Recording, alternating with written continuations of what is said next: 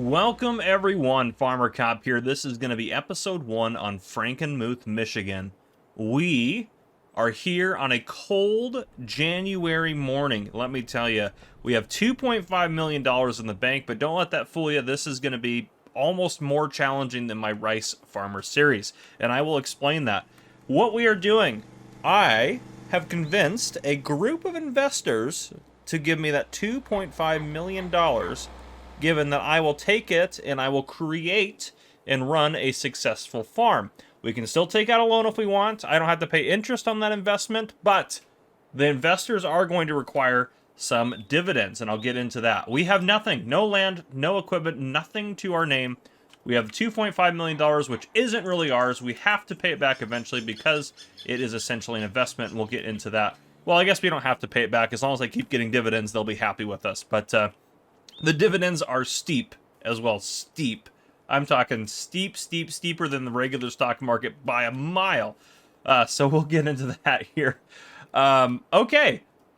I'm excited for this. We are going to play with seasons on, which is going to limit a little bit how much money we can make. It's going to make it more realistic, more difficult. It's January 1. We're doing 2-day months, and the settings here, I did skip forward a little bit just to get us around, and I had to add a little bit because I started in start from scratch mode.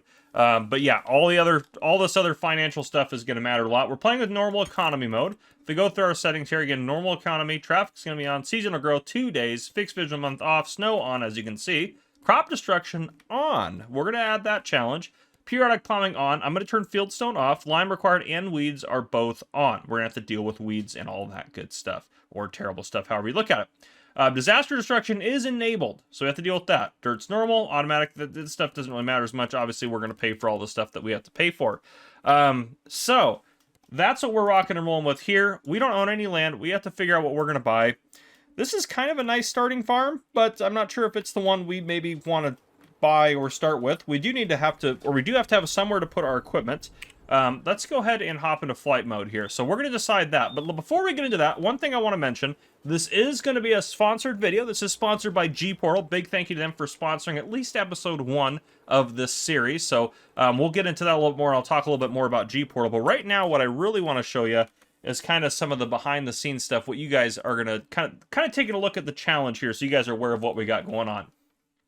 So what I have right here, every year, we're going to keep track of our expenses and our income, and that's going to do expensive income down here, and then our profit. The way this is set up is there are 100 shares of our farm. Right now, the farm's value is $2.5 million, because the farm value would be our total assets, which is just our land. I can't really count buildings as effectively. I'll probably try to include buildings, actually, because those, I think, are assets. So it'll be our total buildings, vehicles, and land value, as well as cash in the bank, and that'll be our farm value. That means right now, each share is worth $25,000. We own 50 of those shares, which is about a $1.25 million value. The shareholders only own 50 shares as well. They paid $50,000 a share to give us some capital to start up and get this business up and running. We can buy those back after 5 years. The reason it's after 5 years, and we're going to keep going past 5 years, don't get me wrong, but the reason it's after 5 years is because they want to make some dividends and they want to make some stuff back. Now, then after that, we can buy back the shares at whatever the current share value is, which is currently $25,000. So if the farm isn't doing too good after 5 years, it might not be worth as much. But if that's the case, there's still a minimum price. We have to pay $75,000 at least to make sure that was the guarantee to make sure they get their investment back if we're going to buy them out of their shares. Now, if the farm is doing really good in 5 years, the shares might be worth $100,000, $200,000, and we have to pay that for each share to get it back. So we're looking at a lot to get that back. That's how many shares are out there. That's the shareholder value. I'll calculate this at the end of every year while going into the next year, and we'll calculate profit. Now, the other kicker is the dividends. So whatever our profit is, we have to take 50% of that value, which is just income minus the expenses. That's our profit, but that doesn't count buying new land, buying new vehicles, or buying new buildings. Those are assets, yes, but that doesn't count as an expense for the purposes of the dividends, mostly to make my life a little bit easier and make it a little bit more difficult. So even if we're buying a bunch of equipment, that doesn't go against our expenses. We still have to make sure we can pay out 50% of our profit to the shareholders. That's their dividend every year. So the profit is right here, and actually I should put another category down here for dividend amount, which is going to be, you know, I'll type that in as we go, because maybe we can, after 5 years or whatever, we end up buying some of our shares back. But anyhow, we'll keep track of this as we go. Let's go back over to the game here. We need to shop around for some land. So obviously this is an obvious easy choice here. There's some other pieces of land out and about. We can do animals, all sorts of stuff like that. The other rule I have is no contracts. That's going to be an added challenge as well. So we're not allowed to do a bunch of contract work. The contracts on here pay very well. So we could actually get a lot of money doing our contracts. So I'm saying no contracts. We're not going to focus on it. I've done a lot of contracts in my rice farming series, and that's why I don't want to do any on here. We don't own any. Yeah, of course we don't own anything. Silly us. Anyhow, yeah, so there's this farm over here, which isn't bad. I don't know how much that chunk of land costs. 203. Nope, that's too much. That one's 115. Let's go take a look at that one. That one could be all right. Let's get a map down there as well. Oh, this is just, it's forestry mostly. So that's an option down there. 47 has buildings. That one's 70, probably doesn't have any buildings. 25,000 across the street from it. Yeah, there's no buildings across there. That might just be that, the starting farm might just be the way we have to go, because it's got sheds and stuff and already some assets kind of built into it a little bit. So I think that would be the most logical thing. Yeah, I think we're going to have to do that. Let's go ahead and buy that. 47,000. Now, we need equipment. I think that this field is a good field to start with. It doesn't matter what it has in it now, because everything's dead right now, because it's winter time. There's also some room for us to expand over here. We can do productions. All that stuff is totally allowed. We also could play it a little safer. I think we're probably going to buy our equipment first, because part of the reason I wanted to start this series right now and not wait is I want to try to use the Nexat pack and make that one of our primary modes of doing some work. I think it'll make our farm efficient, and I think overall it'll end up saving us some more money down the road. So now we have our nice little farm here, which is great, completely covered in snow, and I believe everything can be sold off pretty much. Yeah, so we already have some decent value in assets here, which is great. I might, just to make my life easier, I might calculate just like, this might just be a $15,000 building as an asset. This might be $19,000. I know they're going to go down a little bit every year. I might just calculate it that way to make my life a little bit simpler in terms of the spreadsheet. But yes, now what are we going to grow? Obviously, if we're going to use the Nexat pack, which I want to do, we have a little bit of a limitation on what we can grow. That's for sure. There's also alfalfa on this map, which I definitely want to get into at some point. Yeah, it's going to be tricky. I'm thinking I don't really want to deal with straw right off the bat, so I'm thinking soybeans, sorghum. I think those are both really good options for us, to be honest. Yeah, I think, yeah, because canola, we can't wait that long. I think we got to get stuff rocking and rolling in the spring right away. So I think it's going to be between soybeans and sorghum to get us started. I'm going to get us through the winter, which is just going to get us around probably to March, or actually I'll probably just wait till April to bring you guys back in. I'm going to get through to there, which is, I'm just going to fast forward time, but we had to start in January just for the sake of the year, if that makes sense. Just it seemed more reasonable to do it that way. I'm going to hop out of flight mode.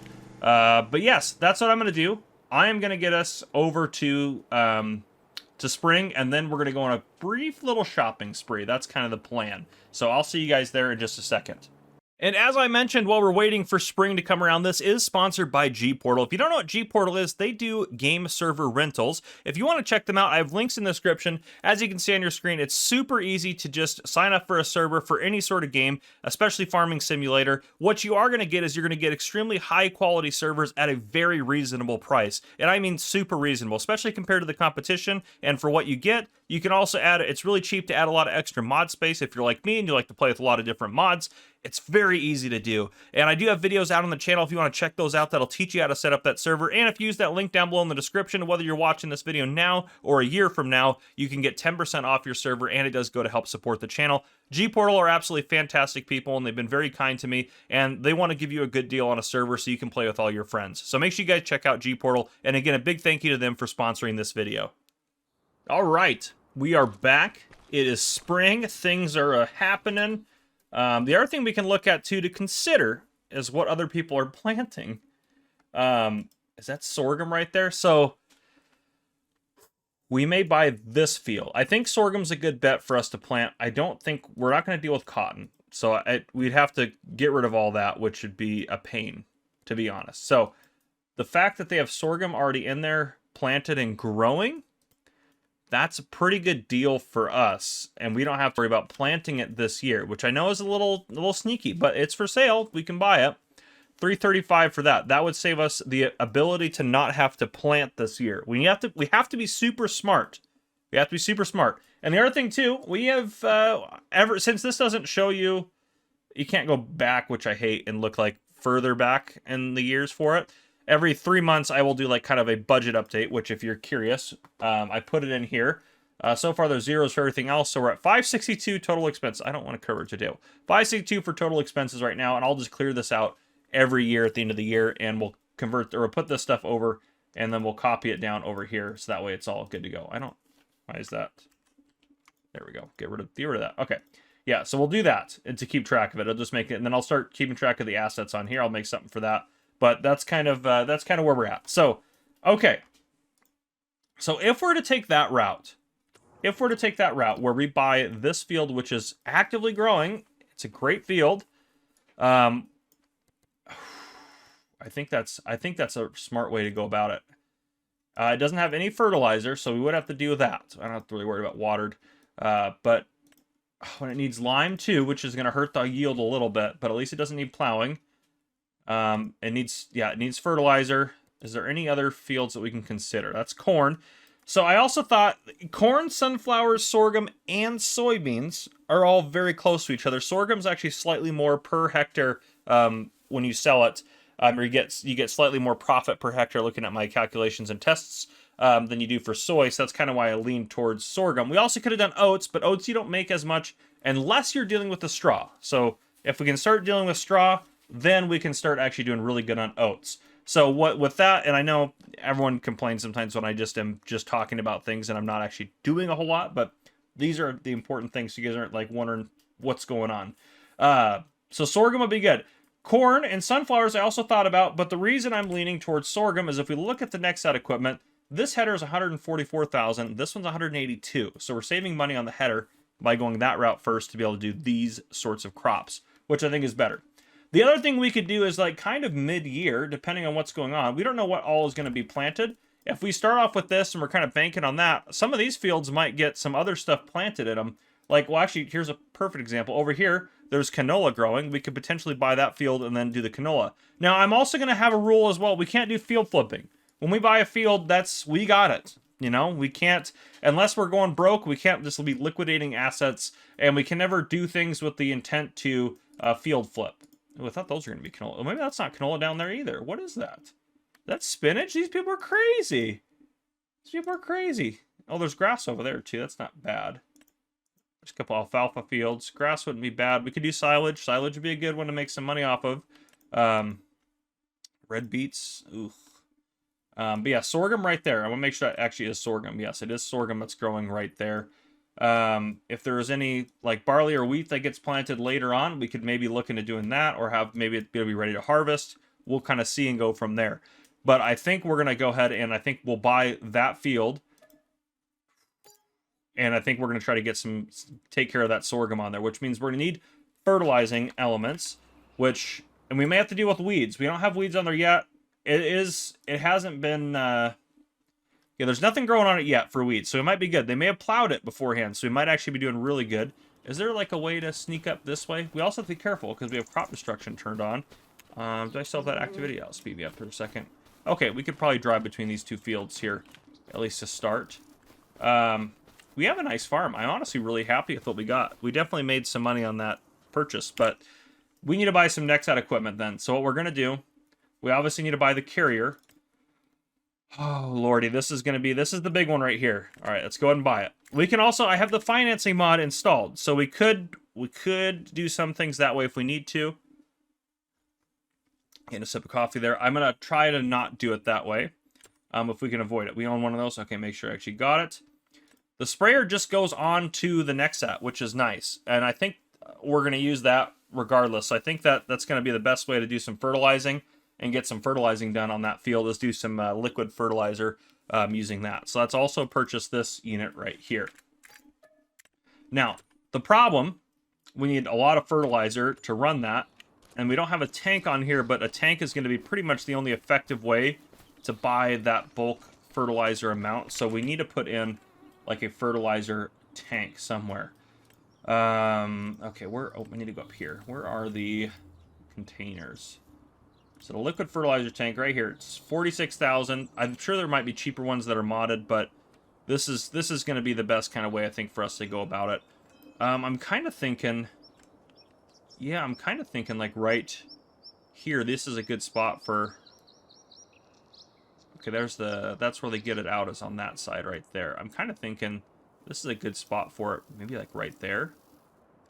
We should be able to get up close enough to that to be able to put some stuff in it. Now, how much is this going to cost? Now, we don't probably need a full 22,000 liters to deal with that. We might have to deal with weeds.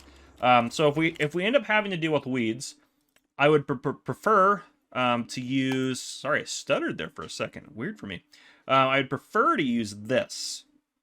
You can take care of small and medium weeds. It's $160,000, and that has to hook up to this, which we don't actually currently need this. So we might, for this year, buy a little bit of herbicide and just use what we already have, since we'll already have that. Because we don't have to seed this year. That's the goal. And then we can buy the harvesting stuff. What are we looking at for that? 318, that's a lot of money. Plus the header, we're looking at, let's say, $500,000. We still are doing fine on money for that if we need to do it that way. We're obviously not going to buy that much. We could buy maybe 20,000 liters, because we're going to have to fertilize twice as well. Oh, yeah. Oh, the problem, too. Crop destruction is going to be a real pain on that. That is a good point. I didn't think about that. That's going to really put a little bit of a damper on that. But let's get this back to the farm. This thing is insane. I can't believe we own one of these. But yeah, I think the Nexat's kind of perfect for what we're trying to do out here. I know it's not like an American, maybe, based thing, and we will probably get some regular old classic American farm equipment at some point. Now let's make sure, yep, I'm going to make sure we're on the right side for that. A little bit further back, be right there, and that's unfold it. Good to get that hooked up, and then we'll fold back up after we grab it. If you haven't seen like my first impressions on this or my guide to this kit, it's really cool, honestly. Alright, let's hook up to it. There we go. Okay, and now we can fold... Oop, not that. Let's get back to the main unit. Let's fold this thing back up for transport. This thing is huge. But yeah, those tires are not narrow tires. So depending on the condition of the field right now, we might actually end up doing a little bit of damage, which we need to be careful. I'd rather not... Oh, we're deep in town, too. We got to get back out to the... I've never used this very much on transport on like a road yet, so thankfully this map is fairly wide open. It'd be so much easier to do this with a wheel, too. There ain't no way we'll be able to get around that without hitting that stop sign and staying on the road. Oh, that guy's coming this way, too. Alright. There ain't no way you do this. Holy smokes. Yep, definitely got a wide turn it, that's for sure. I wish it went a little bit faster, but the one nice thing is when it's folded or unfolded, it has the same speed. So, yes, it takes a little bit to get around, but at least, especially for like a unit like this, it has a really high capacity. So that's also really good news for us. Let's get this rocking and rolling. Alright, well, this might take me a hot minute to get back to the farm. As you can see right there, we have to go up to field 17, take a right, drive all the way up that, then grab some fertilizer. I will see you guys back at the farm here in a second, and we'll get this thing loaded and over to our field. Alright, we're pulling up to the farm now. Let's see if we can just, hoping we can just, right here, we'll be able to get it. Yes, yes, yes, yes. Let's put all that in there. That'll be absolutely fantastic. So take us a minute to get in there. And then I think we got to get over to there. Oof, I really don't want to drive all the way around. I think we're just going to cut through that little field gap there. I don't really want to try to drive across my neighbor's fields if I can avoid it. But, yeah, this is taking a while to fill up.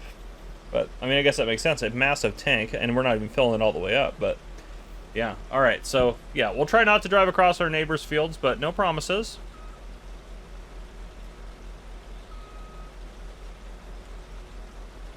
Hit the tank that way. But But yeah, we've gained a new asset because we have that there, and we also spent money on fertilizer, so that's at least our first kind of expense for the year. Yeah, and we have to turn a profit. I mean, we don't really like have to, but like we want to keep our investors happy. They want to see us turn the profit, or they're going to get very upset with us. So we're trying to keep them happy. Theoretically, the investors could fire me if they wanted to. I want to show them that I know how to run a farm and we can handle this. So we're going to try to do our best to make sure that they believe that, and we can demonstrate that to them. Yeah, we can kind of barely fit in between these two fields. Given the crops are not grown enough that it'll matter. These fields have weeds in them. They're just in rough shape, these fields here. And we can't even care for these fields because we can't do any contracts. It looks like it was just planted. So we're actually good. Hopefully then we can get one layer down and we can kind of take a look at the field. Let's get this guy unfolding for work mode. Yep. Weeds are growing. Okay, it does need lime. We might be able to come out and put some lime on it actually too. That might be something we can actually do. Let's get over to that. Unfold that as well. I have to drive a little bit in this person's field. They'll get over it though. It's fine. Everything's fine. We might be able to throw lime down. And then what else do they have going on? Yield bonus is plus 37%. Let's get in this thing. Let's just this thing's insane. Let's get a little bit further onto the field here. I think we're going to try to use GPS. I think that'll be the most effective way to do this. Okay. Steering assist. Look at that. Why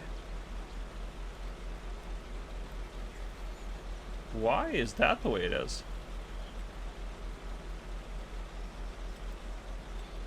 There's no up and down. That's interesting. Yeah. Let's see how that goes. At least we can do the outside, I guess, on using steering assist.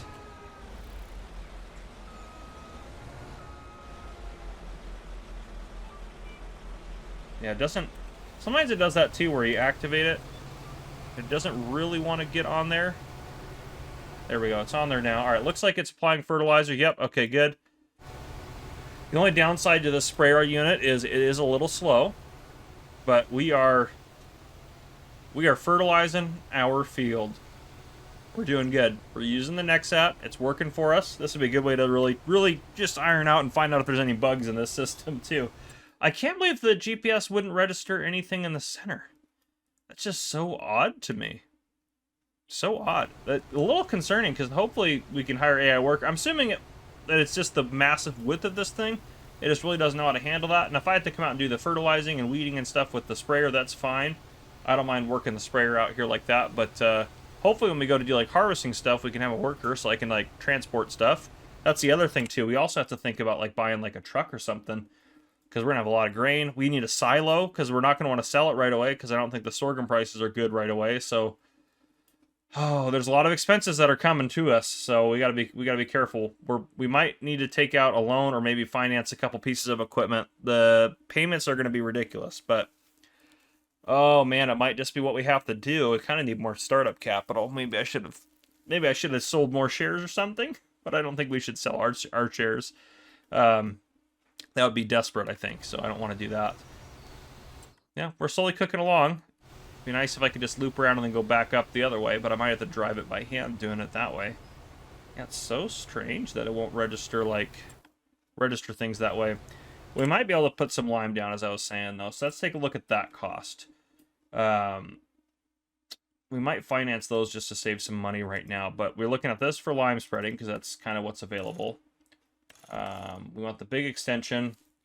Probably should put the spreading disc on there to give it a little bit more width. 18 meters versus 12, yeah. But this is kind of the lime spreader. Once we put lime down, it'll be good to go for a while. We also could lease it.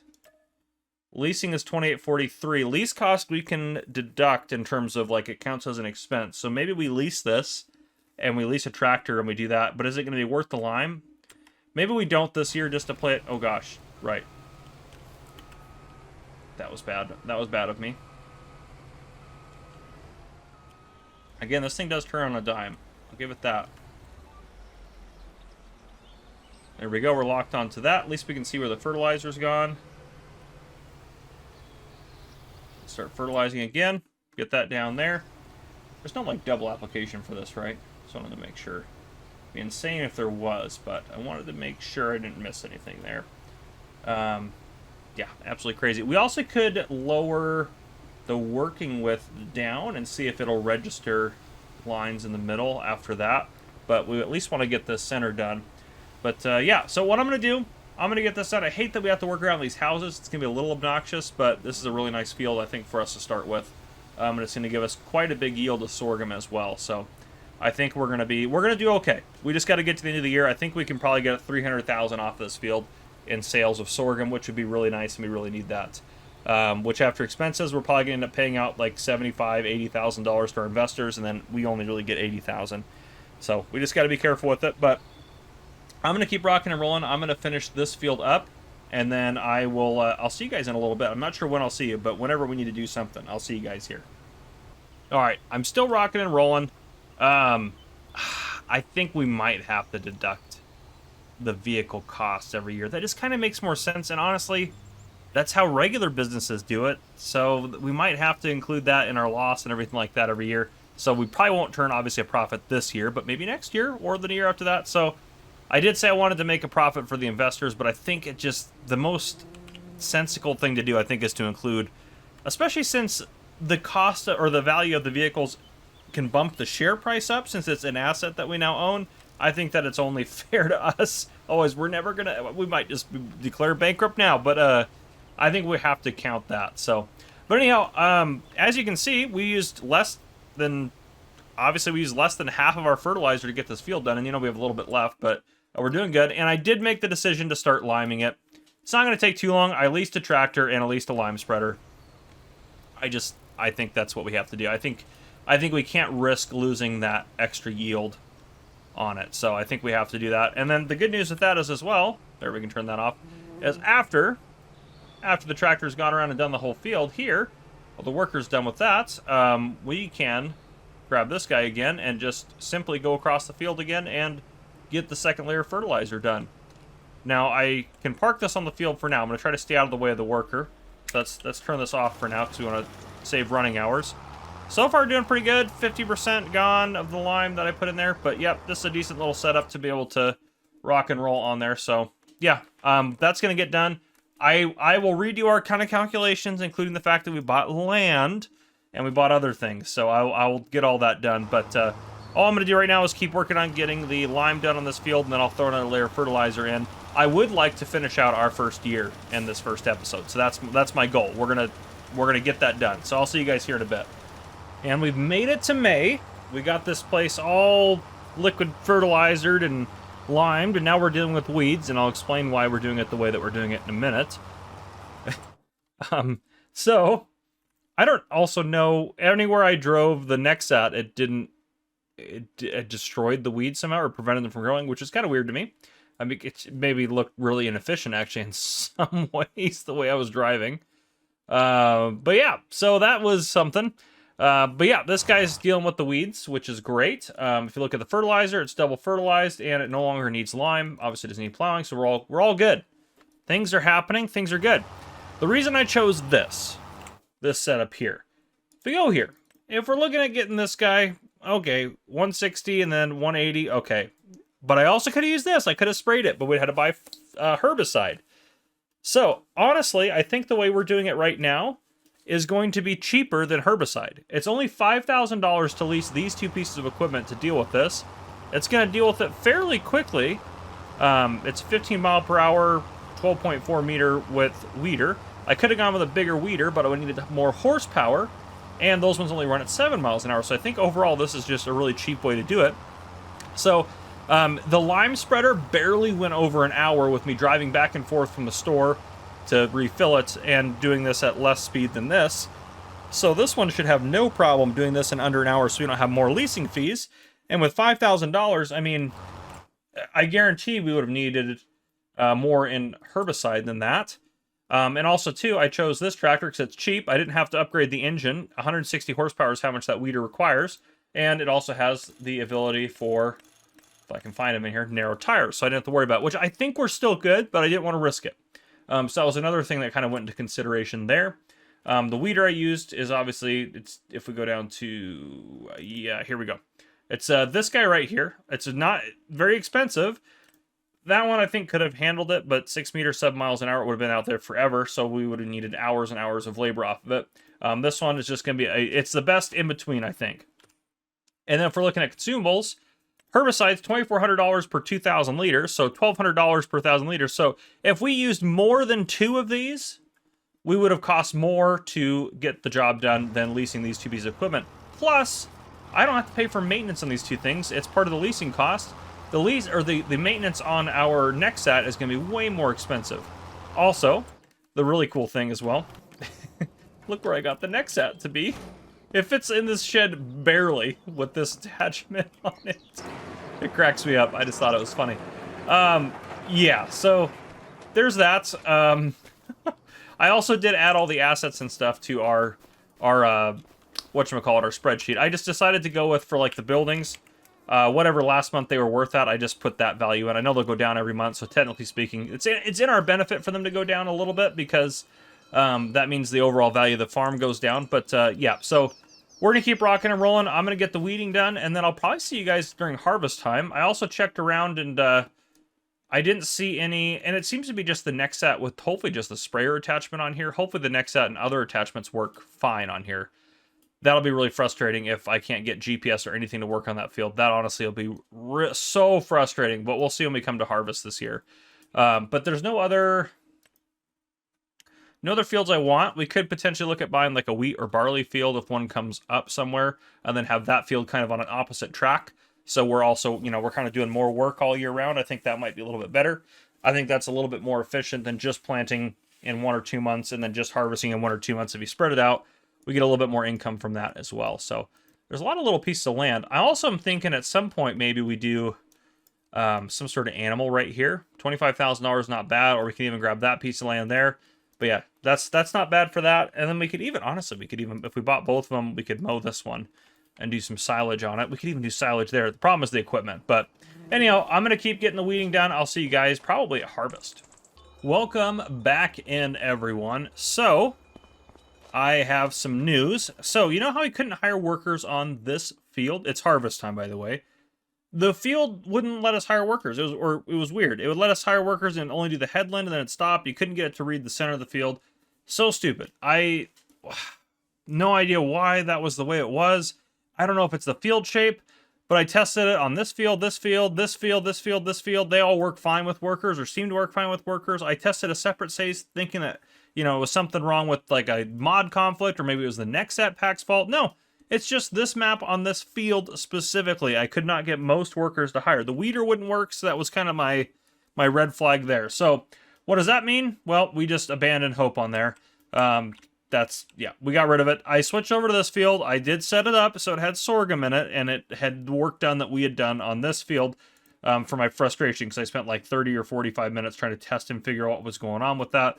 So we paid the difference. Obviously, we had to pay more for this field because it's more land. That's totally fair. Since we didn't have to fertilize part of it, and that would have cost money and stuff like that, to make it more fair as well, I am going to penalize us with a penalty of $25,000. That does count as just a regular expense. I will put that on there as like fertilizer costs or something like that. Or maybe I'll just put it in miscellaneous in that category. That makes the most sense. But yes, this is our field now, this one right here, and it is ready to harvest. So, a couple things we need to talk about here. If we go to prices, we look at sorghum. Yeah, best time is January, which we're not going to wait till then because we'll be bankrupt by then. I guess we could wait theoretically, but we need to hold on to it. We're definitely not selling it now. We're going to lose, a third of what we could get for it. So, or we get 50% more, sorry, if we sold it here versus here. 50% more, because it's about 3, yeah. All right, so yeah, we need to hold on to it, which means we need a silo, which means it's going to be expensive. Now, we have some assets out here. I also am wondering like where we would put the silo. There's also not a ton of space. I'm going to get out of the way here. I think I might be in the way. I'm thinking maybe in between these 2 trees. I really don't like it, but I don't know where else to put it unless we sell off one of our sheds. This one has a repair trigger in it, I'm pretty sure. Or maybe it says this one has the repair trigger. So we don't want to get rid of that one. Could get rid of that one if we wanted to. It wouldn't give us a lot of money, but that's... Actually, it would give us probably the most out of all of our sheds, but that is definitely an option. It's also nice. It's a nice shed as well, so... Oh, I mean, we have space up here. I really don't want, like... I guess the silo next to the road would be fine, because trucks can pull in, pull out. It might be kind of nice. But let's see what we got for silos here. We can't afford anything crazy. How much does that hold? 75,000.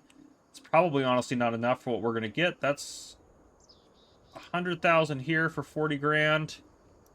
That silo would probably be just fine. That's 150,000 for 60 grand.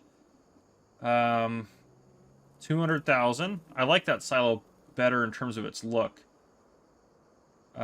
Those are crazy for that. 980,000. Maybe we have to use a grain bin. It's way cheaper per silo area. It's not what I want to do. How much is the this series is gonna be a disaster. I hope you guys are enjoying it. Oh man, 14. So we're looking at what is that? $40,000 worth of equipment, just about, or about, yeah, almost exactly, yeah, yeah, exactly that much. So $40,000 of equipment. So 40,000 plus that's 112, but it holds so much more. It'd be a good investment for us. I think I mean, to be fair as well, it does fit with the Midwest feel, and honestly, that would be, it would actually fit really well right here with that kind of style of silo, I think. So you know what? Screw it. We're gonna go for it, which means we have to haul those stupid belts somehow to get them down here. Wait, nope, no. Wait a second. We don't have to buy both of them right now. That's the one that puts it in. We don't have to get anything out. And this one actually does work to get stuff out. So let's just buy this one for now. We can save the money. We can get the easier to use one later on. How I'm going to get that down here, I'm probably going to have to lease a stupid tractor. But we have that. So silos figured out. The reason I'm trying to figure all this out with you guys is because when it comes to harvesting, we need... Oh, gosh. 318 plus 144. And I don't think we're going to be able to afford it. I think we're going to have to do payments on at least a couple of those. We also need to be able to haul the grain. We have to move this grain around. So I think we're going to need a truck. And I think this is the best truck to go with. I think it's perfect for what we're doing. I like it. I think it's just slick. 425 horsepower is plenty to start. Ooh, that bumped the price up. Yeah, we're happy with that. That's going to bump the price up, I bet. Well, that... Somehow that makes it look a little bit better. So I'm actually going to go with that. I don't know. It puts it pretty close to that. We'll go back to the regular one for now. What about the cab protector? Yeah, we'll get a cab protector on it. I want it to look good, but I know that's... I mean, $250 right now is nothing. Horn. Want the horns on it? No, I don't really care for the horns. Well, actually, it feels weird without something on there. Oh. No visor. Exhaust. I like the straight pipe exhaust. I think those are nice. Okay. I think this is all good. Yeah, we could change colors and stuff. I'm not going to worry about it. So, $45,000 truck. That's kind of a no-brainer. We can just pay out of pocket for that. Okay, we got a truck now. That's a start. That's a start. Is there a way to get a rear hitch on this, actually?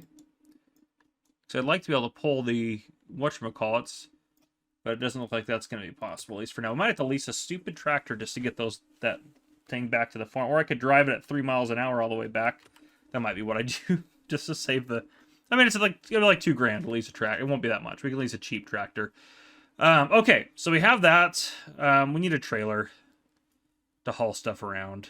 So, how much is that one? Yeah, that's way too expensive. I was just looking at that truck. I was curious. Let's get semi-trailers here. We're going to have a lot of stuff. 95,000 holds... I think we got to go with this. Yeah, that's cheaper than that modded one. How much does that hold? 43,000? Yeah. How much does that hold? 51,000? Yeah, for how much we're going to have to pull around, I think it's going to be worth it to get that. Let's go ahead and we're not going to worry about any of the configuration. Let's get that purchased. Okay, we're down to 716. We need money to operate this business. We are going to officially finance the other two aspects of this. Let's look at financing. 6 months at 2%. Woo! No, we need a 2-year on this one. It's a higher interest for sure, but we can't afford a lot right now, so that's what we're gonna have to do. Okay, and then we also need to get this guy, which we are also gonna have to finance. 6 months at 24,000. Let's just do 2 years to keep it as simple as possible. We have those payments now. All right, we still have a little bit of money, and now we need to lease a tractor. I think I could go up to 112, but that one has 116. Yeah, I think this is going to be the easiest option. All right, we're going to lease this guy. 22. Yeah, whatever. It's fine. Okay. So, we got to send this guy down to the store to pick up our other stuff. This is all of our new equipment. I got to get all this back to the farm. Yeah, this thing, how fast did it go? 3 miles an hour? I ain't driving this 3 miles an hour back to the farm. That'd be insane. Okay, let's get this stuff fired up. We are way over time. Like, this episode's way longer than I thought it would be. Yeah, let's at least get the harvest started. We won't be able to end the year out, but we'll end the harvest out next episode. So let me get all this stuff back to the farm, and I'll see you guys here soon. Alright, I didn't get everything back, but I got this back and the truck back. I figured those are the important ones. Let's... I put the sprayer right there. Let's go ahead and see if we can't... We have crop destruction on. We gotta be very careful. Let's be very careful. Okay, from right here. Gosh, I hope this works. I hope the AI works with this. So if the AI system doesn't work, that means GPS doesn't work. Oh, it's going to be rough. That tree also right over there is going to be right in the way. Okay. Let's get over to this. Okay, let's see how this looks. Please register. Yes! Yes! Yes! Yes! Yes! Yes! Oh, life is good. Life is good. Okay, I'm gonna get some harvesting done. And it's gonna be good. I'm scared to destroy my crops. I'm gonna hire a worker. Workers are too good to destroy crops. They magically surf over the sorghum. Anyhow, though, that is what I have. I apologize for how long it took us to get to where we got. Also, the truck looks legit. This thing looks like a real American. Look at that with that flag in the background. That's a real American truck right there. But anyhow, I'm glad we figured it out. Hopefully you guys are enjoying the series and kind of my concept behind it. I was kind of excited to do something like this to kind of explain how we was able to afford all the stuff that we have here. So we're starting an agri-industry, and we have investors, and they believe in us, and they probably shouldn't, but they do. So, oh gosh, we need to upgrade the engine on this truck, I think. It just really struggles to pull. Yep, it's quite struggling. Quite struggling? Those are words that people might say. But anyhow, I'm glad we got this silo, because we have only, if we look at here, we've only harvested just the outside, which is we're probably pretty close to 50% of the field. I know it doesn't quite look like that, but that's just the way it works with the outsides. But the Nexat's killing it out there, just absolutely harvesting away, which is awesome. However, we have a ton of stuff. How much do we have in storage right now? Let's go to time-saving stock check. What? What? What about, oh, show storages. No, not that. What about, why is not everything? Why no everything? Prices? Why, what? I swore I put something in here. Maybe I haven't yet. Maybe this is our first load. I swore I already unloaded the truck. I could be losing it, guys. I could be losing it. I swore we got more than that, because, like, he got full partway around. How much do we have in here? Maybe I don't. Maybe I'm crazy. We got 80,000. I guess that's 4 loads. Or not quite 4 loads, but like 3 point something. Okay, maybe we're right. Okay. I was losing it a little bit. Still, it's quite a bit. Oof. I was like, who's stealing my crops? Who's stealing it? I don't think anyone's stealing it. I think I'm just losing my mind, everyone. But totally fine. Totally normal. Let's pull forward a little bit more.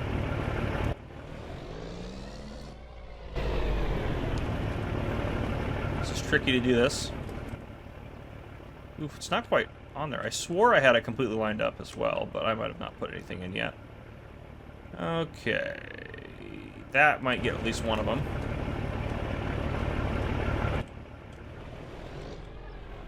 Let's open up that help menu. I don't know which tip side front. Let's go to the rear. Can I not get in, unload onto that? This is just a nightmare. An absolute nightmare. This thing's on. Yeah, let's turn it back on. Okay. That's gotta be the rear. It's gotta be over the rear thing. I guess if I pull a touch further forward. What are we on, tip side? Yeah, we're on tip side back of the front trailer. There we go. There it is. Well, it is a little bit of a pain, obviously, to get this in there, but otherwise good. Yeah, alright. So, he's working on that. There is, if we get over, actually, I want to check this out. That field could be good. Does it need anything? No. 10 might be a good field for us to buy. What's in that one that's ready to harvest? Oh, the grass. But that's canola, right? Yeah, we could do canola there. How is field 5? 5 is going to be cheaper. That one needs lime, though. Does it have... No fertilizer. 5's in a lot worse condition. That's garbage. How much is that? 422. That's a little pricey. That's a huge field, though. 34.78 acres. That's almost as big as that field. I do really want the soybeans, though, as well. How much is this one over here? That's a little bit smaller, 326. I know it's a little out of the way for us, but I'm not that terribly bothered about that. Okay. That's canola, right? No, it's not. What is that? Is that soy or spinach? Never mind. We don't want that field. There's also another couple canola fields up here. All these are up here at canola. There's no wheat or barley. I would have wanted a wheat or barley field. I guess, are we to planting season for those yet? No, I guess barley's there. Wheat's there. So maybe we wait and see if they plant any wheat or barley there. We can always buy one of those canola fields. But I'm always scheming. There we go. Can dump that in there. Get that unloaded. But yeah, thankfully, we have this massive silo, because I think we would have absolutely filled up our other one and then had some extra. We definitely need more truck, though. I don't know how much the upgrade is. Let's take a look at that real quick. If we go to mods, just want to know before I drive all the way down there. Oh, engine setup. There we go. 650, 850, 1100, or 1050. Did it go up? All right, one has got 425. It's 35,000 upgraded all the way to. Do we need that much horsepower? Probably not. But 35,000. I mean, we have the money. It's still way cheaper than buying any of the other vehicles, so I think we do it.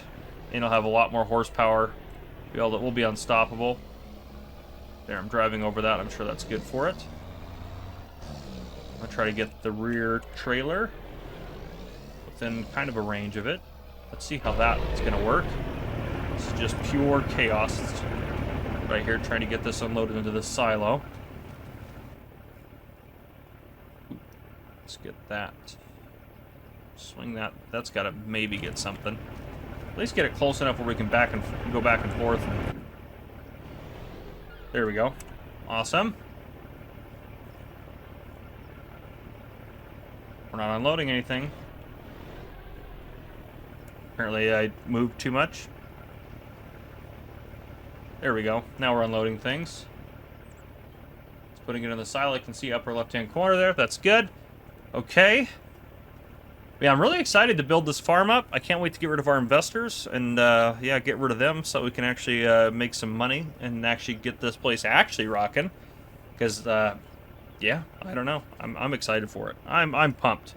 Get a couple more Nexats working.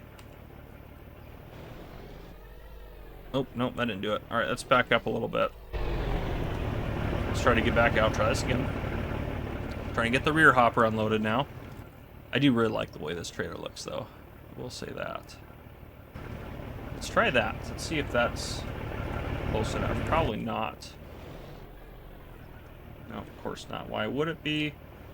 But if we back up quite a bit. Oh, if we could just push that like that, that'd be great. Nope, still a little stuck.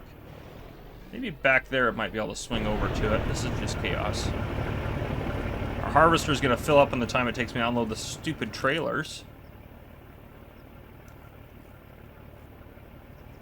Oh boy, that's like stuck under there. There we go. Now you're free. I don't think we're under the... There we go. Let's get over the silo. There, that should do it. Yeah, I can't imagine that not getting it. Let's try that now. Okay, there we go. Well, anyhow, I'm going to keep rocking and rolling. It's just going to take us a while to harvest all the sort. He's full, there he is. And then I have to unhire him, get him off of the field so I can actually get it off. But anyhow, I might just turn crop destruction off and say screw it because the time, I don't know. I don't want to deal with it. I just don't want to deal with it. Crop destruction is one of my least favorite things in the world, but everything else I can handle the annoyances of. Anyhow, I'll see you guys here soon. I'm going to keep working. I just unloaded the last bit of our grain in there. Our field is harvested. And we got 263,000 liters.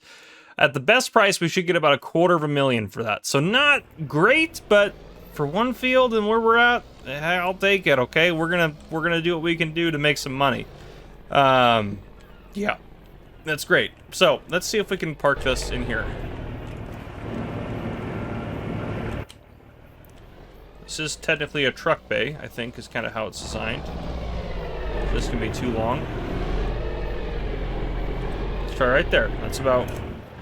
Don't want to get a whole lot close. That truck is very loud, too. I apologize. Not quite. Okay. Well, we should park it somewhere else then, maybe. We have plenty of storage bays and things.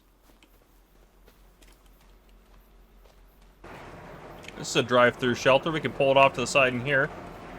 What about this one? Is this one a drive-through? I can't remember. Sure is. One of these is for the Nexat, that's for sure. All right, let's get this. I love this truck sound, though. Even if it is loud, it is cool. Very cool. Oh, no! Whoops. Probably should check the road before I just pull out in front of everyone. Oh, my bad. Alright, well, if that truck, well, kind of truck bay area is not good enough for this, we'll still leave it because I love that shed. I love the Michigan sheds. I played on...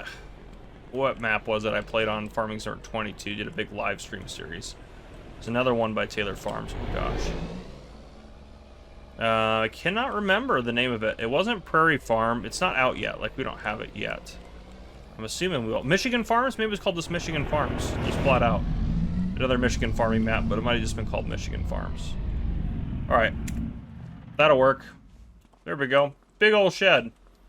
I have a lot of, like, the cold storages and the sheds by Ecus, or Icus, I don't know how he goes by it, but I have a lot of those installed. Those are really awesome. Let's see if we can't... Definitely have to fold this up. Let's fold that up.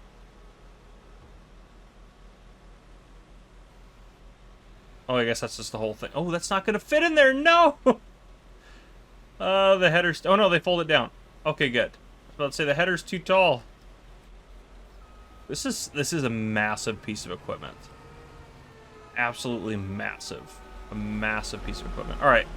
Now, the question is, can I... it's going to be on the other side, actually.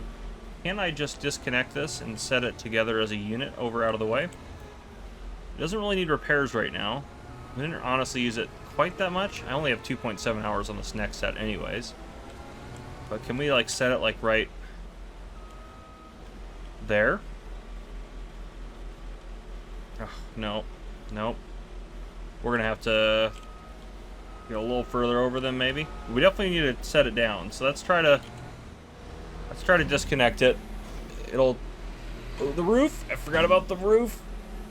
Roof's gonna cause us some problems, I think, maybe. Let's see what happens. Nope. Okay.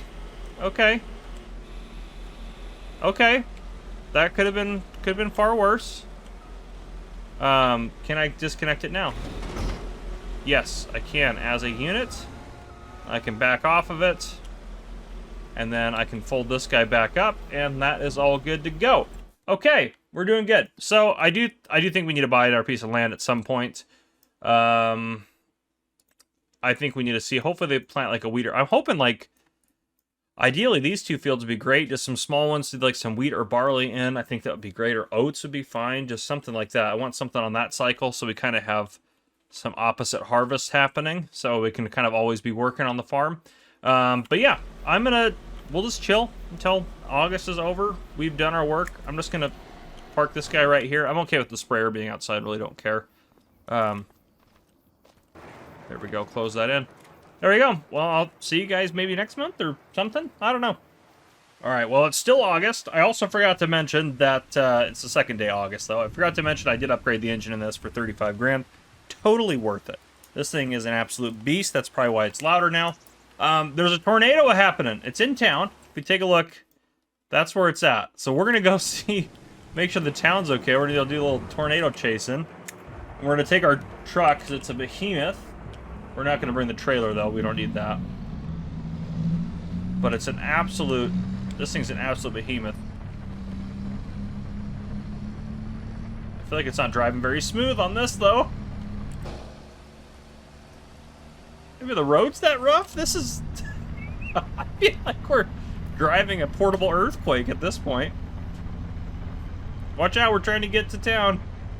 Probably should get some lights on. It's raining. Oh, easy does it. Maybe this road will be smoother.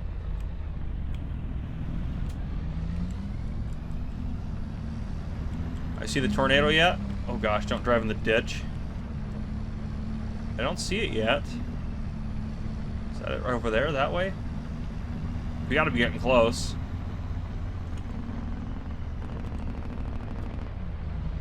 This road's, I feel like it's the truck now. I blame the truck. I'm not seeing it. Where is it on the map? Oh, it's over there. It's like on top of that. It's on top of the carpentry point. Oh my. Alright. That guy's driving in 10, he's driving the wrong way. He's driving the same way we are. Oh boy. It's very stormy in here. Okay. There it is. Oh boy. Wowzers. Our first tornado, which I am surprised, at least it's not hitting any of us, that's for sure. Good lord. It's so loud. I'm so sorry. That is so loud. So loud. Wow. Well, our first tornado in town. Look at that. People are just driving around like nothing's happening. That building's really tornado-proofed there. That's great.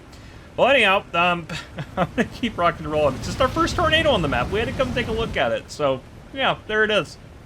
The tornado has passed and has not killed any of us, hopefully. Well, I don't know about the town, but anyhow. And our biggest dreams have come true. And I know some people in the comments are going to say, oh, you cheated, you did that. No, I seriously did not. It was just literally pure luck. We have wheat right here and wheat right here. There's also wheat down there. I thought about that one. That'd be an easier one to work. These ones are closer. The only problem, the downside, they're definitely not perfect. They're both got, they don't need plowing. They both need lime, and they have no fertilizer on them. This one, does that one need plowing? Oh, that one just needs lime. We're going to buy that one because we need to get the best we can get off of it. And then if we want to, we can also buy this one later. I hate the shape of this field, to be completely honest. I'd rather use this as like cow field later. And yeah, I don't know. I just hate it. So this one's a good one though. So we will buy that one because we can throw lime down on it. We also could throw lime down on that one right now. I think we're pushing it a little bit. I think we just stick with the one field for now. I think we need to save a little bit of money. We can still take out a loan. That's totally okay. We're not allowed to take out a loan or anything like that. We'll obviously have to pay interest and stuff on it. But yeah, okay. And because we just did that, well, the reason I'm thinking is because I know I'm gonna have to lease equipment to lime it. The plowing we'll have to deal with next year. Our field doesn't... What do we got? Weeds growing in that? That makes sense, I guess. Our field doesn't require plowing. Whoa! I thought this didn't require plowing. I swore I just checked that. Well, now none of it matters anyways, so I guess we're gonna just buy that one too, and then we'll lime both of those. I don't like that field. I swore, was I not just checking it? Did I not just check that? I don't know, but anyhow, let's get a lime spreading going. Any one of these is fine. I used that one last time, so I guess let's just use the modded one. We don't need a bigger engine. It's plenty big the way it is. 59,620. I guess I don't need the additional weight, do I? Yeah, there we go. 2938, yeah, or 2983, sorry. And then lime spreaders, there's only one that we have right now installed, so that way right there. And I did do spreading discs, that did help us a little bit, and we'll make sure that we don't go over the hour on it too, I think, if we do that, so I think that's worth it. 2,700 for that, and then, do I have lights on this thing? Ooh, battery's probably dead on that bad boy. And then how much lime we got? We got 3 bags. How much lime? I guess we can check this. We have a total of 8,900, so that's 9,000. This holds 14. So 9, 10, 11, 12, 13. Let's do... Well, I want to use the stuff on the farm first. Let's just buy 2 more. We'll load all of this up, and then we'll go grab the stuff on the farm. Actually, we'll just do the field closest to us first. That kind of makes the most sense. I don't know what we're doing. We're doing something. I'm going to lime something and get something done. That's for sure. I can guarantee that. Maybe I'll just buy a couple more. It doesn't matter. We're here. We'll end up using it all. Well, who am I kidding? Maybe not all of it, actually, but that's fine. We'll buy 2 more. All right. I'm going to get some liming done. I'll see you guys here in a little bit. All right. It is a beautiful... very beautiful December morning. Well, or afternoon. Sorry, afternoon. December afternoon. I don't know what time of day it is. The year is coming to a close. We are going to try to sell off our crop now since we have not. The other thing I did off camera was I took care of these fields down. Well, this field I limed, fertilized, got it all set. Took care of the weeds when they popped up, at least in a little weeder and stuff like that. So all taken care of. So yeah, we're going to sell our stuff off here. Let's get the old Peterbilt fired up. There we go. Okay. Let's get out to our silo, which I have all set up. I'm actually going to loop this way. That'll make sense in a minute. Without hitting our barn, hopefully, or our buildings. So, if you didn't know how to do this, this is kind of... Now, I set it up at this weird angle so we weren't loading over the top of the field, or over there. I wanted it to be on that side there to be easier to kind of loop around, but you just put this part of it underneath this portion here, and the big belt can unlift it, or can help you get it all out, all the grain out very easily. Then you just pull under this end over here, theoretically. Yep, there we go. Let me scroll over to sorghum, and boom, just like that, it starts loading it into the truck. But yes, well, that's loading. Let's take a look here, or here actually. 940 is pretty good at the grain mill. That's actually not the farthest, not the closest either, technically, but yeah, not very far away, so we can get over there and get all that sold off. 940 is actually better than what the price would theoretically be tomorrow. Again, it probably will be a little higher than that tomorrow, but I want to sell to get this on the books for this year for accounting purposes. And I do think, even though we're not going to turn a profit this year, I think we're going to send a small, a small dividend out to our investors to kind of show them a thank you and to let them not lose hope after the first year. And then, yeah, all that sort of stuff. So I will sell off probably this first load together. It'll take a while for me to sell all the different loads, and that's actually tag that place there just so I can, assuming it's, yeah, down there in town. So we'll drive down and sell this off together, and then let's get pulled forward here.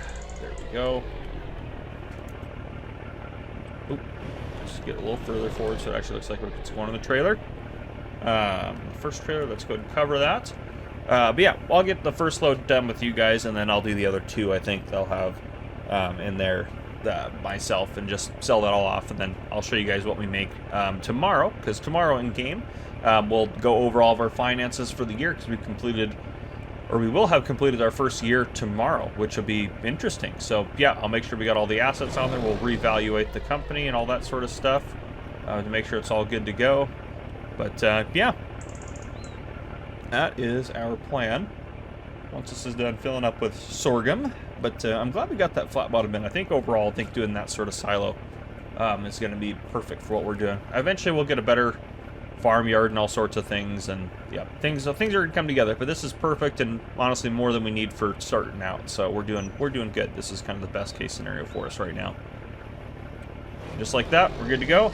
Let's go ahead and put the cover on that bad boy. You don't actually have to put the cover on, but I just kind of want to.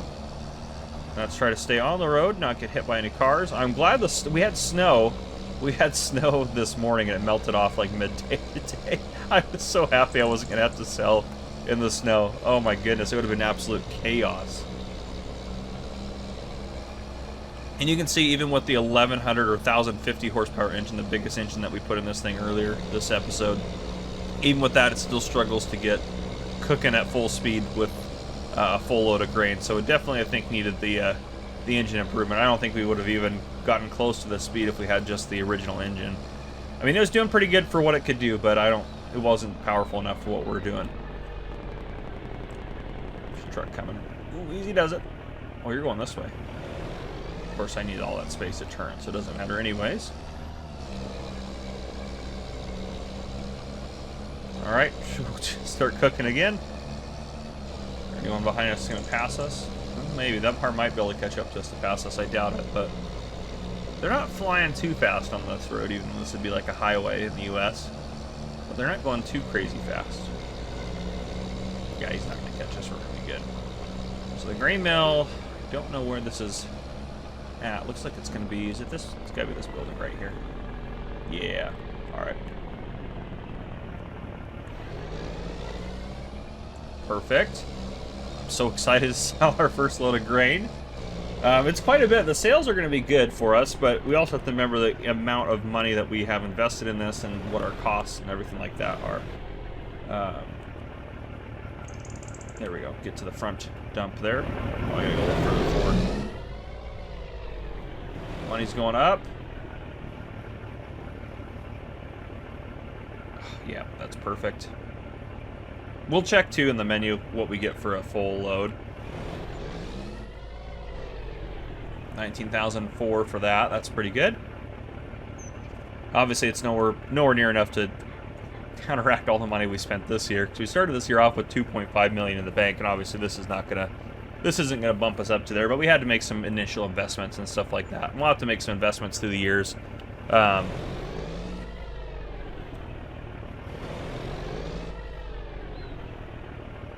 get that unloading there. So 19,004 each for the two front ones. I think the two back ones, are they the same? I don't know. I feel like I don't know if they're the same size or not, all four of the bins. I guess we'll find out here in a second. That'll be an easy way to tell. Ooh, actually, that one was not, yeah, so actually that might all be 19,004. Let's see what we get for this one, and that'll be kind of the determining factor. So what that'll be? That'll be not 80 grand a load, so 80 grand minus 4,000, so about 76,000, just over 76,000 a load, which is great. So, yep, 90,004, so they're all the same. So if we go to our financial situation in here, 76,000 for that load right there, just as I suspected.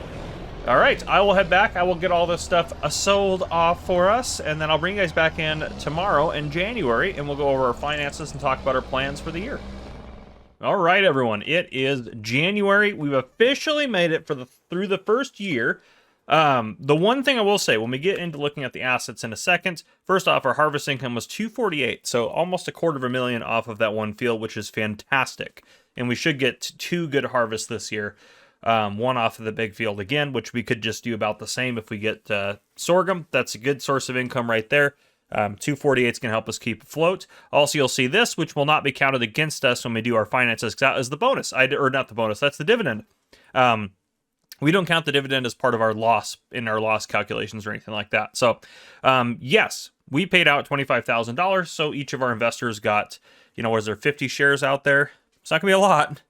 But if we have 25,000 divided by the 50 shares that are out there, every share owned got a $500 dividend, which is not much, but it's what we can afford right now. And we posted, obviously, our profits and all that sort of stuff, too. We don't really have a board, I guess, but we posted it to everyone. The other thing, too, is vehicle prices. I can't remember which, obviously, I think, you guys could probably tell me because you've been watching it, but it's been a long time since we leased things. I don't know what things we leased, so the calculated value over here is what they're actually worth, not what we've paid off or how much of it we own. So that's one thing that throws off the, well, let's just go over to here for a second. So that's one thing that throws off the calculations here if we go to assets. These are the values listed in the menu. So obviously our farm is actually worth a little bit more probably than it actually is because we're still paying off the vehicles. However, when it comes to like the income calculation, which we now can clear this in a second, when it comes to the income calculation, it's still, you can see we're still, those are the payments. We're basically making $21,197 as our payment every month until those vehicles are paid off. So we have that for 2 years. So that is 84. Well, let's just do 21,197 times 12. That means next year we're going to spend $254,000 just in payments. So obviously we're already at a negative for next year, which makes sense. We're trying to build this up. Eventually those payments will cease and we'll be making more money. So it's happening. Expansion's going to be a little slow. We just got to be careful. But yeah, so I copied over those values to here. I put that we gave a $25,000 dividend. We posted a profit of negative $2 million this year, which makes sense because we had $2.2 million in expenses and we only made $248,000. And you can see those various values on here. Vehicle purchases, $1.2 million. And then land purchase obviously was $800,000 as well. So those are our two big spenders. But in terms of like actual things that are going to happen every year, this $42,000 for fertilizer costs is a little bit off because that's fertilizer and lime and all that sort of stuff. The reason it's a little bit off is because in the income calculation, I also counted against us that $25,000 like penalty because we had to switch fields or whatever. So I calculated that into that. So that probably won't be quite that high next year. Vehicle leasing will probably be similar if we have to keep doing things. Property maintenance will be similar as well. So we're looking at right there. That's 74,000. Nope, don't convert it to a table. So 74,000 there. Plus this. So we're looking at about 80,000 in expenses right now every year. So if we do 80,000 in expenses, and it'll probably be a little less than that, and we're making 248,000 off of that, we're actually doing really good right now.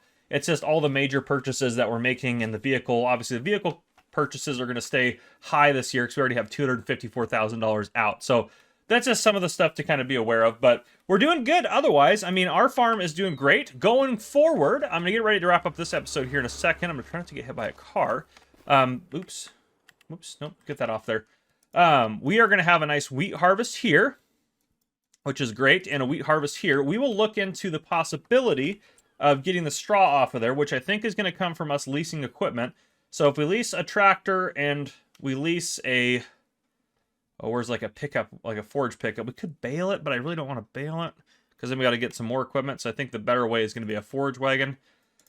If we get the biggest one, which we'll want a fairly large one, I guess I can make a lot of trips, but what is, oh, not that. What is the least on that? So $8,400 plus a tractor. I think we don't even need that one. What does that hold? 49.5.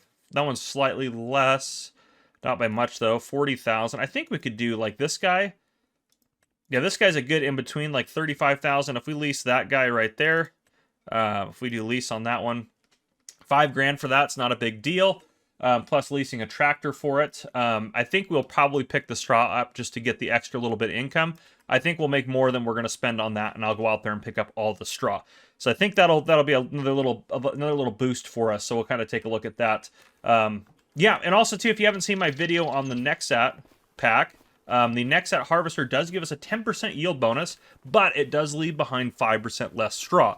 So that's going to hurt our straw a little bit, but overall it's a positive because the grain is worth more. The 10% bonus on the grain is worth more than the 5% loss on straw. So, yeah, I am going to leave it there. We are going to relax. We made it for a first year. We have 430,000 in the bank, which we know if our regular operating costs are 80,000, we have that in there. Plus, we have the 254. So if we do 254 plus 80,000 on my calculator real quick, that leaves us 334, which means actually we can spend about $100,000. So we might be looking at maybe getting a cheap tractor and kind of going from there. Maybe we can get a loan out. If we could get some of the stuff to spread line, I know someone did mention the liquid lime mod. I don't think I'm going to use that just because I think I'm just going to keep this for, I don't want to keep switching it because it's hard to unload it and get it all switched over and things like that. It's just hard to do because then I have to get a bunch of, especially if there's a lot in there, I have to get a bunch of pallets out and it's just going to be a nightmare to deal with. And the other thing we might want to look at is maybe buying the correct belt for this, which I think we can probably do that this year. I don't think that other belt is that expensive. Yeah, it's 14,500, so we'll definitely be buying one of those this year. And maybe we will get a decent tractor. I think if we're looking at, well, if we look at forage wagons, well, we can figure out this next episode. You guys have heard me talk enough, so anyhow, it is a beautiful April morning. We got a little bit of rain on the horizon, but everything's going good and to plan, I think. So we're waiting on the wheat harvest, which won't happen until either July or August. Who knows when that'll happen. But it is spring for us to plant, and I waited until April because I was like, oh, we're going to plant sorghum. That's, of course, what we're going to do, no problem. Because I'm so used to sorghum being planted with the regular seeder from Farm Sim 22. Well, unfortunately, we're going to have to do oats, which thankfully we still have, still have time to do. And the reason for that, and by the way, I have been checking the used sales for like a used tractor. Nothing yet, hopefully soon. The one thing we have to check too is, does this need any work done before we plant? It's not fertilized at all, which is fine. Doesn't need plowing. Doesn't need lime. Okay, and it's pretty much mulch, which is great. Has weeds on it, but that'll be fine. Now, we are going to use the Nexat to plant, because that's kind of what our plan is. I think it'll be honestly cost us way more to get a decent-sized planter anyways. We don't have a lot of money, though, so I think we're going to honestly have to finance everything, which is kind of a pain. We could take out a loan, but I really don't want to do that. So we need this guy, for one. This is the cultivator, so we can run this with the seeder at the same time. But you see, the seeder's here, 200,000. Doesn't do sorghum, so we can do oats. Then we can do barley and wheat, which is fine. Or even canola. We might actually plant canola in our 2 wheat fields. Will that actually work out? That might be really good. If we harvest the wheat here, and is that August and, yeah, July, August. Where's canola?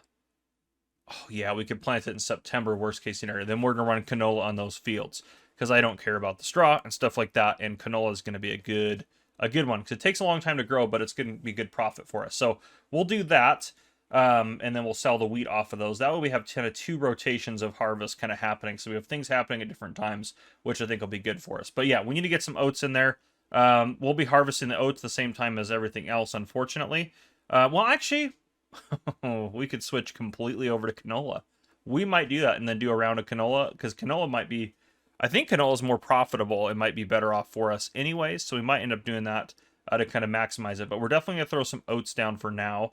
Yeah, that's just the best we can do right now. So we'll throw some oats down. There's unfortunately no like setup on the game with seasons to be able to get like 2 harvests out of anything, so it just doesn't matter really. But yeah, let's get some canola. Get some canola rolling, probably canola on everything. But yeah, we got to get to seeding. So we need to get that equipment that we need. Let's go here. We can afford one of them if we really wanted to push it, but we're not going to do that. Let's finance this. 2 years at 86 a month, 1 year at, I think we have to do the 2 years to try to keep our payments low, because we already have a lot of payments. Let's get that thing purchased. Okay. And then let's get the seeder purchased, which the planter again is more. That's why we're choosing to do this. I think this will be better. Yeah, sorghum and soy would not be bad crops to do, but I guess we could go that route. Oh, man. I think canola is going to be a better option, though, and this is $50,000 less, so unfortunately we are in it for the saving of the money right now. 2 years at $9 grand a month, we kind of have no choice at this point. Let's get that guy done. And then we should have, both of those should be down at the shop for us. So I'll go pick them up. Let's get over to the next here. Let's get this. Oops. Nope, didn't want to turn the light off. I need to keep remembering to open. Well, I guess we can open that door later, but let's get in here.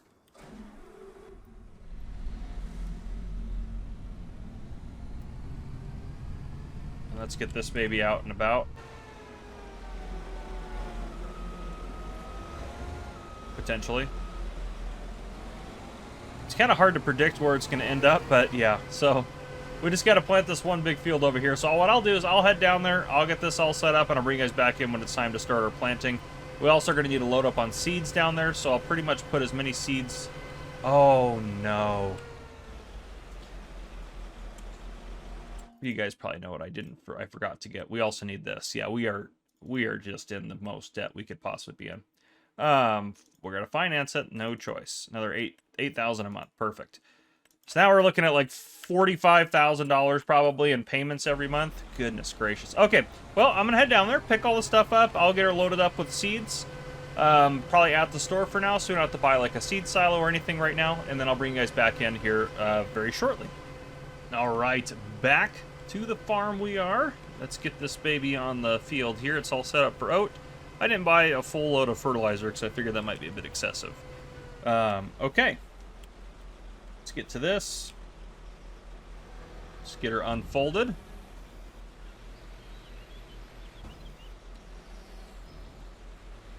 Now, we need to plant as much as possible.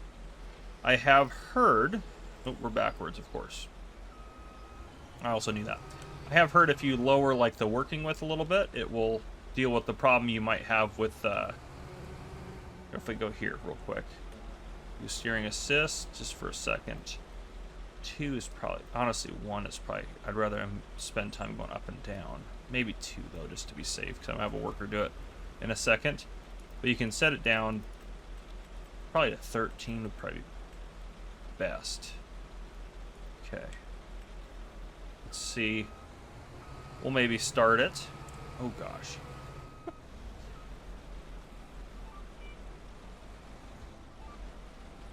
All right, let's get these guys lowered, turned on. And there we go. We should be planting oat. Yes. Oh, they put oat over there? Is that the symbol for oat? It is. No, don't even... I should not even be thinking about that. We can't afford any more land right now. We need to try to just survive with what we have right now. We're barely making it. But okay, this is nice.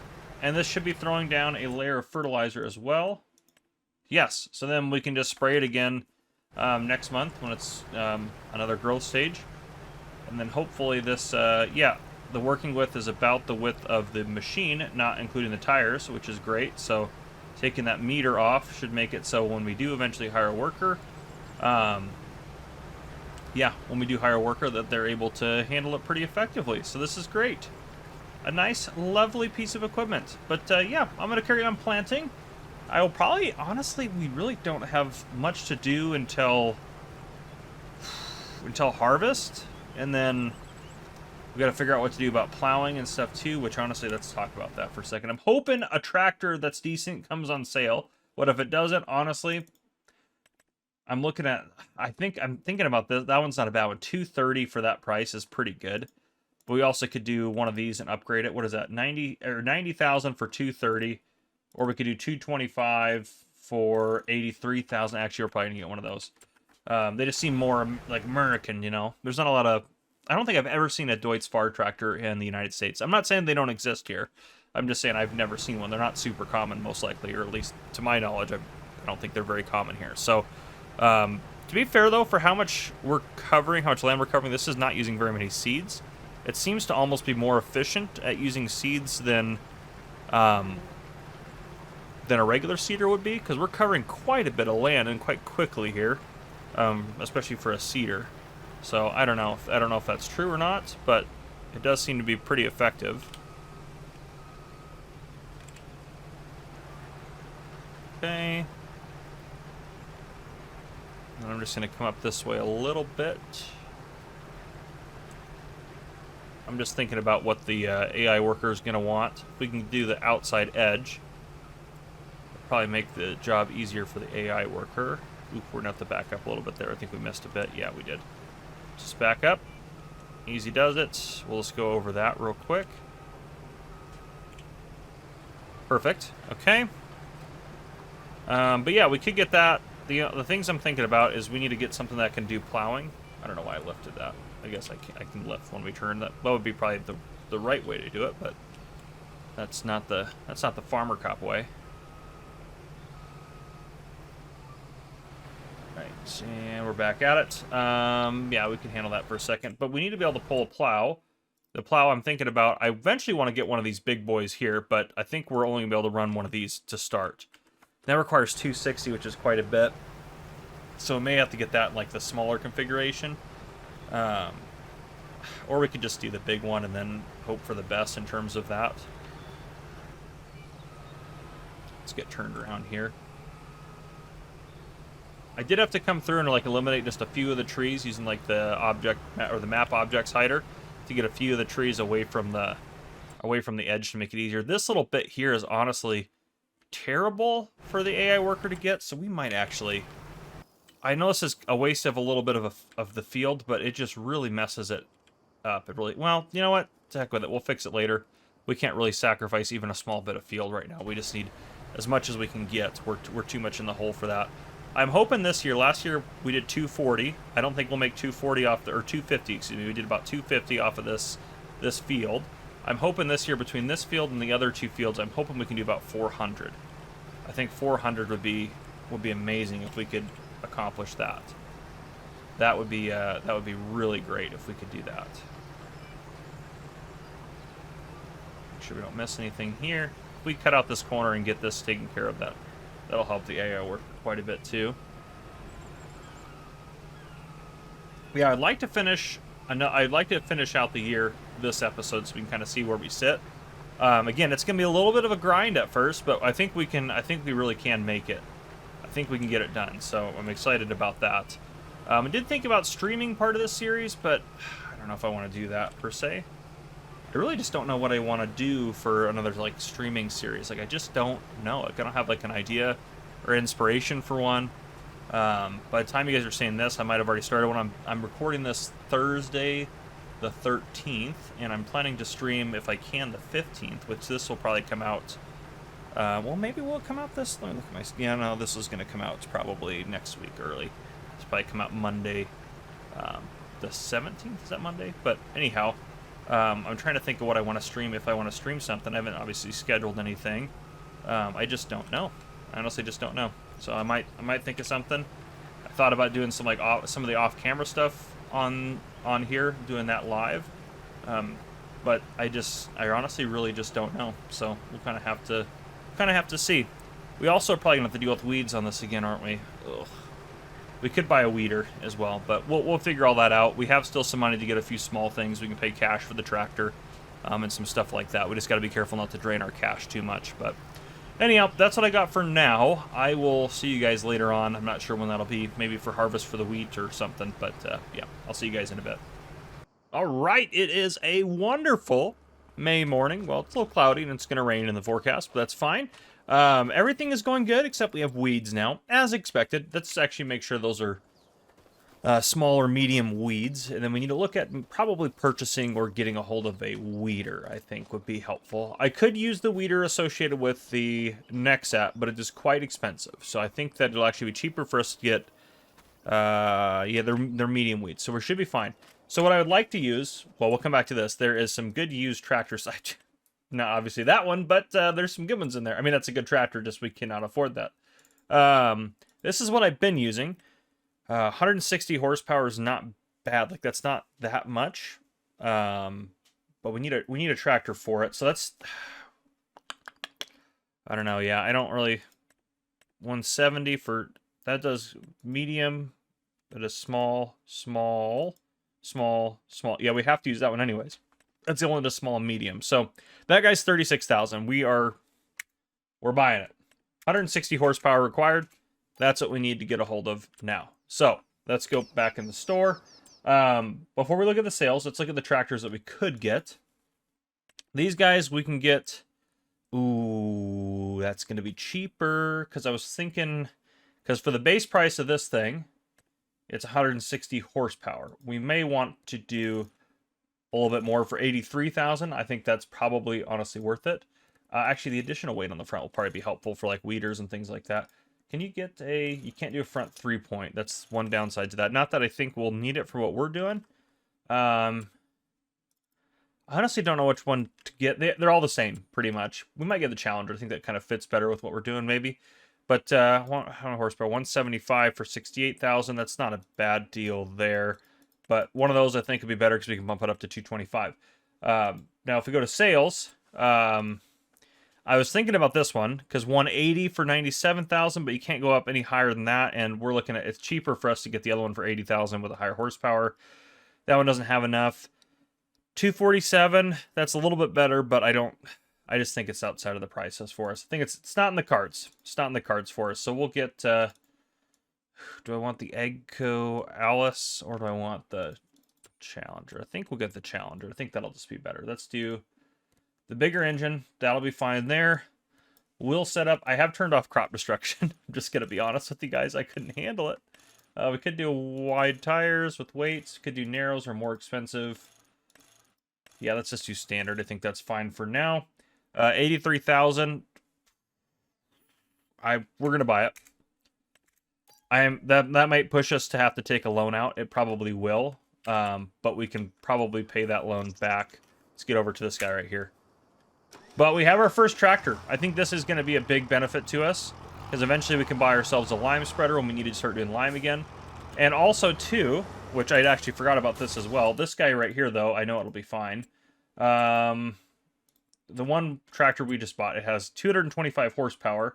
But if we think about plowing, this guy right here, it says 260, but I know that you can do the... Honestly, I think it'll pull this just fine, and you can flip this around to save a little bit on the horsepower. I've noticed that this really doesn't require that much horsepower. It's usually fine with a lot less than that. And we can always step it down if we need to. Maybe what we'll do is we'll buy it in its standard configuration, then upgrade it if it pulls fine. But we do need to plow all our 2 wheat fields after they're good to go. We do need to plow those 2 guys and get those guys squared away, so that way we get the best yield next year on those fields. I think that'll be worthwhile. If our tractor can't pull it, we'll just lease a more expensive... I mean, we can, I'm not going to lie, we can do a small plow. 160 or 225 is what we got. Theoretically, we could pull this guy. Not quite that guy, but we theoretically pull that guy 4.2 meters. This is 6 to 12. This is just a better piece of equipment anyways, and it's a lot cheaper, so we can actually buy it outright. Oops, didn't want to do that. But, yeah, so what I'm going to do, I'm going to get the weeding done. I'll update our finances, and we'll keep rocking and rolling. We're doing okay. We are surviving. We're surviving. That's probably the best way to put it. I think it'll be better after we get through this year, which I plan to get through this year, and then hopefully get into the next year a little bit. Maybe into spring planting next year. So hopefully we can get through the couple of harvests that we have this episode is kind of my plan, so we can keep things cooking along. But at least through the harvest, I want to get at least through the end of this year. So I'll see you guys here in a bit. All right, things are still moving along. I took care of the weeds and put down fertilizer, so that field is good to go. I also put down a fuel tank because our Nexat burns fuel like a son of a gun, and 1,000 liters in there. Which actually, where did that show up in the finances here? I feel like I bought the fuel tank there.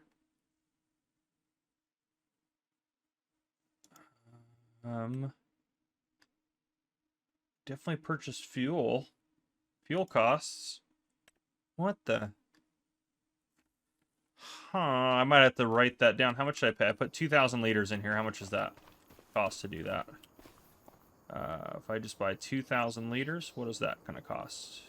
2,000. 33.17. I don't know if that's the same price we pay, because I think we have a fluctuating fuel mod in here, but we'll just put that on our books here. Let me write that down.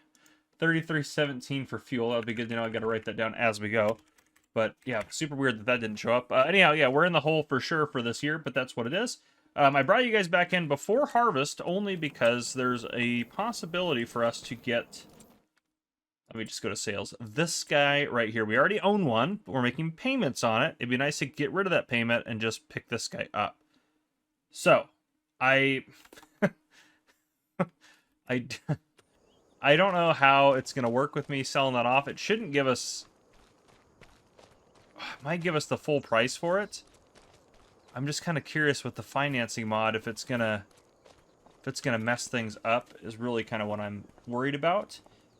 It's a screaming deal, $90,000 for $150,000 Yeah, here we go. Vader Inspire NX. Total monthly payment is $8,700. Total remaining payment months to pay is 22 months. Okay, even if we return it and we only leased it for a couple months, we're still going to save a boatload of money. $100,000 worth. So I think if we go into the vehicle list, I'm just going to return it from here, which might mess things up. It's this guy right here, the Inspire. Let's go ahead and sell it. I'm worried. Let's see what that does. All right, it gave us 150,000. It's gone. I will see next month. That's actually just with you guys here. Let's see if it still bills us the same amount or if we pay less for that. Because I don't think that's really fair, because we're kind of scamming the system because we didn't own it outright. We're making payments on it. So even if we sold it for 150, that would theoretically just have to go towards the loan balance.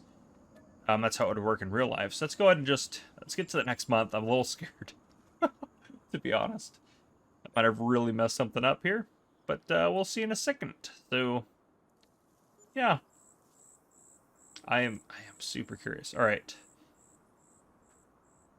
easy does it. All right, because if we're still making payments on it, then that's kind of obnoxious. Let's go to finances.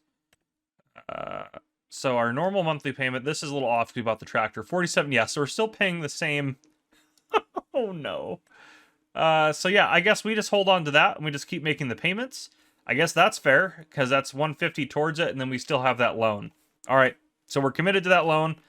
Still overall better because we sold that for 150 and we're about to spend... Oh, shoot. Is it still for sale? I totally forgot to pick that up. Oh my gosh. Oh my gosh, what have I done? Well, we were going to buy that, so I'm just going to put one in and I will... Ugh. Oh no, why did I mess that up? Why did I mess that up? I should have purchased it before we went to the next month. Oh, that was so stupid of me. I didn't even think about that. I was being dumb. I don't want any of this garbage. Well, let's just hold off. Maybe we'll get another sale and we'll have that money in there. So that's... Oh, we just really royally messed everything up. That's okay. We make business mistakes. We'll recover from them. I'm assuming nothing's ready to harvest. Oh, it's ready to harvest. Perfect. Let's get the wheat harvested. This thing keeps moving every day. It's super weird. When you fast forward time, or it's just... Because it was over there at that weird angle. I kid you not. It originally... I had it set right here. And it somehow ended up over there. So I know who knows what's going on with that. But let's start the harvesting. Ooh, we need to make sure we are enabling the straw swath, because we're going to pick that up to get a little bit of extra cash. It won't be a lot, but it'll be something. Oh, we're going to have to plant canola soon. Yeah, well, it was $90,000 for that thing. It was 55%. I'll look back at the recording and see how many hours it had on it. Well, I mean, I can't really make that... Can't really set it to be a specific hours. So I don't know. We might just get one for 90 grand.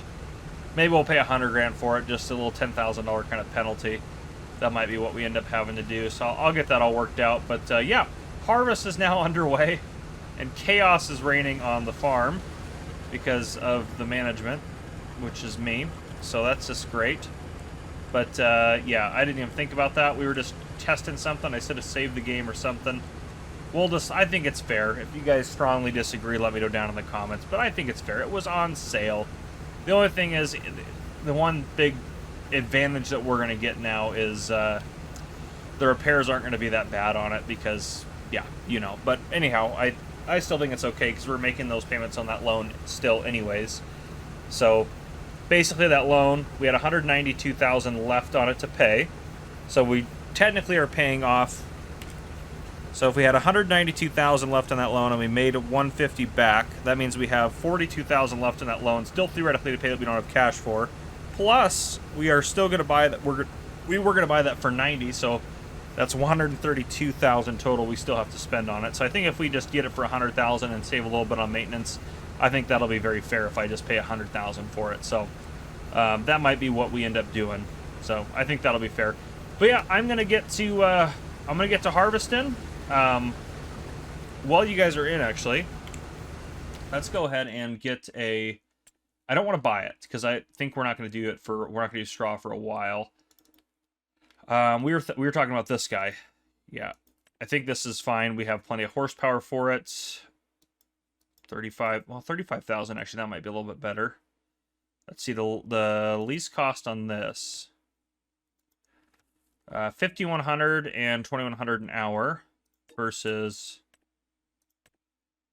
3,900 and 770 or 1,600 an hour. Yeah, let's just get the bigger one. We're gonna get a lot of straw. I think this will just be worth it. Let's go ahead and lease that.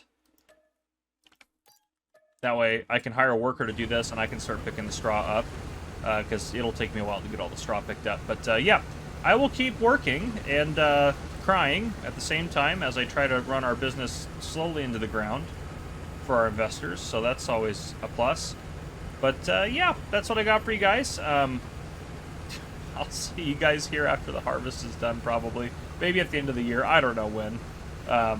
I'll see you guys in a bit. All right, we're still cooking along, doing our thing.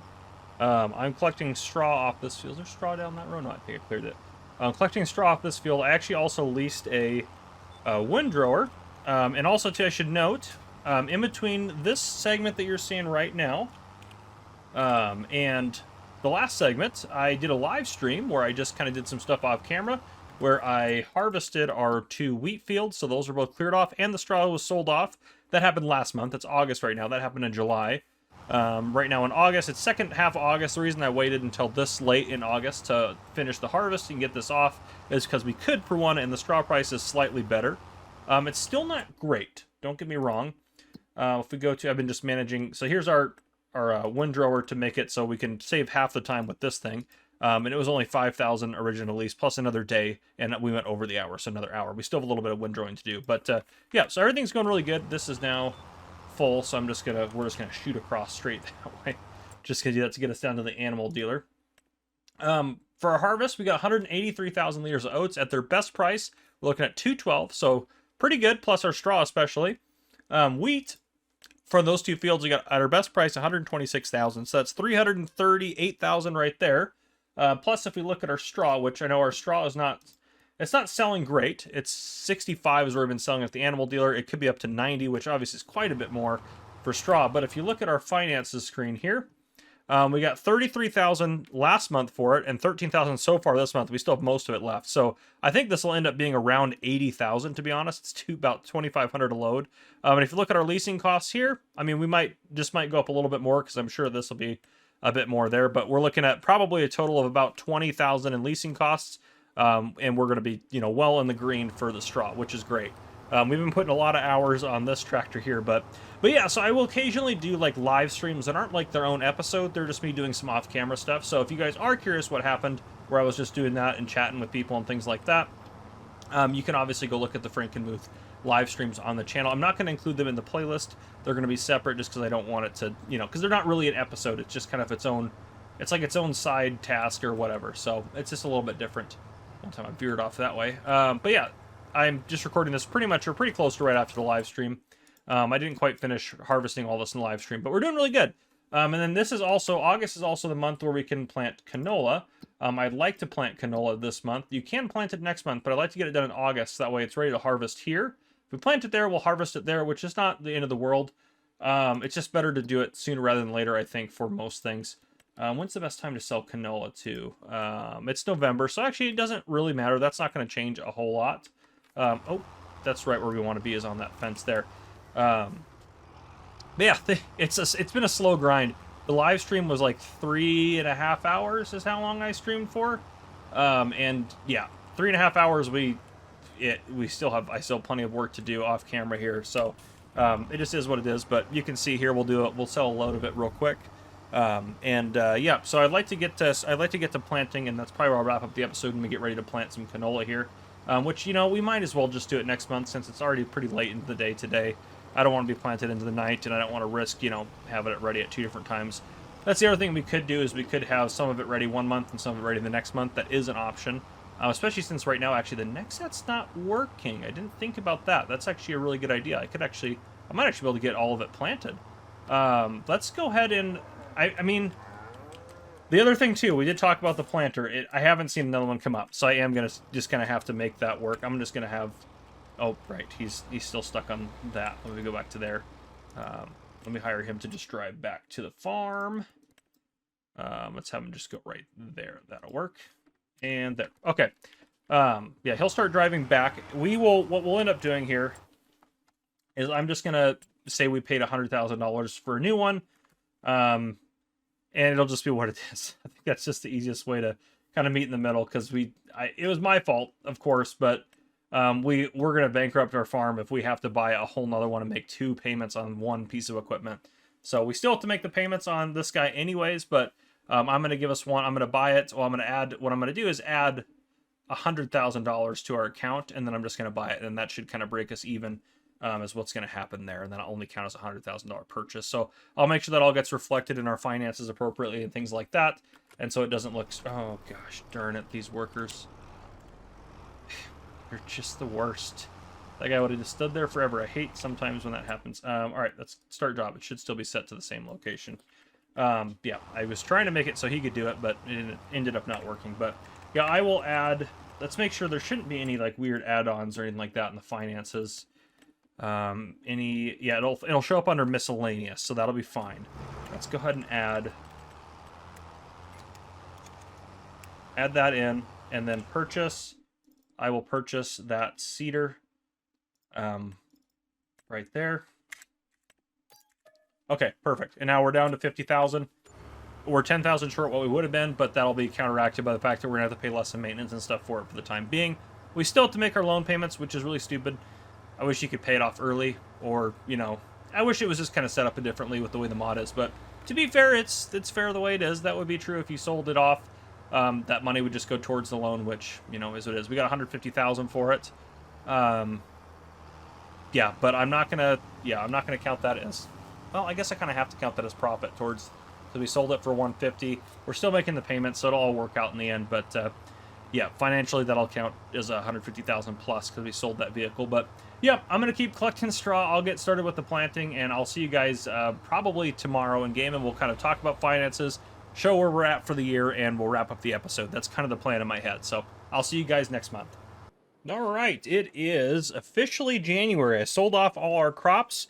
We obviously didn't make money last year, or profit. We are going to go ahead and send out a $25,000 again dividend again, just to keep him happy, just a little something. But that's it's rough. It's a little rough. I don't know what I've gotten myself into. Let's take a look at our sheet here.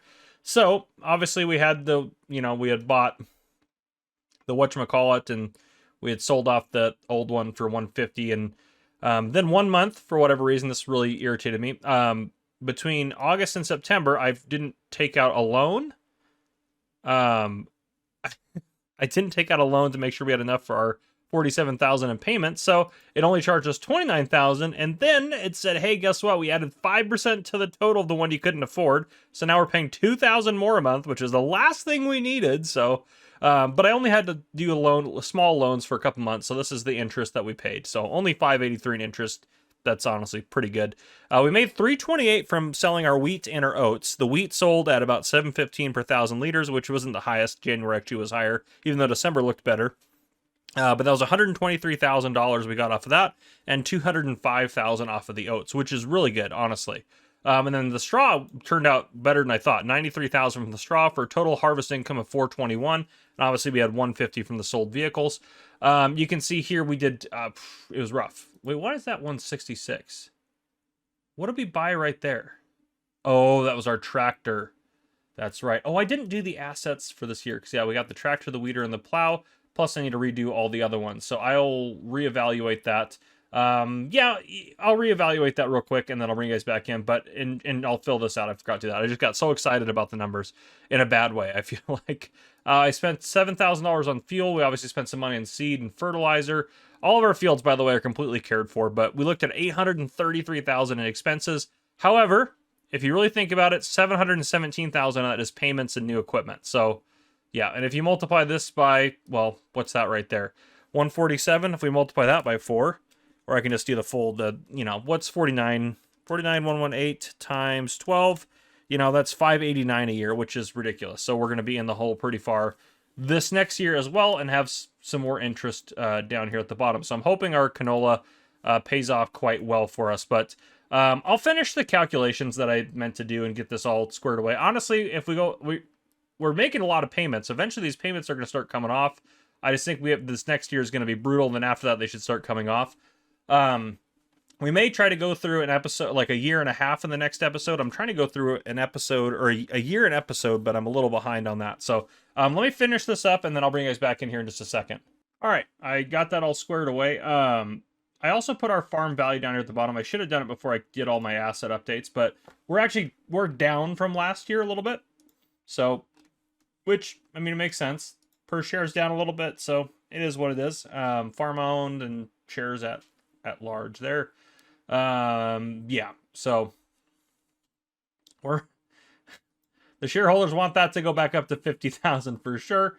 We're letting them down, but I think they know it's going to take us a while to get out of here, get out of debt and everything like that. So it is what it is. But yeah, obviously we made a lot more money, and even just with our harvest income this year. And I think with canola, we should be able to do about that as well again for the next couple of years. And so once we start getting some of the vehicles paid off and things like that, I think it's all going to start coming together, but it's going to be a grind for a little bit. So anyhow, that's how we're looking for the year. Profits negative 261. It all kind of makes sense. And our asset value, some of them dropped a lot. Like the Nexat itself, the Nexat vehicle dropped by over $100,000 in value, which is crazy. So some of them dropped, quite a lot year to year.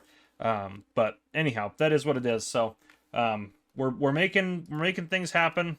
Oh, it's snowy now. Look at that. It happens when I look away for half a second. It is the wonderful time to harvest our lovely canola. Oh, it's beautiful. I'm so excited. We have this whole field. There's a little bit of storm damage there, and this field is ready, and this field is ready. Looks like those ones are also, that's grass, that's garbage.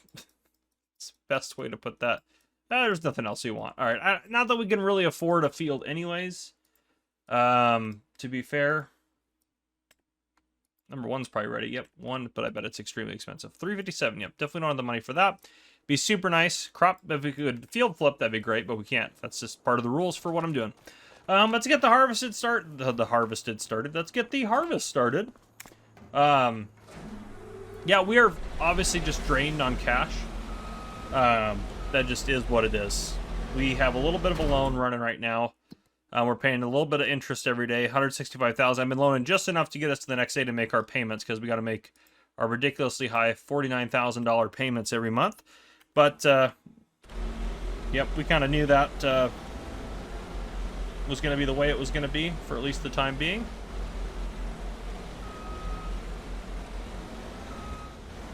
Can you just get on there, please?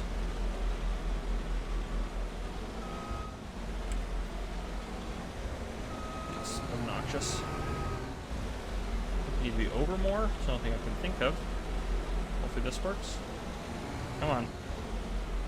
Come on.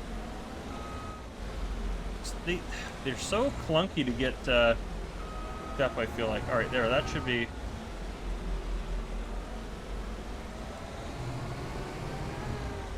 How is that not close enough to get this hooked up?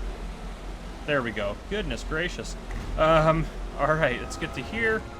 That should be good. Let's get over to this guy. Get this guy folded back up. That might hit the roof, but it's okay. We'll fold it back down in a second. It all works out in the end. So, kind of, maybe. There we go. They should have just folded it down. Okay. Let's get out of here so we can start harvesting. Let's go this way. I also never bought that other conveyor belt last year because we didn't have the money for it, and I just didn't care that much to... I wasn't going to take out a loan for it because that one works good enough for what we do. So let's get around here.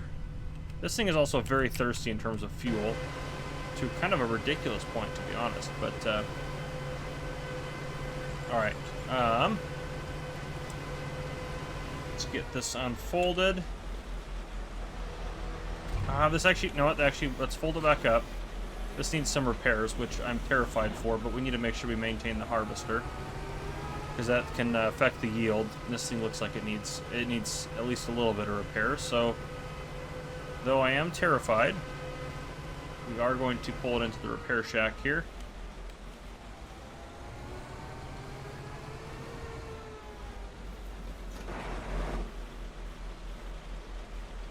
And actually, surprisingly, it fits. I was worried it might not, but that should be good enough for repairs right there. I have a feeling we're not going to have enough money. Let's just borrow 10,000 more. Holy smokes. Okay, let's get into our finances and borrow just yeah, let's even that out. 200,000 in the hole. Yep. Yep, that was a little bit cheaper. That was nice. Those are much cheaper to repair, those two. That guy was ridiculous. All right. We have quite a bit of money, actually. We really didn't need. We'll leave it at that for now. Okay. This guy's fully fueled up and ready to rock. Let's get him out there. Now, I am going to try to go through 1 year per episode. So this episode, we're going to try to go through about 1.5 years to kind of catch up, if that makes sense. Well, maybe basically 2 years. This year and next year, so we can kind of catch up. Because right now, we're just kind of... there's not a lot of exciting things happening. We're just kind of grinding to try to make sure we don't go completely bankrupt. And I may actually do... I thought about doing like a little bit of a kind of a time lapse of the harvest happening. Thought that might be kind of nice. I don't know. Something like that. Let's get over here. Let's get the AI configured. How does it want to do this? AI worker, 14 meters is fine. Yep, start with the headland and then go around. Yep, that's fine. Okay. Let's hire ya, and let's get the truck ready. It's going to be very loud. Prepare yourself. Kind of get out of the shed for it to be started. There we go. Just such a loud truck, it really is. But it is a pretty nice truck, to be fair.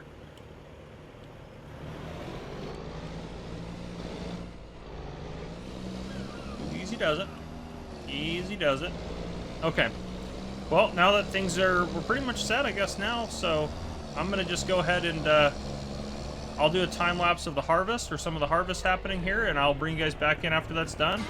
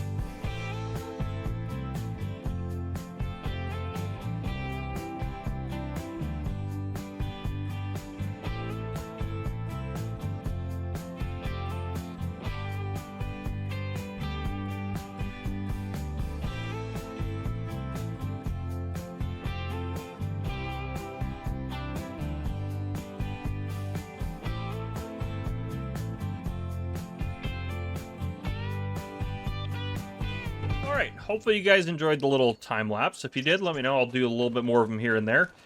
We have canola in here, 67,257 liters. I decided not to put it in the silo because we're just going to sell it eventually anyways. Plus we have, it's the next month by the way, plus we are sitting at, where are we at here? Prices, 239,000 in there, which means if we sold what's in storage, we should get about 313 at the best price, plus the 67,000 here. So we're looking at just over 400,000, which is going to be great, and we don't have to collect any stupid straw.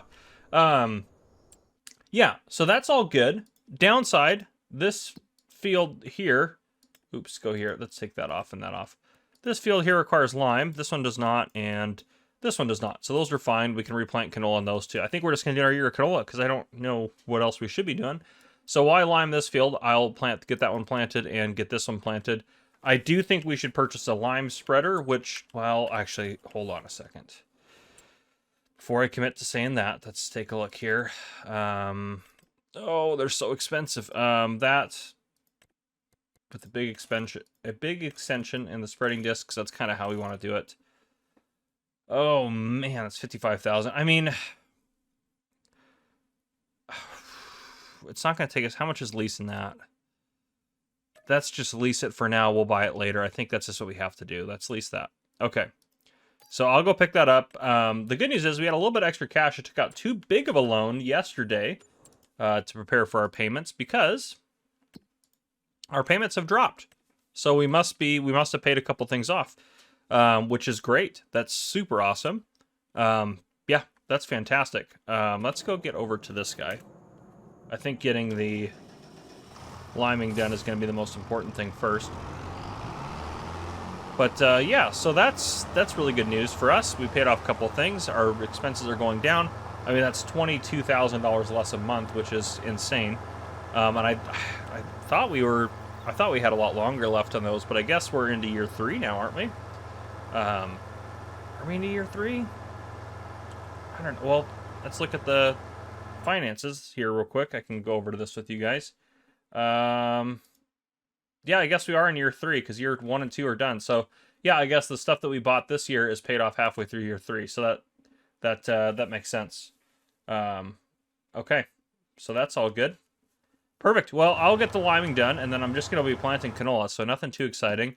I'll start planting canola there and there with the worker while I get this field limed. So yeah, I mean, just checking in with you guys, letting you know where we're at. We're doing pretty good. This year is going good. I'm hoping we make a lot of money off the canola. So yeah, I'll see you guys here probably in December when it's time to sell the canola, quite honestly. That's the only really next part of what we got going on. So yep, I'll see you guys then.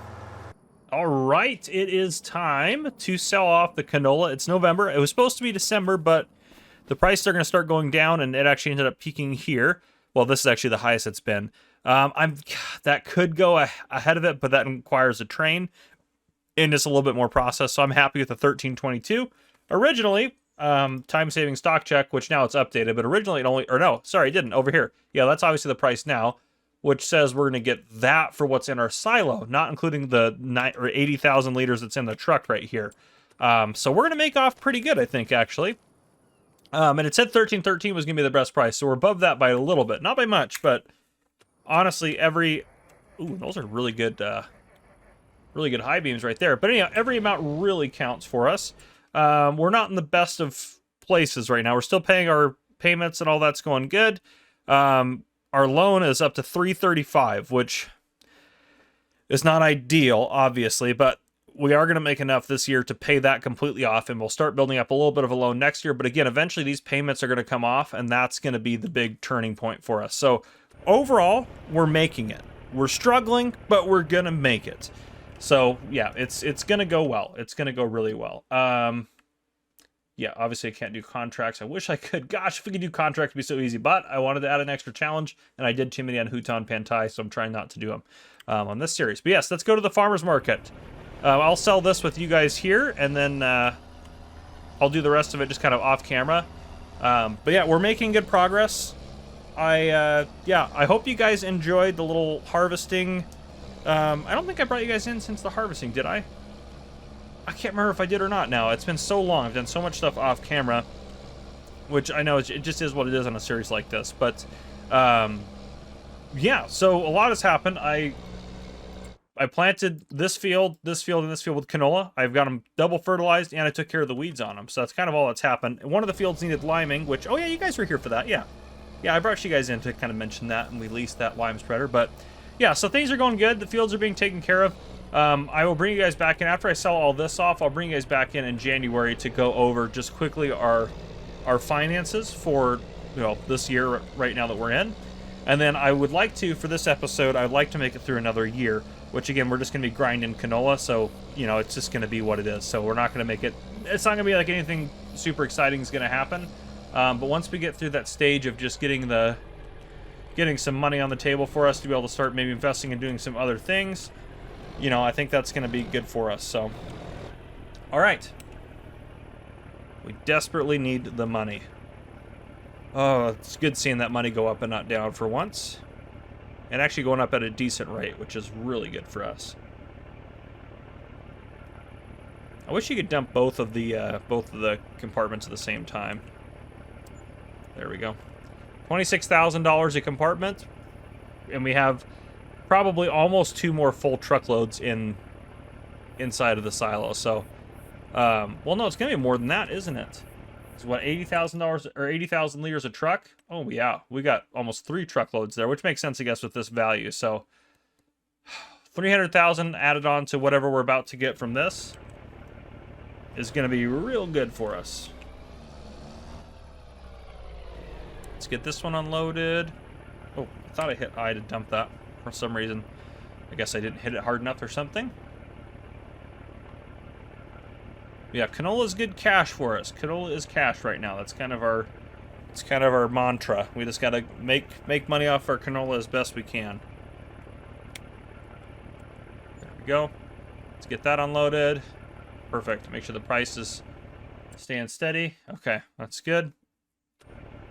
Oh, and over 100,000. Perfect. And then if we get 300 more on top of what we're about to have in there, that's gonna be super helpful. We'll be able to pay off the loan and do pretty good, actually. So we are making money, and if you look at our overall expenses here, even with all the vehicle payments, we're probably only going to be like negative 100,000 for the year, which means that if we don't have to make those vehicle payments, we're going to end up being up 200,000 or 300,000 a year. So I think we're only about 100,000 in expenses a year right now, and some of that will go away too when we're not paying. You know, we're only paying, to be fair, about $1,000 of loan interest a month, but that'll also help us out a lot. But anyhow, I'm going to get the rest of the canola sold off, and I'll bring you guys in January, or bring you guys back in January so we can discuss our finances from the previous year. All right, happy January. We have finished out year 3 with 2,000 in the bank and 10,000 in loans. The only reason we have a little bit of a loan is I took it up in, let's get to finances. I took it up in January to pay our $25,000 dividend. Still want to pay that every year. We'll be fine. We made $405,000 off our harvest, but let's just go ahead and take a look at the finances here. So over the course of the year, you can see it's slowly going up. Our property maintenance is gone up by like $60 a month since we started, and that's actually almost $8,000 a year, which is insane. We spent very little on leasing. That was just to lease a lime spreader, which is a lot better than the year before. We spent a lot on fertilizer and lime. That just is what it is. $483 on everything. But if that was zero, if we take this $483 and we take it off, look down here. Our total profit's negative $130. If we haven't spent $483, so if we take the negative $130, so 130,090, if I make that a negative on my calculator here, there it is. Nope. Oh boy. And then I make that a negative. Oh, I got to do it again. I don't know how to use this calculator. Everything's fine. So negative 130,090, and then we add to that the 483 we spent. So if we don't spend that next year, which already, that's 483,426. That means that we would have come out on top $350,000 this year. Now, given we have to divide that by 2 and pay half of that out as a dividend, so we would have only made actually $176,000, but that's still really good. If we can make $176,000 a year, that's a good year. You can see no interest as well down here. Loan interest was $5,200, so we need to keep that down as much as we can, but it'll be up a little bit this year as well. Spent $10,000 on wages. That's not bad. If we go look at our farm valuation here, we look at kind of property maintenance. You can see it has gone up significantly. Vehicle leasing, that's the lowest year we've had. Fuel costs, I don't think I bought any fuel this year, but we're definitely going to need some in year 4. We spent a lot on fuel. Seed costs, I don't think we actually need any seed. We had plenty this year, and I think we have still enough to do year 4. Fertilizer costs, these are expensive, but again, we're still doing okay. I'll probably need to buy a little bit more as well here, but that's okay. Vehicle purchases, this is slowly going down. This year, I think, is when we're going to pay off. If we go back to here, we're only having payments like this, and I think we'll be paid off somewhere in the middle of the year. So we're going to spend probably half of that, if not less, on vehicles this year as well. Harvest income was down a little bit from last year because we didn't have the straw. But if you include the fact that we had to pay $25,000 in leasing, most of which was to collect that straw, you know, this is actually a little bit better. Maybe eventually if we want to do some straw work, we can do that. But for now, I'm happy with that. It saves us a lot on fuel and labor. And for only $16,000 more, it's not really worth it right now for us to do for if you count the fuel and labor involved. So anyhow, again, we paid out $25,000 in dividends, and if you look down here, farm value has gone down, and I also added to the calculation for the assets. All of our assets went down. We have cash in bank, and then also our current loan balance to be subtracted off of that. So that's a little bit down, but still not the end of the world. We have a lot of assets. Some of them, you know, might need repaired and stuff too to raise them up. But it doesn't really matter. We're posted a little bit low. We're still sending them dividends, so they don't care. They're looking at how much we're making every year. They know we lost $2 million, then $260, and now only $130. They know we're heading in the right direction. We're able to show our investors that it's all turning around and show them kind of our projections for the following year, which is great. So things are going as planned. They are going as planned. We'll get back over to the game here for just a second. Yeah, I want to finish out this year. Before we end the episode. We're just harvesting canola, so it's just kind of rinse, repeat. So that's all we have to do. So what I'll probably end up doing is I might bring you back in for the canola harvest. Honestly, probably not. I'm probably going to stream the canola harvest, and yeah, we'll probably go from there. So I'll probably end up doing the canola harvest on a stream this coming Saturday, which this episode won't even come out until the following week. But that's what I've been doing, again, is a little bit off-camera work. So we'll probably just do that off-camera, and, well, kind of off-camera. It's off-camera, but on-camera on a different way. But anyhow, that's what I got for you guys for now. I will see you guys probably, honestly, it might just be next January, but maybe I'll fill you guys in before then. But we're going to try to get some work done, so I'll see you guys in a bit. All right, welcome in, everyone. Hope everyone's doing good. It is September. What has been done off camera is all of our fields have been harvested. They've all been weeded. I'm putting the second fertilizer state on this one here in a second. However, I noticed very sadly that these guys need lime. This field and this one, which is the worst. So, I downloaded every mod that looked like it could do lime as well, and I actually purchased us a lime spreader. This guy right here, which is cheaper than the Mace Game 1. It's $35,000 to buy. We need to buy some lime over here too. Actually, let's get some lime. I think maybe I might as well get another one of those. Just 2 of those will be fine for now. Let's get filling this up. Now, technically it's a manure spreader, but it also does lime. Oh gosh. Watch it not work. Oh. Why is it not? Okay, I'm not crazy here. Lime. No configuration to make it do lime. Do I have to unfold it?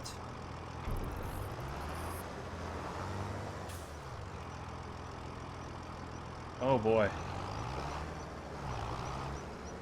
Get closer to the lime. Not unfold it. Does it hold lime? Yeah, it says it'll hold lime.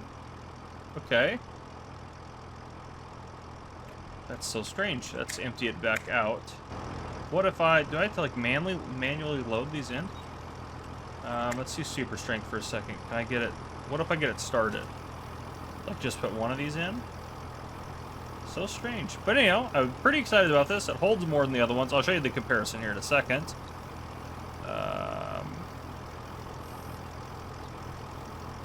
Is this working? I feel like it's taking way too long. What's in this bag still? Oh, 162 liters. It really was just that slow. Okay, let's get that back up in there. And there it goes. Okay, let's get back in here. That's so strange. You can't just refill it normal. Well, is there like a cheap lime silo? You know, thinking about these things. It's a lime station. Actually, that might not be a bad idea. It's just to put one of those down. Oh, it's fillable. Why didn't we just put one of those down? I don't know. Maybe next year. Obviously, we have lime here. So this might take me a while to get this all loaded up in here, but that's okay. So that one holds 20,100 liters, 16 meters, 9 miles an hour. Not bad. This one, more money for starters. It can go up to 18 meters, a little better. It's a little faster. However, if we're looking at the extensions and the spreading disc to actually make it the best of the best, it's $20,000 more and doesn't hold, it holds 6,000, just over 6,000 less.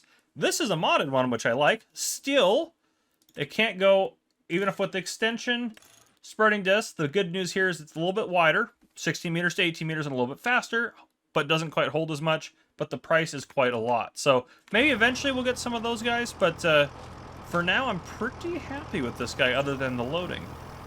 The loading, maybe if I drop that in there, I can put 2 in at a time.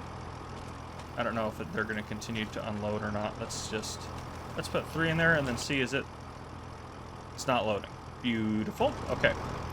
So, let's get that one that's about to fall off over here into just anywhere. So, this might just take me a while to load up, but that is what it is. Otherwise, yeah, I just want to bring you guys back in, let you know I bought a new piece of equipment. Our loan is a little higher than I want it to be. And I did do all the harvesting and planting off camera on a live stream. So if you wanted to check that out, you could. But yeah, loan's at 140, which is a little bit higher. I thought about leasing this spreader here to do the lime, but we just need to get one. At 35,000, we might as well just get one. So I kind of just decided to pull the trigger on it. But anyhow, at the best price, we got 304,000. At the best price, we should be getting just over $400,000 for all of our canola, which is great. Which means we'll be able to pay back our loan. We'll actually be able to pay a better dividend this year to our investors. Oh, nope, didn't want to do that. Come on now. I need to get in here, actually. Maybe. Let's get this one out, because I can grab that one real quick. And then this one. There we go. Let's just do that. But anyhow, I'll get this put in and get the lime done. I'll probably bring you guys back in after I sell everything off, and we'll do the finances for the year and probably wrap up the episode. That's kind of the plan. But I'll see you guys here in a bit. All right, welcome back. It's year 5. We just finished out year 4, so technically we're in year 5 here. The next time you'll see me will probably be, honestly, harvest again. And planting and stuff like that. But I have some plans for the next episode to kind of change things up. It's not just going to be rinse, repeat canola anymore. We're still obviously doing canola. But I have some other plans for what I want to do for the farm to try to help kind of expand things and make a little bit more money. That's the plan. It'll be an investment again, but I think it'll be worthwhile. We only got to sell our canola for $1,305 per 1,000 liters, so we didn't get as much off of it. I also was unable to lime this field and this field. We were too late on it. So, unfortunately, those fields are going to take about a 15% hit in yield compared to what we were used to. So, we have to be aware of that. It's not going to be 15% overall of our income. It'll probably be about 7% because this is most of our grain on this one field here. And in addition to that, our loan is paid off. But let's go ahead and let's take a look at our finances for the year. So, let's go over here. Yeah, so I can delete this in a second, but we made $397, so a little bit less than what we were hoping for. I think the year before we made like $410 or something like that. So about $13,000 less. Not the end of the world. This is loan interest that we paid, so about $3,200 in loan interest, but now we're good. We're clear. Wages, only $2,800 in wages. Actually, is a pretty cheap year for wages. We spent $118,000 on vehicle purchases. That was obviously the remaining of these payments for all of our initial equipment, plus $35,000 for the lime spreader that we couldn't use anyways. And then we spent on lime and fertilizer. This was fertilizer, this was lime, about $26,000. And then the total here for property maintenance is $8,500, which this kills me if this goes up as much as it does every year. Yeah, so total profit, $237. That's great. Overall assets and farm value, we have $257 in the bank, 0 in loans, plus all of our assets depreciated. And we added one new asset which is the lime spreader down here. So, going off of that, we're now sitting at $2.2 million in value. So the value went up from $2,092,000 to $2.2 million. So it's on the way back up now. Instead of doing a standard just dividend, because we're nice, we did $118,832, which is great. And actually, you know what? I'm gonna kind of change it up here. I know this is a little cheaty, but I think we've deserved it. Since we've been giving these out here, I'm gonna take 75,000 off of this and add it back into our bank here. So if we do 118,832 minus 75,000, that's 43,832. So if I do, 43,832, that's still quite a bit more than they have been getting, and that also is fair to us. So we have another $75,000 this year, which I know you're looking at a zoomed in version of the game. But now we have an extra 75 grand, getting us at 214 now. There, you can see it real quick, but we're gonna go back over to this view so we can take a look here. I think that's fair. If you guys are really upset about it in the comments, let me know. But I think that that is a fair assumption. We were being nice. We didn't have to, per our contract, do this. So I think that they were happy just to get a little dividend, and then getting still a bigger dividend this year. I think they should still be pretty happy with their investment.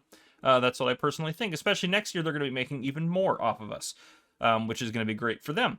But yeah, so income was a little bit down. This year was great, but that's only because we sold a $150,000 piece of equipment. Overall, harvest income actually was only down 8,000 between last year and this year, so not too bad. The first year, obviously, you can see was terrible, but yeah, we're doing a lot better. We're doing a lot better. I would like to make some expansions, maybe get a little bit more land or something this year. I think that'll help us out in terms of making a little bit more money every year. And then, yeah, starting to get enough stuff happening for us. Currently, the original share, yes, is 50,000. Currently, the shares are worth 22,000. So, we have to pay a minimum of $75,000 per share to buy it back. That's part of our rule here, minimum repurchase. So that way they get, not only they get their dividends, and stuff like that, but we have to buy 50. So 50 at 75,000. The cheapest we could reacquire all of those shares is 3,750,000. That's the cheapest. I would like to start now. We can start buying shares back whenever we want. We just, if the share value is not as much, we have to pay 75,000 out. But we can start buying shares whenever we want. So we might start paying out some shares. Now that would be kind of nice for us, because every time we pay out a share, that's 1% left of our profit. We don't have to give them every year in terms of that. So I mean, if we looked at a goal of buying 5 shares at 75,000, that's $375,000. So we could maybe do that. Maybe not this coming year, but the year after that. I just want to bump up our income a little bit more to kind of make it a little bit better for us. But you can see we're starting to, property maintenance has doubled. This is ridiculous right here. That is doubled. If that's, I mean, I don't think it doubles every 4 years, but it's going to continue to go up by a little bit every year. So it'll double probably by year 12 again. So we'll be looking at $17,000 a year, which is ridiculous. But again, if we keep our income going, we should be fine on that. This has stayed pretty consistent. A lot of upfront to get it going, but this has stayed pretty consistent. About I'd say about 30,000 a year is a good budget for that. Vehicle purchases. This is going down significantly because we own all of our equipment outright now, which means we're doing pretty good. But now we're kind of in a boat where we can buy more equipment if we really need to. We don't need to, I should be clear, but we can if we need to buy more equipment. Wages, we were pretty low on wages this year. We did really good on that. Other costs, that's loan interest basically down there. So yeah, now hopefully we can do this year without any loans, which I think we can. So yeah, back over to the game here. Our farm is doing good. I'm going to keep getting, well, just honestly just making it until harvest, and then I'll bring you guys back in then, and we'll kind of talk about my plans going forward. So anyhow, I've got some big plans for this episode. Yes, very big plans indeed. We are going to buy some stuff. We're going to buy this chunk of land for starters. Only $25,080. Let's do that, and then I'm actually going to add that real quick to our assets. Small land plot. $25,880, not $250,000. There we go. Okay, perfect. So I added that on there. So we have that land now. What I want to do, so obviously it's April right now. We're not going to be able to, I should have done this earlier. I was thinking about a couple different plans, and so I kind of got delayed a little bit here on getting them started, but I feel ready to start one of the plans now. I was going to kind of do 2 things, but I think it was too much. I think that would have driven us a little too far into, we'd have to make some payments on things and stuff like that. But I think what I want to do right now, we can make it through the year without having to go into hopefully debt at all. So that's my goal. So one thing, buy this chunk of land, not very much money. That's easy peasy. We have it now. That's no big deal. Now what I want to do with it is I actually want to put some chickens on it. I want to have some chickens making some eggs in the background. Now one thing we're going to have to buy And this is, let's go to, this is actually a modded trailer that we're looking at. I have a universal autoload mod, which I know is for PC only. So I have that installed. We're gonna get the Pitts Lowboy because it can auto load stuff for us. So let's see here. Trailer type standard, bale trailer, log trailer, box trailer, curtain trailer. Special type trailer, bale log, curtain. I think standard is fine. Unloading position, standard, I think. Horizontal loading, I don't even know most of the stuff. Number of loading areas is 2. We can do 2 is fine. What does 1 look like? Let's do 2, that's fine. I think this is fine. Wait, no, yes. Okay. Number 1 and number 2, it doesn't have as big of a space now. I think I messed that up. Let's get out of there. Let's go back in here. Yeah, I think I messed that up. What about 3? Yes. Okay. Oh, no, maybe it only wants to load there, so I won't put stuff back there. It's still far cheaper than some other trailers we could do. This one's probably a little bit better. It's only $16,000 more. I did think about using that 'cause it's a modded thing that we could use. This one might just be better. Auto load. Standard. Close. Oop. Auto load. Yep. Standard. Save settings. Okay. So that one, that'll hold more pallets. I mean, we don't need to hold that many pallets though, do we? We can make multiple trips, and we're making eggs here. Let's change this a little bit. Auto load. Let's do, yeah, standard's fine. Standard. What does 1 look like? Yes.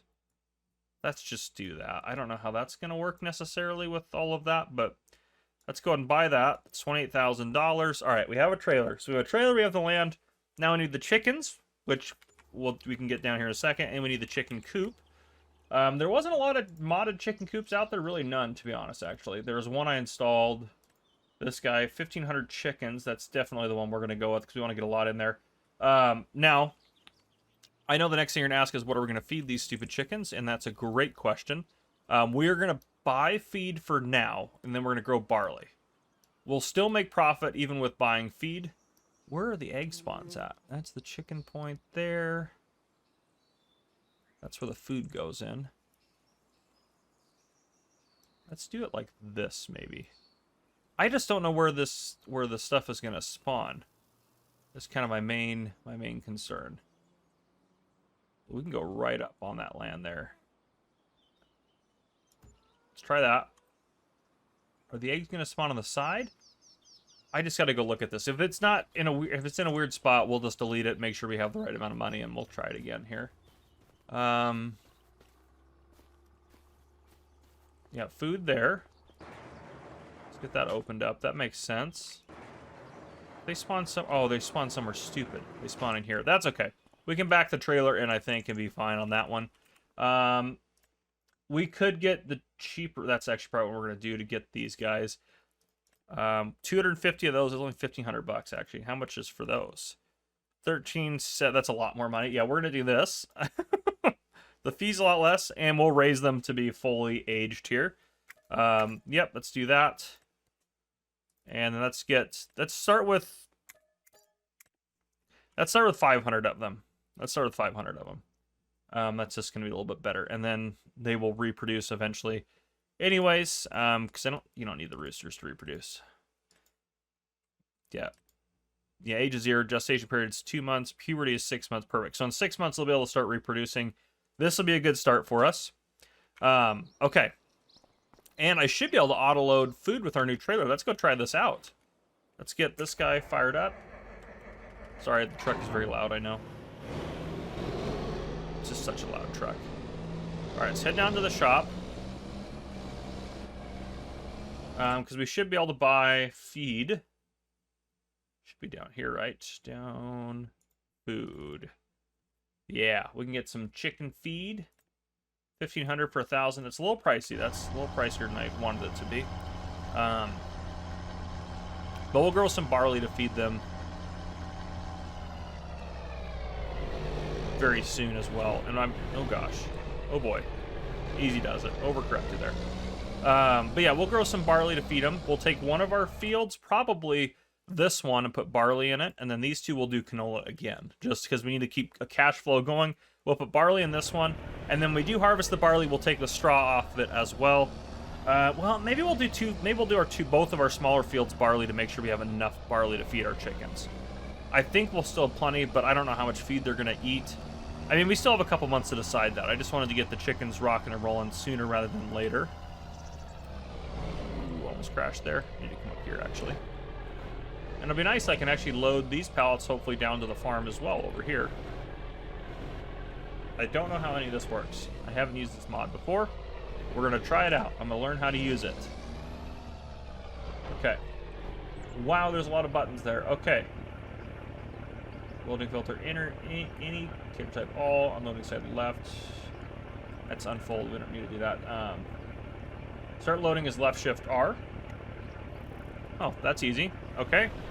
I'm assuming, I wonder if I can get these guys at the same time as well. Left shift R. Yeah. Okay. I don't like how that's loading some of that. But that's okay. Alright, let's buy some feed. Since they're the same price for these and those, yeah, both the same amount of stuff, we'll just get... We'll buy that twice. That's a lot of feed.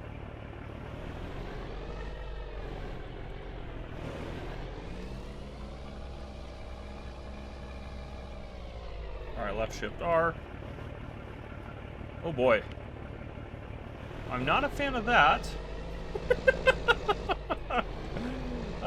That's something else there. Let's get just really into these guys here. I wonder if it thinks I'm full. It might. Tip. Unloading side left. How do I unload here?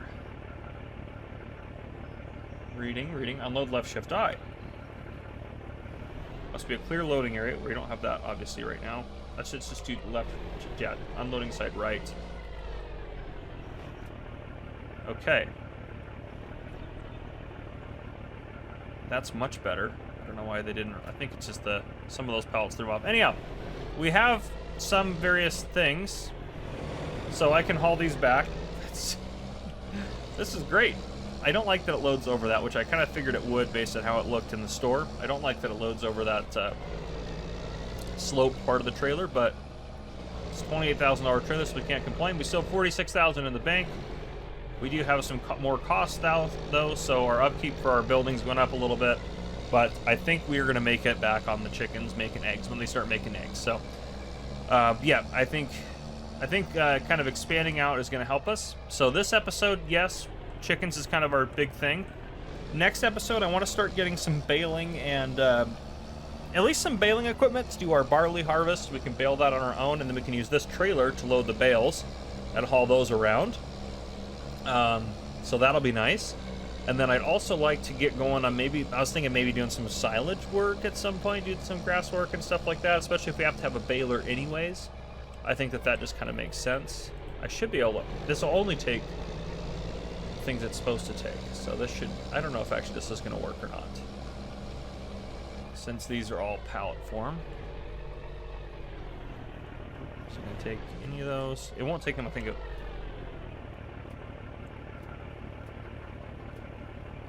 no, it's not taking any of them right now.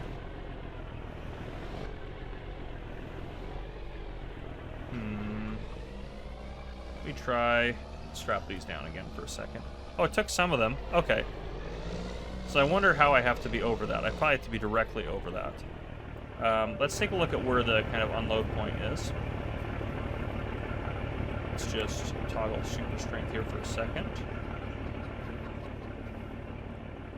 Oh, it's got to be all the way over that. That's going to be a bit of a pain there.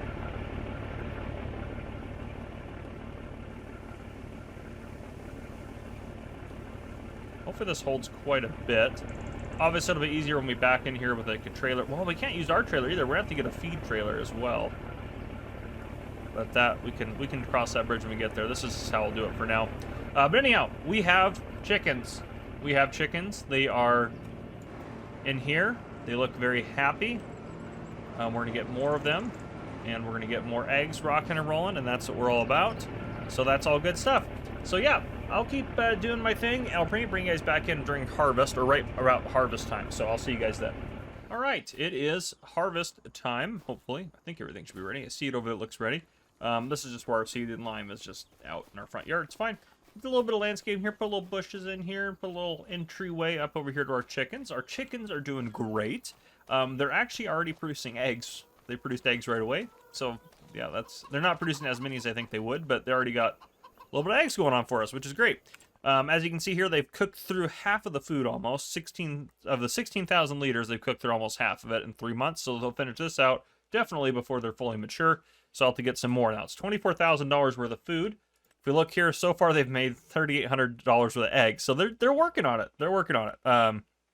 Long term, obviously, we're going to be fine once we don't have to buy food as much. But I still think we'll turn a profit with buying food for them and getting them set up and everything like that. So I think it'll still be worth it. Worst case scenario, it's not. We're not going to make our money back until, well, yep, I don't want to think about it, but it's fine. So it's time to harvest our canola. I really wanted to use this grass for something. I thought about doing like some silage work, but there's just not enough here to really make it worth it right now. Maybe once we harvest our barley, we can get like a baler. I just don't think it's worth it right now. If we had the stuff, I'd say we should just go for it, but we just don't right now. So this guy's ready to go for the harvest. Let's get this guy fired up. The other thing too, if we do mowing, this guy doesn't have a front 3-point link, so we got to be very careful about what mower we use if we use that same guy for a mowing project. Or we got to get a windrower. You know, there's a lot of moving parts to it. Let's try to get out of here without crashing too much. There we go. But yeah, I'll end up doing the harvest pretty much off camera. You guys have seen me harvest plenty. I did a little time-lapse thing last episode of doing some of the harvesting. I don't know the feedback yet because our episode barely posted today, so we'll kind of have to see on that. But yeah, in terms of this episode, where we're trying to get to, we're going to harvest this field, and this field. We're going to plant barley in these 2 fields and plant canola again in our main field. That's where we're trying to get to. And then hopefully get to at least our first egg sale and I think we're just going to finish this year out basically. So we should get everything rocking and rolling for our fields, get all that stuff done. I'll do all that stuff off camera. I'll get the planting done. I'll get the harvesting done. All that I'll take care of. And we're going to put lime down on these 2 fields, of course, as part of that. But I'll get all that taken care of off camera because you guys have seen plenty of field work. There's nothing crazy right now. And then I'll probably bring you guys back in November when it's time to sell off the eggs for the chickens because I think that's the best time is what it said in here. Yep, November. Canola is when is canola this year? Canola will be November as well. So we'll probably be selling everything off in November, which is going to be great. And then the barley, we're not going to sell it all. We're just going to hold on to it. We're going to use it as chicken feed. We're going to convert that barley into hopefully more cash. Now, the problem with that is if we are moving 2 of our fields to barley, that's about half of our canola we're going to miss out on. So missing out on that is going to cost us some money. So I'm hoping the chickens can really pick it up. Hopefully, eventually, we'll see how kind of those 2 fields of barley do. That hopefully is going to be way too much food, and we're just stocked up for like a couple years worth at least. But I don't know yet. We'll get a lot of barley off those 2 fields for sure. But yeah, once we have the chickens rolling here, hopefully we can get. I mean, the reason I kind of tucked it back in the corner is I think we can get probably 2 or 3 more in here if we look at that. Let's go chickens. I mean, I know we don't have the money right now. Probably 1 there. Maybe 2 more, actually, is probably more accurate. We can do 2 more there. And we hold this whole chunk of land here, so we could theoretically do also 3 across this way. I mean, we have a lot of options. We probably have to move them back a little bit so we can get trailers in and out and stuff like that. But yeah, at least 2 more of these. That'll probably be enough, honestly, for chickens to get us going for a while. But I got a lot of plans. I got a lot of plans going forward for us. A lot of plans. We're going to get this farm really built up. But yeah, we just got to be careful that we do it carefully and a little bit slow but sure as we're paying off our investors and things like that. And we want to probably start buying shares soon back of our farm so we can keep some more of the profits. I think we'll want to look at buying maybe $750,000 worth of shares hopefully in a few episodes from now. That'd be kind of my goal. But I'm going to go ahead and hire a worker for this. Let him rock and roll. He's probably not going to like that direction. He's probably going to turn around, or maybe not. But anyhow, that's what I got for you guys. I'll bring you guys back in a little bit, probably when it's time to sell eggs. All right, ladies and gentlemen, it is time to sell our eggs. It is November. Things are going good. We've gotten our fields. We got barley planted here. It's been taken care of. It's planted. No weeds. You can see no weeds in any of our fields. Fertilized doubly for our canola over here. Canola, barley, and barley. Nothing needs plowing. That's ours. Nothing needs lime that's ours. Now, the other thing I will note, actually, before I forget here, so these little field dots like this, I can't change the status of those. I can't put lime or anything on them. There are a few over here, so I replowed them down and then was able to put lime on, which eventually, when this whole field requires lime, we'll go out and do that again over here, which it should be after this harvest, actually. And then I will get those so it'll actually take lime again and stop hurting our yield. Because of that, what that is, if you're wondering, go into your settings, and if you go down to disaster destruction, that's part of it. So I turn this to visuals only. If we have a tornado that's about to run through our fields, I'm going to turn this back to on. But I don't want the hail damage, because the hail damage means you have to go plow the field, which wouldn't really be how it would be in real life. So I did change that. Also for repairs, I've been just, we do have a little bit of a loan as well. But I have been for repairs since the game is broken right now and it doesn't charge you for repairs. I've gotten, I'm sure, some free repairs over the time we've been playing this, but I'm now going to try to remember every time I do a repair to then use the F12 screen to remove the specific amount of money out of our bank account that we use to repair it, so that way it's kind of fair, because some of our stuff is pretty expensive to repair.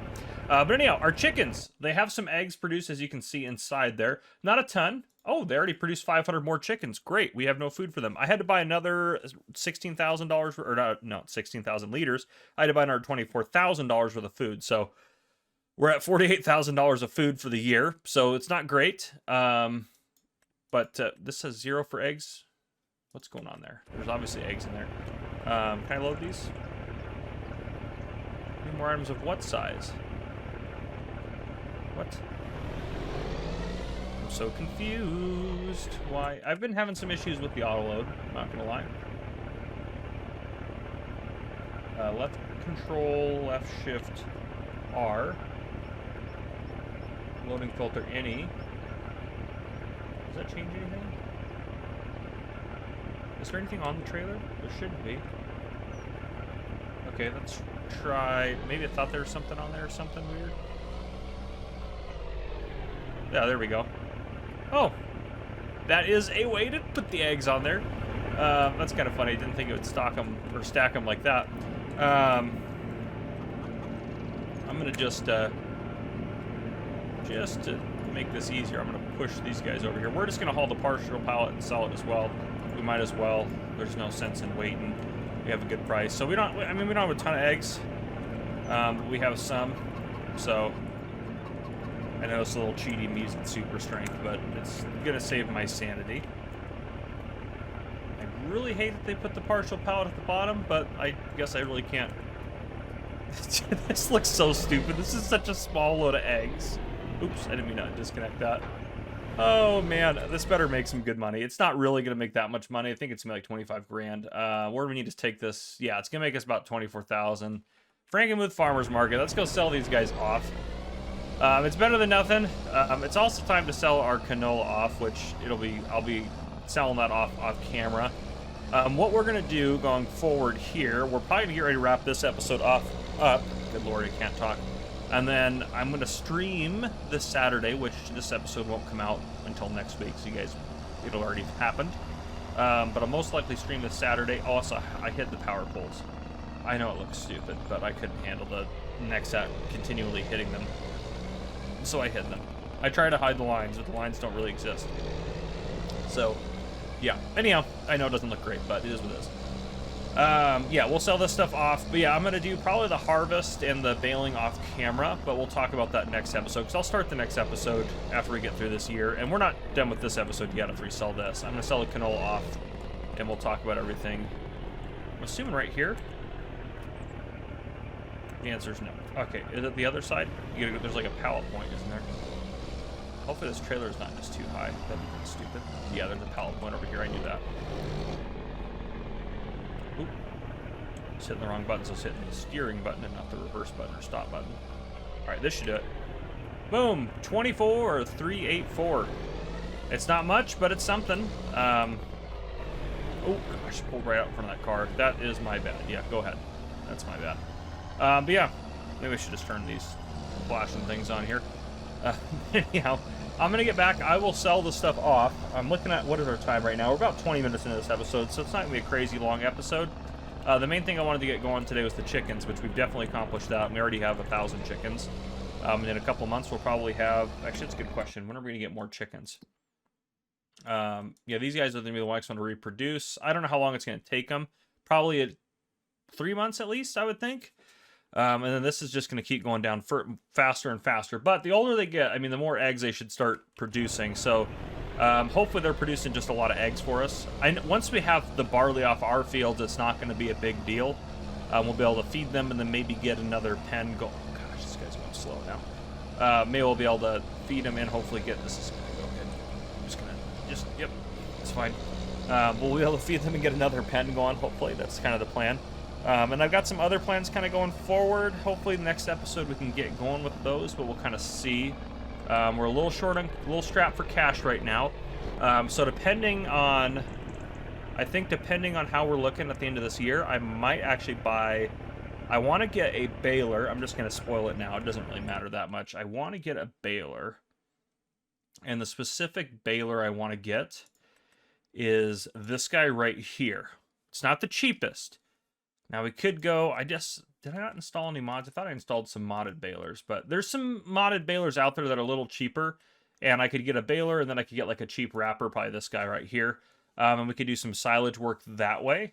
I don't want to do that, because I think overall this is going to save us time, and if we can afford it this year, at the end of the year, I think we'll buy it, because then it'll come out of our profit for this year, so we don't have to pay as big of a bonus. But I still want to make sure the bonus we pay out is at least $25,000. So we'll kind of look at the books and see how we're doing at the end of this year. But yeah, I would like to get this. It only requires 150 horsepower to pull it, which our tractor definitely should have. I think actually I don't know what configuration it's in. Challenger 225. Okay, so yeah, it can definitely pull that. The only thing I don't like about this tractor now is it doesn't have a front 3-point, so it's gonna be hard to do like mowing and stuff like that. But at least with that baler, we can... The other good thing about that baler, too, that I'm not even going to pull it up again. It doesn't matter. The good thing about that baler is you can also do, like, straw baling and stuff like that. So we'll do straw baling, and we can use this trailer here to pick the bales up off the field and stuff like that. So what I'll probably end up doing, I'll start the next episode, and then in the stream, I'll do the harvest, and then we'll do the baling... Well, I'll probably do the baling in the stream as well, or at least maybe part of it. I want some of it to be in the recording and some of it to be kind of on the stream. So the streams aren't actual episodes, but it's just kind of a good way for me to have something to stream and be able to hang out with you guys. That guy's passing. The new AI traffic is absolutely insane. They just are wild. They're absolutely wild. But yeah, it'll give me something to do on a stream, and yeah, we'll go from there. But yeah, I'm going to keep going for now. I'm going to get our canola sold off. Everything's doing good. 85% for the yield bonus, which means, yeah, I think it's getting ready to need lime again.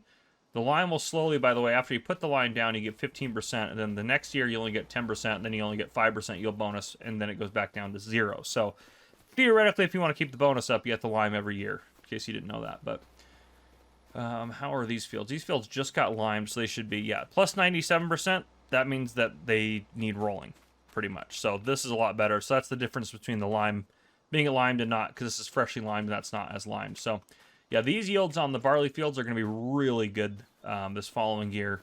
The canola won't be as bad, or won't be as good, but it'll require lime and they'll be good to go. But yeah, in case you're wondering, that's why we're down 10% on there. That extra 10% is the first 2 harvests. So that's another way to kind of tell as well when you're going to need lime again. So these guys are going to need lime again after we harvest. But anyhow, that's what I got for you for now. I'll see you guys here in a second, and we'll close out the year in the episode.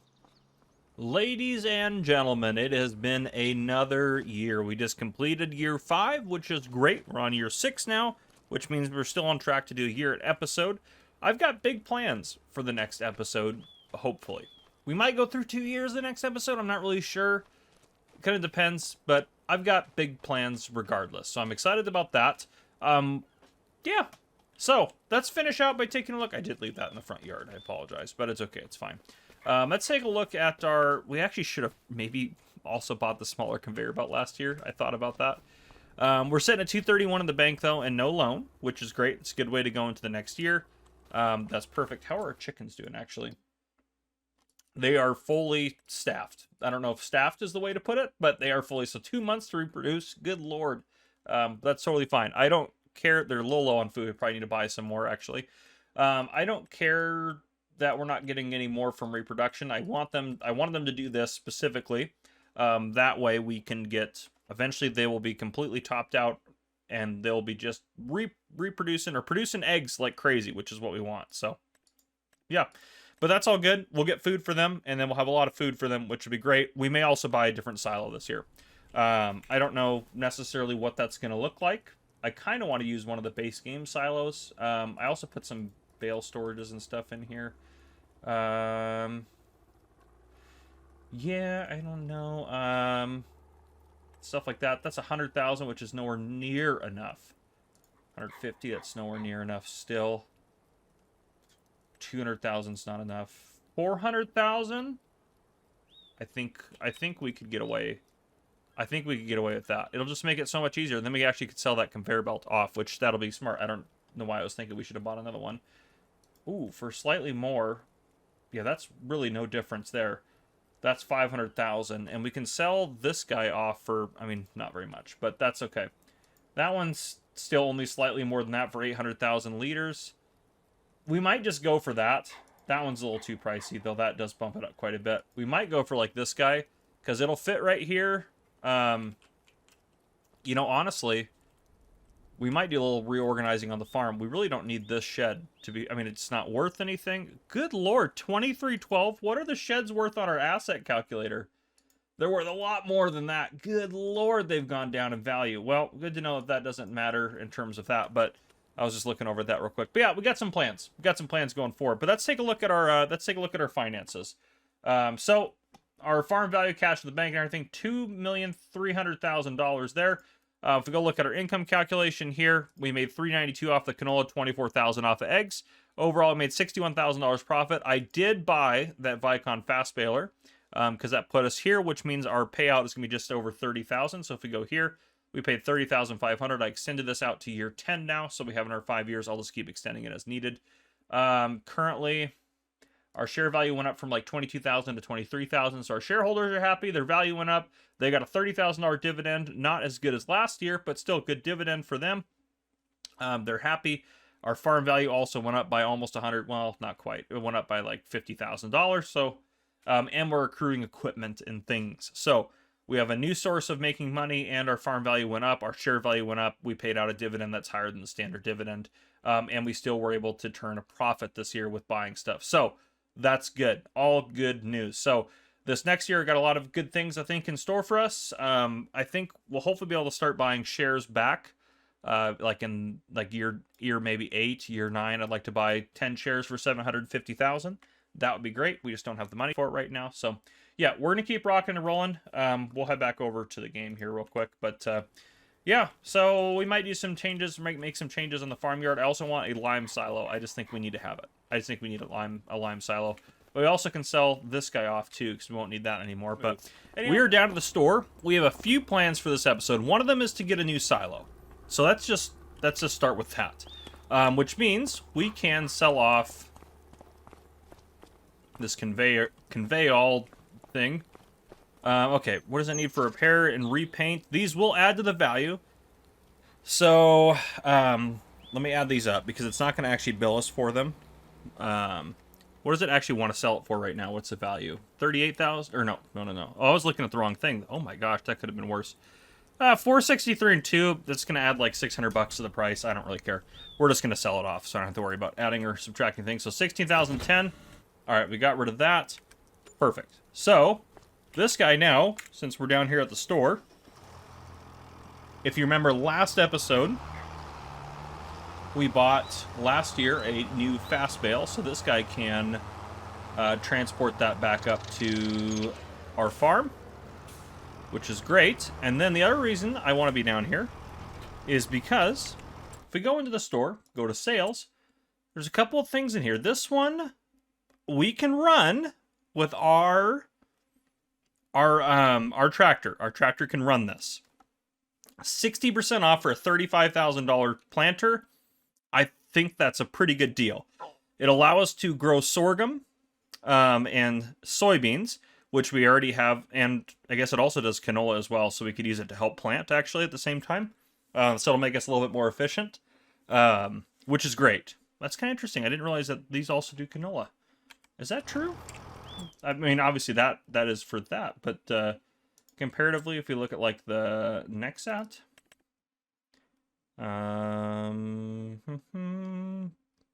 yeah, that guy's normally 182. We're definitely gonna pick that up here in a second. Where are the planters? Canola. See, that planter doesn't do canola. Is that just that one planter that does that? Where are the planters at? Planters, planters, planters. That one doesn't do it. That one doesn't do it. Most of these don't do it. That one does canola and sugar beets. That's actually not a bad little deal there. Yeah, that one does canola. Compared to the other ones, it does canola. And it also fertilizes. So it does, it's all great. Just not a direct drill, but that's okay. That doesn't matter. So we're going to pick that up. $35,000, that's great. We're also going to pick this up, because eventually I want to get this anyways. And now that we have a planter, we can grow corn. I have a plan for that corn. It's probably on the thumbnail, so I'm sorry, but I have a plan for the corn. So we're going to go ahead and... Oh my gosh, why is it green? Does it cost anything to repaint it? Oh, thank God. Yeah, give me a red header. I don't want a green corn header. Yeah, okay, let's get that. Okay. We just drained our bank, which is the worst thing we probably could have done this year. But let's get this back up to the farm. We need this for our straw baling, because we're going to do some barley and stuff like that. So what's going to happen? I am off camera. Oh my God, why did you try to pass me? I was literally about to go across. The AI traffic drives me crazy sometimes. Anyhow, as you know from the last episode, we have ourselves 2 barley fields and a canola field. I'm going to get those done off camera. The reason for that is I'm going to stream it. I'm going to stream it tomorrow, but this video is not going to come out probably till mid to late next week, so it'll all be pieced together later. It just is what it is, but it's something I can do off camera. So, yeah, then we'll have barley for our chickens, which would be great. Yeah, it's all going to work out, but yeah, so, well, barley for the chickens. I'll be able to bale the straw, and we can sell the straw off. We don't really need to keep straw right now. And we might put down a bale storage. We also need to get a new, we might have to take out a little bit of a loan this year. This year might be a little rough in terms of finances. We can also, we can't finance the silo, but if we need any other equipment, we can finance it. I do want to get a regular trailer, because that'll help for like feeding the chickens, because we can't really transfer the barley back and forth using the trailer we have. So I'll keep an eye out for like a trailer to come on sale in here, otherwise we'll have to buy one. We don't need a crazy big trailer, honestly. That holds, what, 8,000? I'd like to get a little bit more than that. Well, honestly, 6 grand to buy that. We might just pick up that, just have a super cheap trailer to move around. It's just feeding chickens. 2 loads with that back and forth across the yard. That'll handle it. Oh, and the other thing we can do while you guys are here is... That guy can keep driving for a bit. We're going to sell off this silo. I don't need to buy the new one yet, but I do need to sell this one off. Because it's going to keep going down in value. So there we go. We sold that off. That gave us a little bit more cash, which is great. Yeah, that's good. So, things are going well. I can't really see the ground, so I don't really want to build anything right now. Yeah, I don't want to do that. But what we can do, I am thinking about selling off this garage here, because we really don't use this guy. So we're just going to sell it off right now. It's going to continue to go down in value. It's really not worth very much anyways, but... It's $2,300, so why not? We'll sell that off. There's nothing... I don't park anything in it regularly, nor do we really need the space in there. The only thing I'd park in there is the trucks, but our truck trailer doesn't even fit. It's too long, so... yeah, we have plenty of room in here for our truck and trailers and things. We put Nexat stuff in there and out and about in the yard. It doesn't matter that much. And then this big shed that we have over here has plenty of room for if we get some more implements and things like that. So plenty of room in here. But... yeah, okay, there we go. We just spent more money than I wanted to. Yeah, and the silo I want to get is like 150,000, because I want to get like this guy, because it's 800,000 liters. We could go for one a little bit cheaper. Honestly, we might, yeah, 125,000. It saves us, I mean, it only saves us, what, 22,000 bucks, but at this point, that's quite a bit. And honestly, 500,000 liters is plenty for what we're harvesting. I don't think we're going to go over that anytime remotely soon. So we'll probably put it in here. We also might consider putting it in here. The other thing I really want to get this year, which we may just have to put it off another year, is I really wanted to get this guy right here, the lime station. It's only 26,000, so we probably will get it. We'll see though. I don't want to drive us into too much debt, but anyhow, it'll be nice when we have to stop, or we don't have to worry about buying chicken food anymore because we have our own. But anyhow, I'm gonna keep going. I'm gonna get through the harvest and everything. I'll probably bring you back in before that's completely over, but I'll get through some of that stuff and I'll bring you guys back in the future. So I'll see you guys later. All right, we are back a little early here, a little earlier than I thought. Our chickens are producing eggs like crazy. I just keep throwing them over there. They are doing great. They're also eating a crap ton of food. I had to buy another $24,000 worth of food for them, and they're already just cooking through that. Good Lord, I'm probably gonna have to buy. We're probably gonna spend $100,000 buying food for these stupid chickens this year until we get to where we can actually harvest. Which barley? We gotta make it to. Excuse me. We gotta make it to June to harvest the barley. Good gravy. Goodness. Yes, as you know, we bought a planter. We're going to get some corn going this year. It's time to plant it.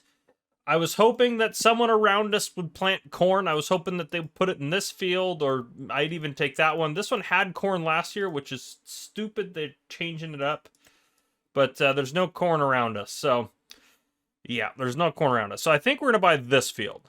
I think it's small, it's easy. I don't want to invest a lot of money. We're going to do it. Let's do it. I don't even know the condition of that field. Let's see. It has sugar beets on it, which sugar beets actually sell for a crap ton of money in this on this game, or on this map. But yeah, let's see. Needs lime, of course it does. Needs plowing. It doesn't need plowing. Interesting. Fertilize, it is. Weeds doesn't have. We're gonna have to plow it anyways, which is kind of funny. Because, well, yeah, our planter is not a direct drill, so we're gonna have to plow it anyways. But yeah, I want to get some corn rolling. You guys have probably seen the thumbnail. I think it's probably gonna have it, but just in case I'm not gonna mention it, you probably have an idea of what we're gonna do here. I need to back that lime spreader up a little more, I think. But anyhow, I'm gonna go ahead and I'm gonna plow that field down. I'm actually gonna throw a layer of fertilizer on then. So yeah, that's what I'm gonna do. I'm gonna plow that field down. Let's get this parked in here. Let's get you plowing.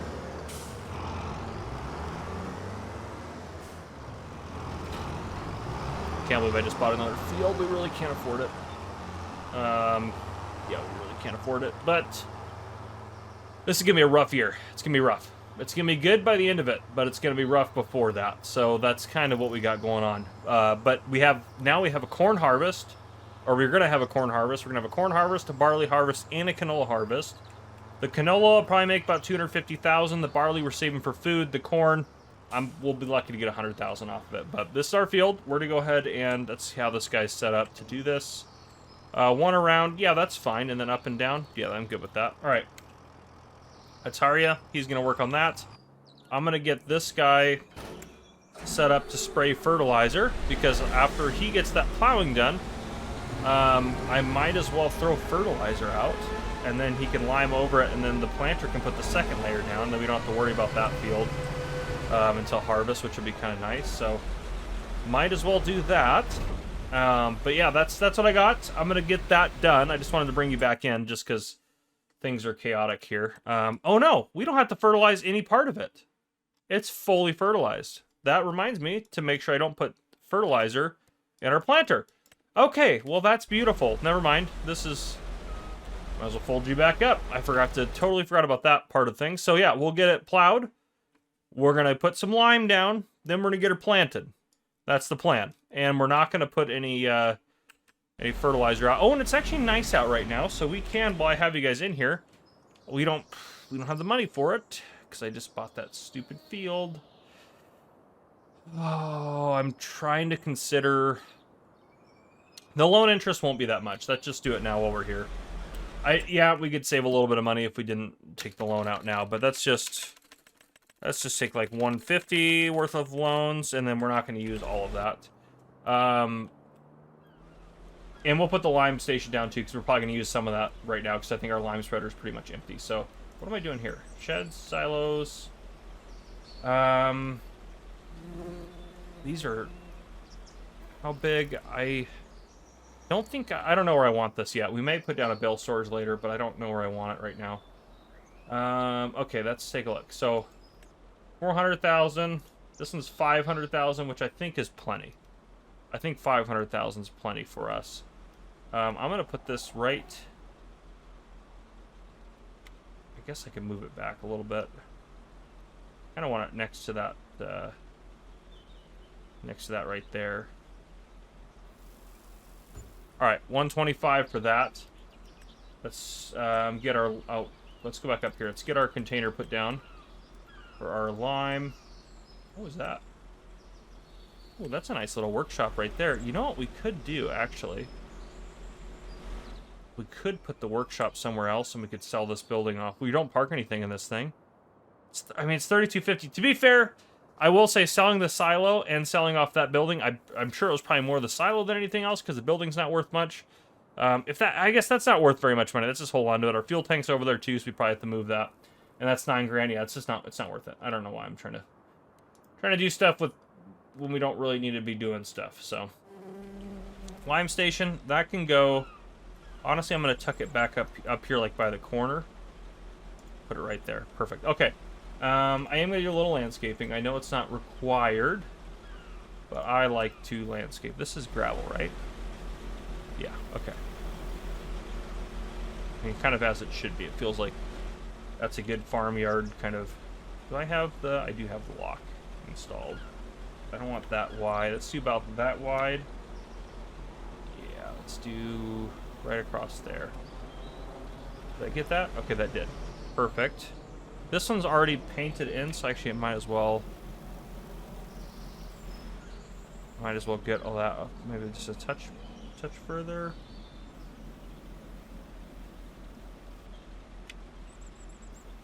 There we go. Okay. That's pretty good right there. I'm happy with that. I'm going to put a little bit of grass in. Just put, what kind of grass do we have? Is it this? It's not that grass, so I don't know what else to do. I don't know if that's a real grass then. Okay, let's just put a little bit of grass in. I know this is kind of a waste of money, but it's not really needed, but it makes me feel better about where we're working. Yeah, honestly, that's all we need. Okay. Farmyards, we should get rid of that little area where the silo was, actually. This does bother me quite a bit. Let's get rid of that. This is totally not needed for any reason at all, other than it bothers me. So, let's paint that over that again. Make sure we got all of that. A little bit of mist there. Let's get this to be gravel. There. Okay. And then I'm just going to put some grass over that. Which, again, is really not needed at all, but makes me feel good about myself. So, there we go. Okay. Excellent. This can go chill. This is next job is going to be... What is the next thing we're to harvest? Should be barley, right? Barley in June. Canola in July. And then corn in October. Good gravy. But at least we'll just keep probably cycling corn on that field. Since we have the corn equipment, so. But that means that's the next piece of equipment we're going to need. So I'm just going to park this back in the shed for now, and we're going to put another break in. Hopefully I can get a lot of that harvesting and stuff done off camera. That's the goal. I'll get the planting done. You guys know the thing. Know what we're doing. And actually, while you're still here... Oh, I turned off all my icons. I think that's over to the side, isn't it? For the... Yeah, there it is. How much is it for 1,000 liters? $247. So about 500. That's expensive. Good gravy, isn't that? Oh no, okay, it's not too bad. It's a little bit more because it's $450 for 2,000 liters. I thought these were like $200. But yeah, that's not bad then. Because 1,000 liters is what, $247? Yeah, so it's a little bit more expensive, but not much. Let's do... Should we just do the full... I mean, we might as well. Did I spend all that money I just loaned out? Oh, gosh. All right, let's not do the full thing then. 10,000 liters. Perfect. Let's put that in there. And then let's just put another 10,000 liters in there. Perfect. Why do I have my flashlight out? And now it has 20,000 liters in it, which that should be plenty to get that field done. We are going to need to do this field, as I mentioned, but... Or maybe I didn't mention in this episode, but last episode I mentioned we are going to put lime down in this field, but that's a future problem. He's already almost done plowing that, so... Yep, anyhow, I am going to get that stuff done. I will bring you guys back in a little bit. probably actually towards the end of the year or maybe during harvest. I'm not sure yet. So I'll see you guys at some point. All right, welcome back in, everyone. It is a beautiful October day. I've done quite a few things that kind of happened. So one thing, I don't think I mentioned this. If I have already in this episode, it's been a while. I did a stream off... What is this over here? Is that just part of the door? Oh, no, it's part of the planter hanging out there. I was wondering what that was. I replaced our lime spreader. Just across the board, we got this one. I know this one costs more. So after we got going last time when we got the lime spreader setup going, the one we had, which is this guy, which is designed to do lime, it wouldn't fill up from the silo. So I was fed up with that one. So yeah, I think that's a great piece of equipment, but you have to load manually with pallets into it or big bags into it. So the one we have now is this guy right here, which I know this is quite a bit more, but I just, for the hassle, straight across the table, I just made sure we broke even and got this one. So it just is what it is. Yeah, I was just frustrated with it. I got our corn header back over here. We're going to need to get it repaired and good to go, which this is going to cost us a pretty penny. I also, when I did our baling for straw, I had to buy some more nets, so we have a little bit extra in here. But yeah, we're going to need to take out some loans here. We already have a little bit of a loan, actually quite a bit of one, but we're going to be able to pay it all back. I know this is going to go crazy here for a second. We're not going to need all this money, but I'm just going to get it up there for a second for us. So repairing this guy. Good Lord, this is expensive. So $89.79. I have to write these down because I'll subtract them from our account here in a second. Oh, no. Don't repaint it. God, no. Okay, there we go. $89.79. This guy, $604. Let's write that down real quick. And then finally, this guy, the important one here, the $22.85, because that's the one we just bought. So there we go. That's all important because we're going to get this harvesting our corn. Theoretically. There we go. Get her fired up. Our corn is over there ready to harvest, looking great. Then we'll have to plow that field afterwards. And I have some plans as well. I planted canola on... I need to take care of the weeds, actually, on that field. Oh, I might have forgotten to take care of them. I might have to spray those weeds. I think I forgot to deal with them earlier. I should have dealt with them earlier. That's my bad. Totally forgot about that. But I'll deal with the weeds on that canola field here. But we'll get over to our cornfield. This is the important thing. We need to get this squared away.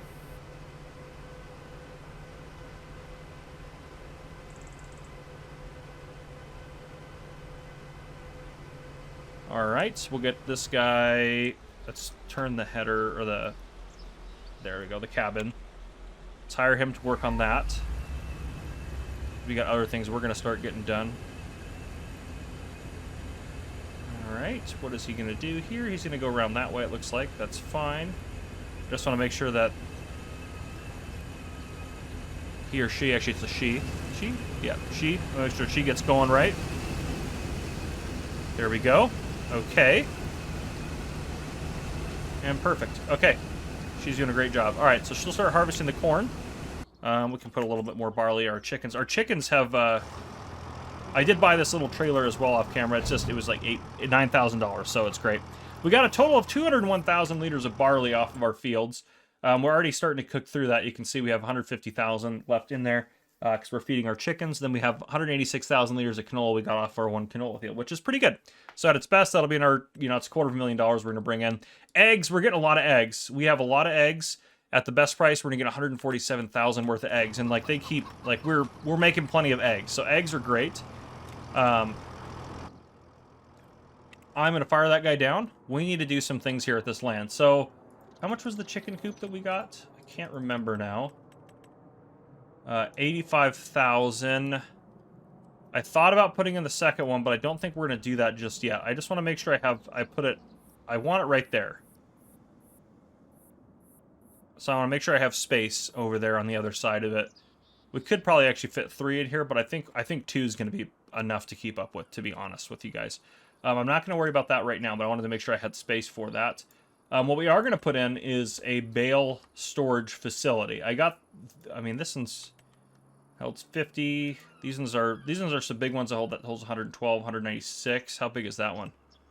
196. That's pretty good. That's pretty good. A pretty small little facility there for being able to do that.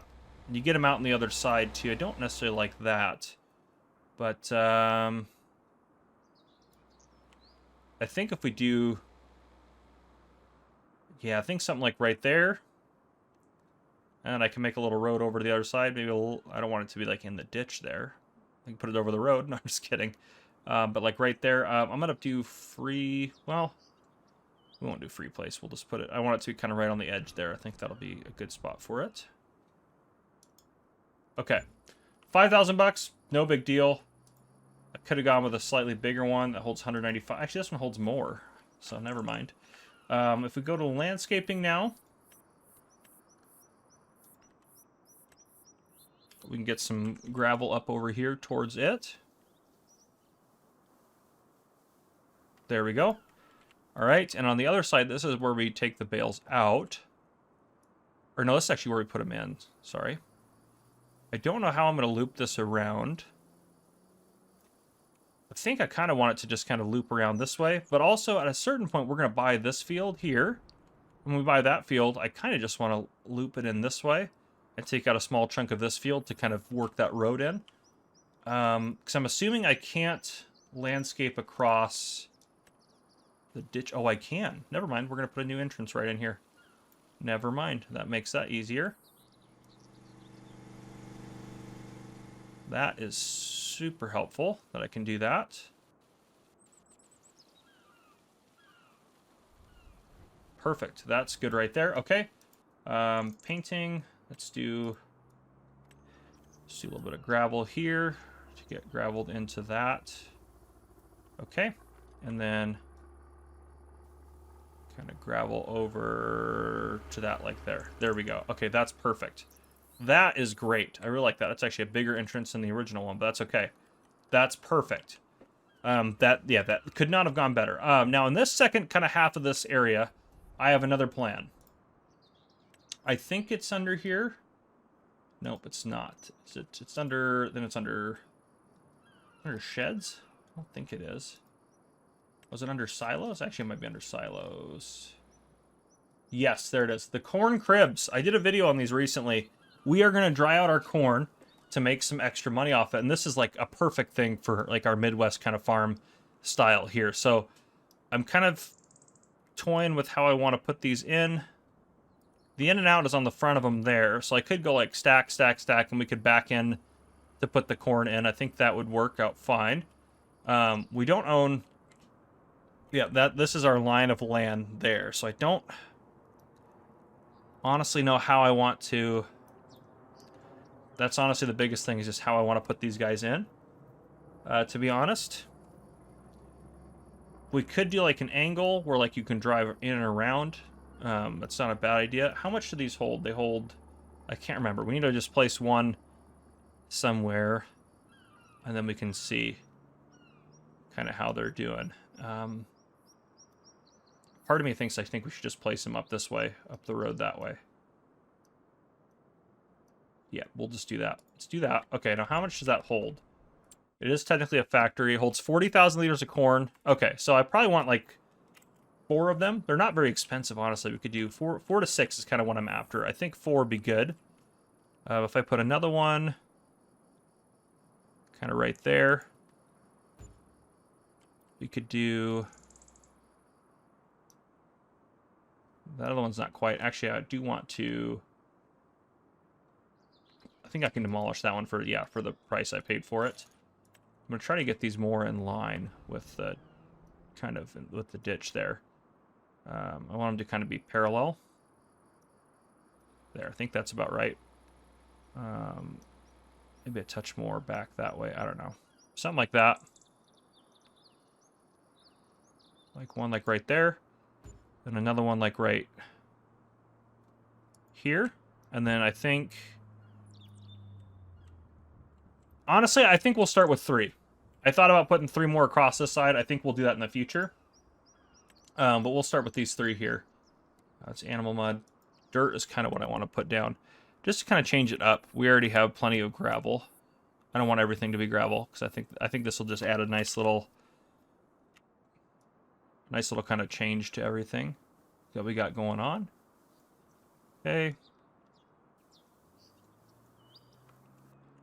Probably a little bit wider, maybe out to there. There we go. Still want a little grass in between them. There, yeah. Right about there is probably perfect. Yeah, kind of made a little bit of unevenness at the end just to kind of make it look more natural. Yeah, something like that. I think that'll be good. Now, I know we don't own this land yet. We will eventually, though, so I'm actually just going to... Because it'll let me paint on land I don't own. I'm just going to work this into our setup. We will buy the land eventually. I talked to the person who owns the land. He's okay with us doing this. To be fair, we've been using his kind of easement the whole time anyways. My bales are literally stacked out on his land. Which, by the way, if we look at time-saving stock, 605,000 liters worth of bales, which at the most be 54,000. So, I mean, not in the eggs, that's 200. We have 450,000 between what we're going to sell. We're holding on to the barley. We're not selling the barley off. We're going to hold on to it because we need to feed our chickens. And going forward, I think what we're going to do, we're going to plow these two fields together. And this is going to be our barley field down here. And then I'm going to put corn on this field. So we have more corn and we get a little less barley than we got this year. But this will be, I think, enough barley to keep up with hopefully 2 pens. If not, we can go, from there. We can figure that out. But yeah, so our next purchase will probably be one of these two plots. What is this? What are we looking at here? 133 and 70. So we're looking at about $200,000 worth of land there. We may buy some stuff before the end of this year, but I'm currently really happy with, I'm honestly really happy with how this little area over here is coming out. It's kind of our production area. Eventually we'll put some chickens next door. Honestly, we should just start the chickens, shouldn't we? We should just get them started. Yeah, let's just do it. Let's put in the chickens. We're going to do a second pen eventually anyways. We have the barley right now. I want maybe a little grass in between them since I know now kind of where that's going to sit. I think right there will do it. That's perfect. I do want grass up the sides of those, though. So let's do a little bit more kind of touch up here. Because I think this should be grass.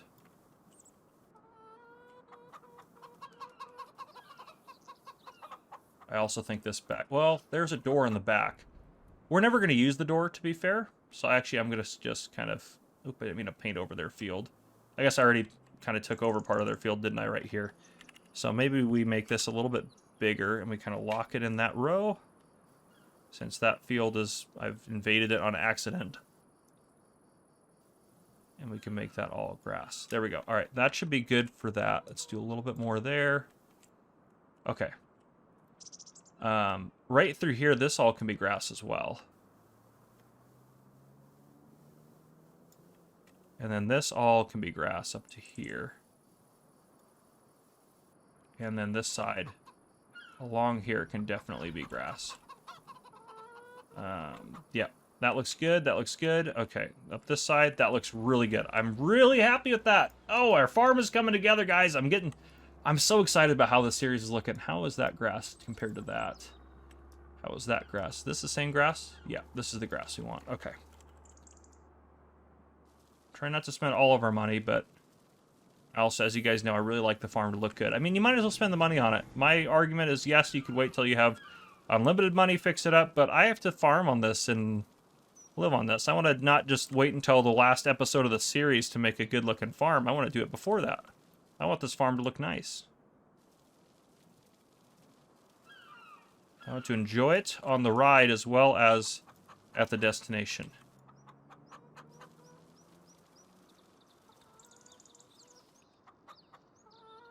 Put a little bit more grass in there. Sorry, I'm being a little quiet. Okay, we'll come up this side with some grass. Oh, that's perfect. I love it. Oh, it's beautiful. All right. Our corn harvest is going well. We'll put some corn in our cribs here in a second. I was like, where'd our eggs go? But they're not going to be in here. That makes sense. We don't have any chickens in here yet. How does the grass look on the inside of this one, actually? There's a little bit, but I'm okay with that. I think that's fine. Actually, we don't have to... Well, we do. I'll say we could move some chickens from there to there, but that's not how chickens work. We'll put another 500 in here, and that's kind of how we'll start off. So we'll do the 0-monthers. Do 250. and 250, and that'll be fine for them. And even having done all that, we can still reduce our loan back down to probably need a little bit of money for operating. So we're only sitting at 320. So really, all of these upgrades cost us about $120,000. So not even actually about 100 grand, including repairing. Oh, that guy's ready to be unloaded. Let's go unload that guy, and we'll get that stuff put in the corn crib, so I can show you kind of how it looks. Gosh, I really like our farmyard. I just really love it. I'm loving it. I love that. I love that about farms, and you can build your own custom farm. I'm really happy with how our farm is going. I'll move the bales in our storage as well. I know they were just temporarily out there, but yeah, this we're not going to get a ton of corn off of this, but we'll get enough. We'll get some money out of it. Because if you compare corn prices, if we go to prices here, corn itself at the best is $8.74, and then dry corn at its best is $13.35, which we might sell in December, or we'll actually probably hold on to it until next year, and then we'll get a nice payout next year from it.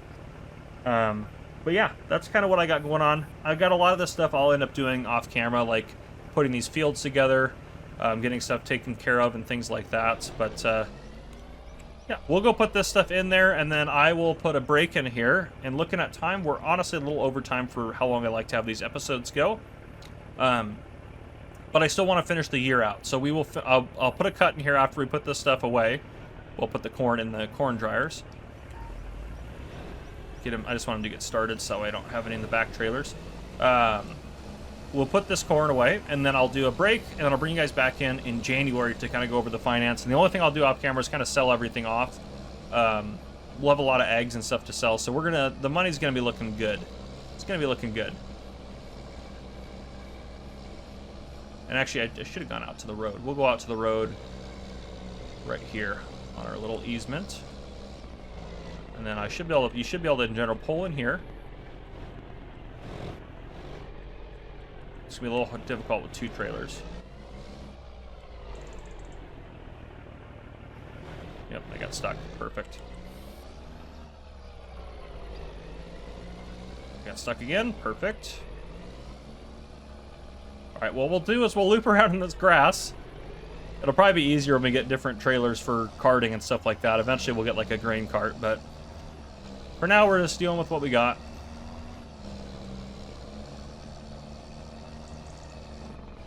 I don't want to put all of it in each one. I want to put...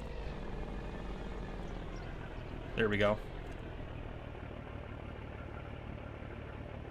That back one, that can all go in this one at least.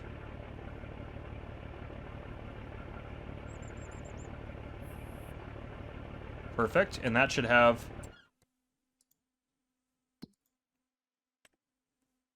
Oh, wow. Why are they at 500 and...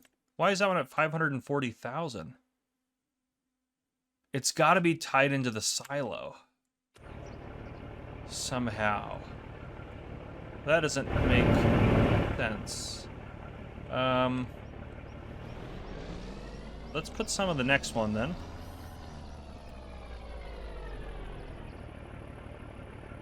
That one's actually filling up like normal. Okay, so that's kind of weird.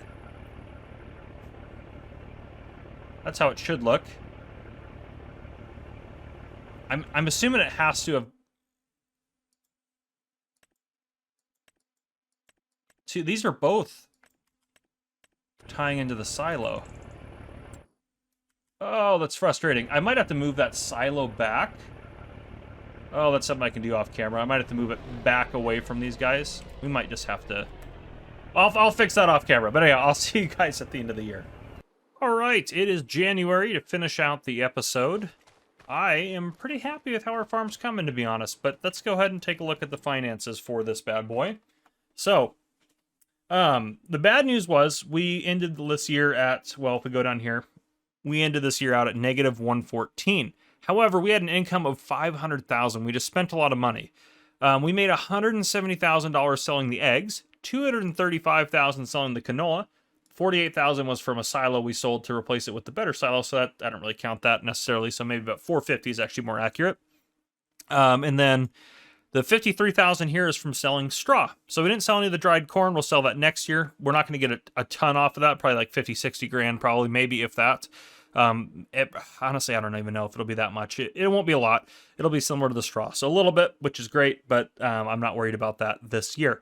And then we'll get obviously more every year from the corn and stuff like that. Barley is just going into making this. So basically off of those 2 barley fields, I consider this to be the income from that. And that's only going to go up as we now have, well, soon we'll have eventually twice as many chickens. So key expenses this year to avoid. Other costs, that was the feed. We spent $48,000 on feed for the chickens, which is hopefully avoidable. A little bit on loans and other stuff like that, and $3,000 of this right here was buying more chickens.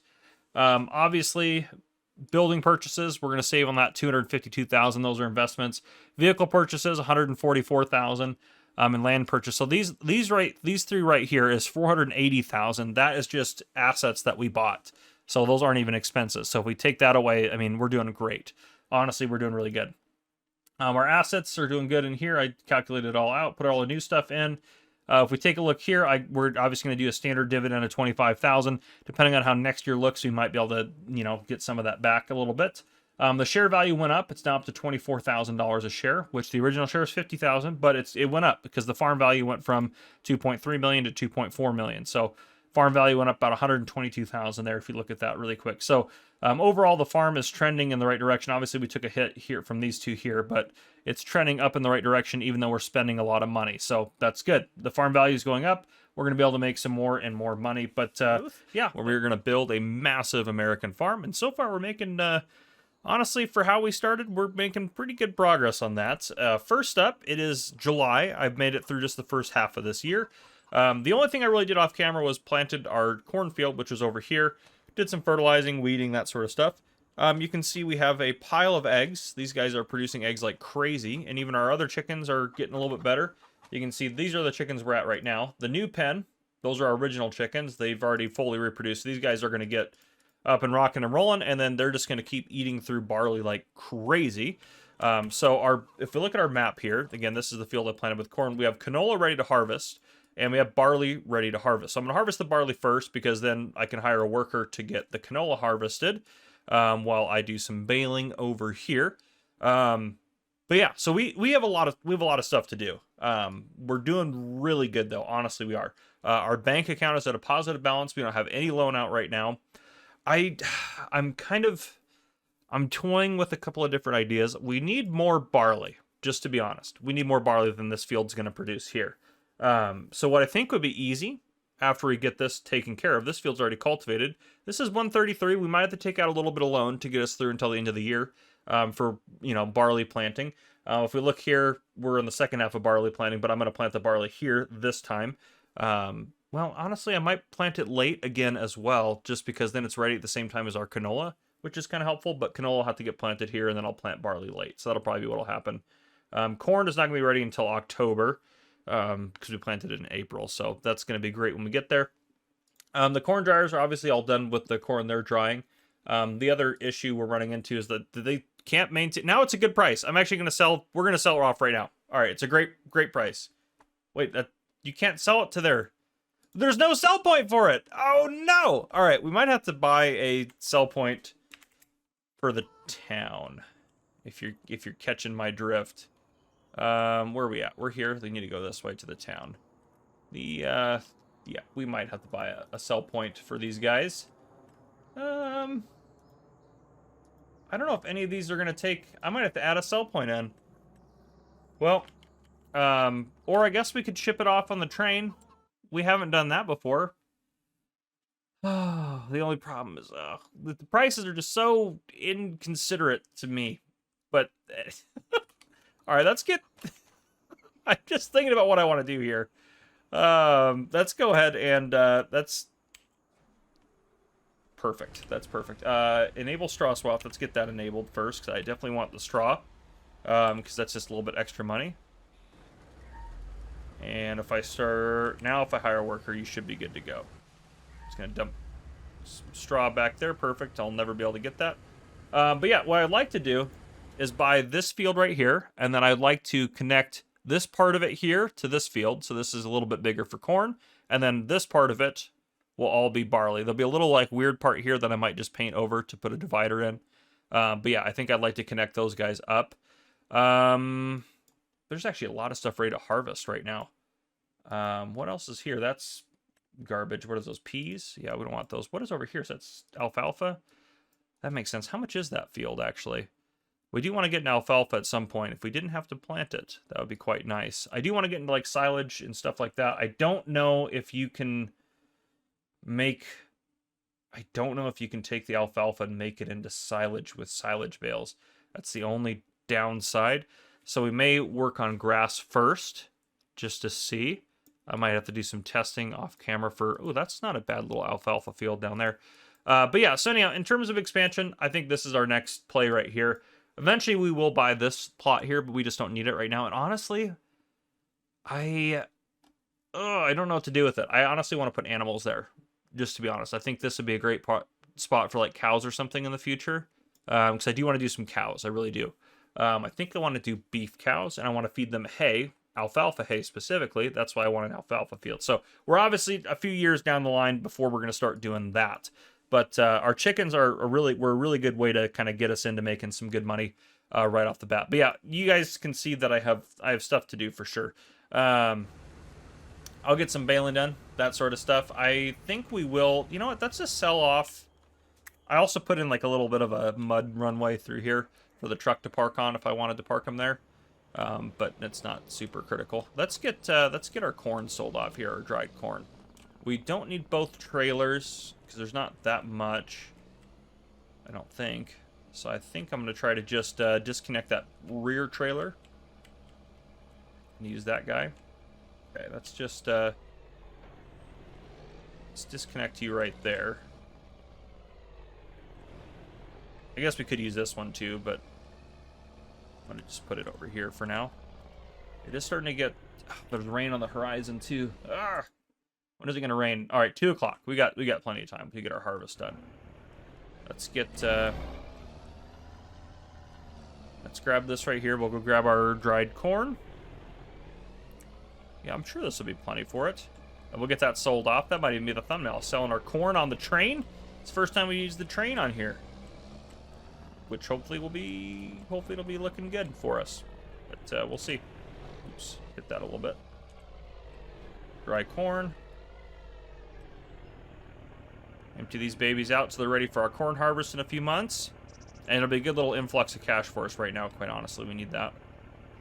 Especially if we're going to think about buying that field in a couple months.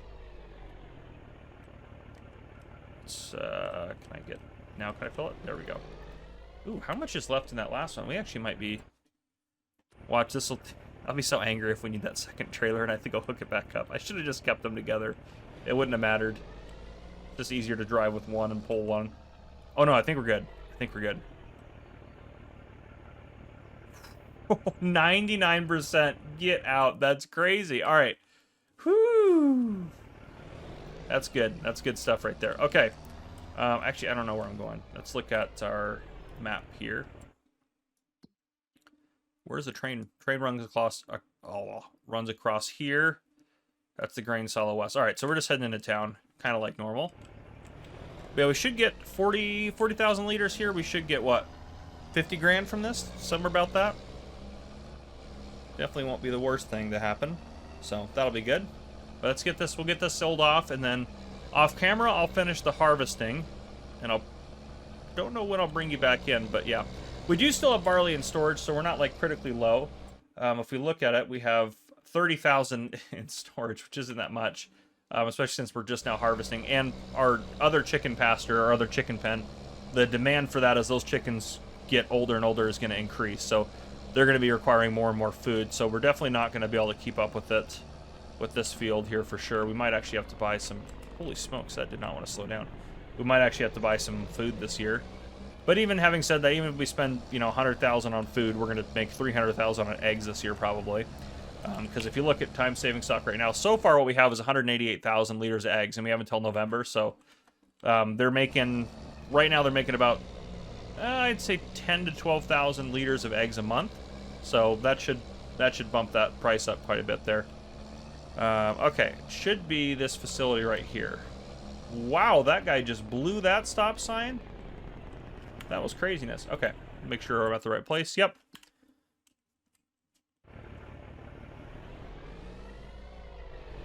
We should just be able to... Oh, no, it's not right there. It's got to be right there. Yep, there it is. Okay, we should be able to get this dumped in here. Now, I'm thinking thumbnail shot-wise, am I going to be able to get the truck and the train? Probably not. We'll probably just have to get the train. I've had this truck in almost every thumbnail, quite honestly. All right, let's start unloading that into there. And we might as well go rent the train as well. We got to get that cooking down here. Where's the train rental point? Not the Trent rental point. I don't even know what that is. I think it's over here. Yeah, here we go. Here we go. Hopefully it stops and all works well and whatnot. 56 kilometers. 56 kilometers away. Wow. Okay. That's not ideal. I guess I haven't seen the train in a while. Is it going to show up? Is it getting closer? It's getting closer. It's gone down by 0.1 kilometers.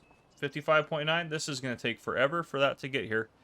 Okay, I don't like that too much. We shouldn't have to pay for the train rental if it's going to take it a year and a half to get here. So if the train rental fee ends up being ridiculously expensive, I don't think it will be. I think it might be $1,000 at the most. At the most, I don't even think it'd be close to that, to be honest. It's $1,000 an hour, but that's real time. So, yeah, it should go by pretty slowly. We'll at least get all this put into here, so we have this ready to unload. I'm gonna have to put a brake in while we wait for the train to arrive. Just turn around here. Oh, our worker already has almost a full tank. We might have to come back down here. How's it looking right now? Let's check. 54.7. All right. Slow but sure she's going to win the race on that one. Maybe. And if that doesn't work, we'll come back down here and pick it up. But we need to go unload our harvester here. All right. I'm going to go unload the harvester. I will put a quick little break in here. I'll bring you guys back in when the train actually shows up. If it shows up. So we'll see. If there's a train on the thumbnail, it showed up. If there's no train on the thumbnail, it didn't show up. So that's how you can tell. I don't know what it's going to be yet. You guys know before I do, kind of. Not really, but you get the idea. I'll see you guys here in a bit. So the train didn't work, and I feel like I've had people tell me it doesn't work, and it's not the mod maker's fault also. I want to just clarify on that one real quick. That's a Giants issue that the map makers can't really control. So hopefully it gets fixed eventually. That would be great. We need to clean... I think we're going to buy a pressure washer. I just want to clean some stuff. Some of our stuff's getting a little dirty. And it makes it hard to do thumbnail shots, you know? If nothing looks good, how can you do a thumbnail shot? Yeah, that's fine right there. Where to put it? Actually, it probably would be more fitting over here by our little... That's interesting. We should put it up on the roof there. I guess we can move it around once we place it, huh? So it doesn't matter a whole lot. There we go. Okay, we're going to dump this barley out. The canola harvest underway. I actually got a lot of baling done. And I reimbursed us the cost of renting the train since it just didn't work. I didn't figure that was fair for us. Our finances look a little chaotic right now because I also spent some money on land and then I reimbursed it. Spent some money on construction. Other than the 4,800, how much was that? This guy, 4,300. That one is going to go on the finance sheet. I'm actually going to put that on there right now so I don't forget. Is it July for us? This is for July. Yes, I didn't put June on there yet. 4,300 for building purchase, we'll say. But the rest of that I reimbursed because, well, it was the sell point I built for us, which will probably be on the thumbnail shot. So there's that. But yeah. We're going to go move the corn around. We're just going to bring the whole trailer set up here. I'm not going to switch back and forth. It's down, obviously, at the silo, so we'll just go down there. I just wanted to drop... Oh, gosh darn, I almost had it. How much barley did we actually get to? There's another question I have. So we're at 174,000 liters. We're at, like, what, 30,000 left, maybe, if that. So we're going to be in trouble this year, I think, a little bit. I think we're going to have to buy some... Yeah, I think we're gonna have to buy some. All right, let's get let's wash up here. Let's make our truck look pretty again. Yeah, she's a beautiful girl. Yep, there she is, all cleaned up and good. I think that's all good there. Let's get the trailers.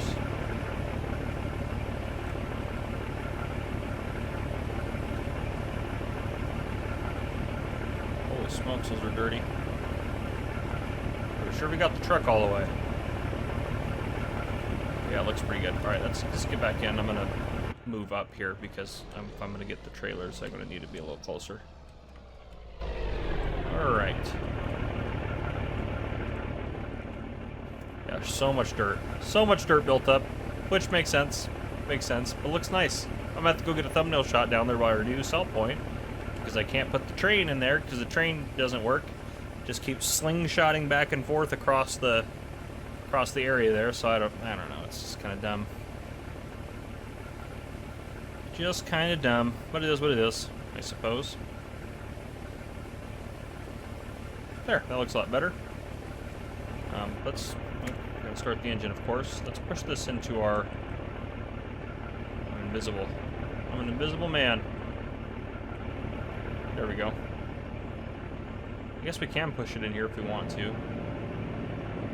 Let's just put it right out here.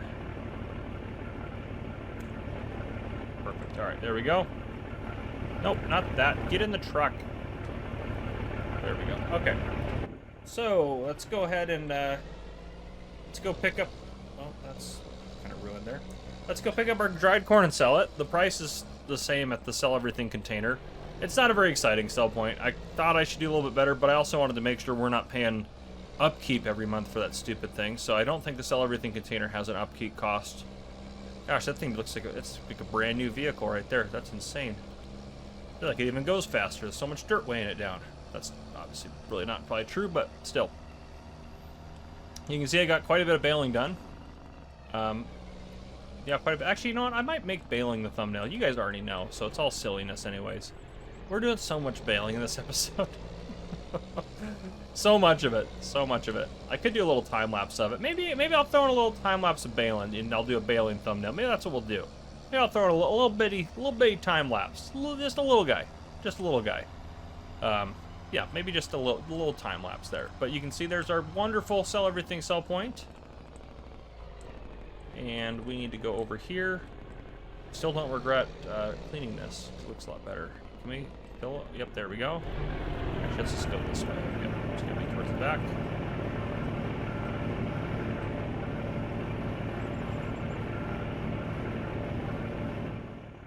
Get all this loaded up and sold off. It'll be a good little chunk of change for us. There we go. This truck is so loud. It's ridiculously loud. Oh, that's an interesting angle there inside the silo.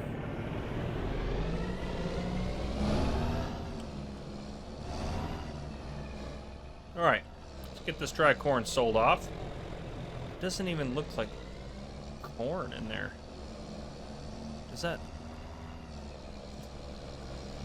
What is that? I don't think. Is that dried corn? I mean, obviously it says it is. I'm just gonna. I'm just curious what it looks like. If I told the back to fill up with, yeah, that's what it's supposed to look like. Why does the texture look different? The rear has dried corn. Well, as long as it sells dry corn, I guess. That's so weird. So weird. All right, I'm gonna make sure we actually get paid appropriately for this. We have 40,150 liters, so 40.15 times the sell price here, as long as we get close to, where is it at? Close to 13.53 per. So we should get about $54,300. Let's make sure that actually happens. $54,322. About $54,323 is most accurate, I think, because it's almost a full that. So, because if we're getting paid like barley prices for this or something stupid like that, I'm gonna be very upset. I don't think it is gonna, so it's 27 minus 27,345. So far, so you should get our 26,000. Okay, it is paying us appropriately. It looks like it's paying us appropriately. It's so strange that it looked that different. Should be around 26, 27, 2707. All right, we got paid appropriately. Perfect. Goodness gracious. Okay. Oh, that's not gonna go well. Go ahead and get my old car there. Yep. Yep, do your thing. That one was on me. I should have looked and seen you coming. That one was on me. I'll take responsibility. When you guys blew the stop sign earlier, that was not on me, but me coming out of that parking lot without checking, that was on me. If you guys want to see me drive a truck more as well, you can check out my other channel, Gamer Cop, where I'm currently playing Euro Truck Simulator 2, which is a lot of fun. I'll probably do an ATS or American Truck Simulator on there as well at some point, but yeah, let's get this back over there. What I'm going to do now, I'll put a little break in here. I'm going to do a quick little time lapse of me, probably not the whole baling, because that would be insane. Maybe like a 2 or 3 minute time lapse of it, because otherwise it'd be like a 30-minute time lapse because it takes forever to bale. But yeah, I'll get some baling done. Give you guys a little time lapse of that, a little bit of music in the background. Get the canola harvest done up here, and then I'll bring you back in probably when it's time to think about doing our little field adjustments over here, and I'll bring you back in so we can buy that field and do that. Oh, also a couple things I think I forgot to mention. I painted a little bit on the edge here to move them away from the poles here because I didn't want to keep hiding poles. I can't put those back because the mod doesn't quite work right. And then over here, I actually smoothed over this ditch because the Nexat would keep getting stuck in it. So I paid for all the adjustments. That wasn't like I reimbursed myself. I paid for all those. So, yeah. Anyhow, enjoy this little baling time lapse.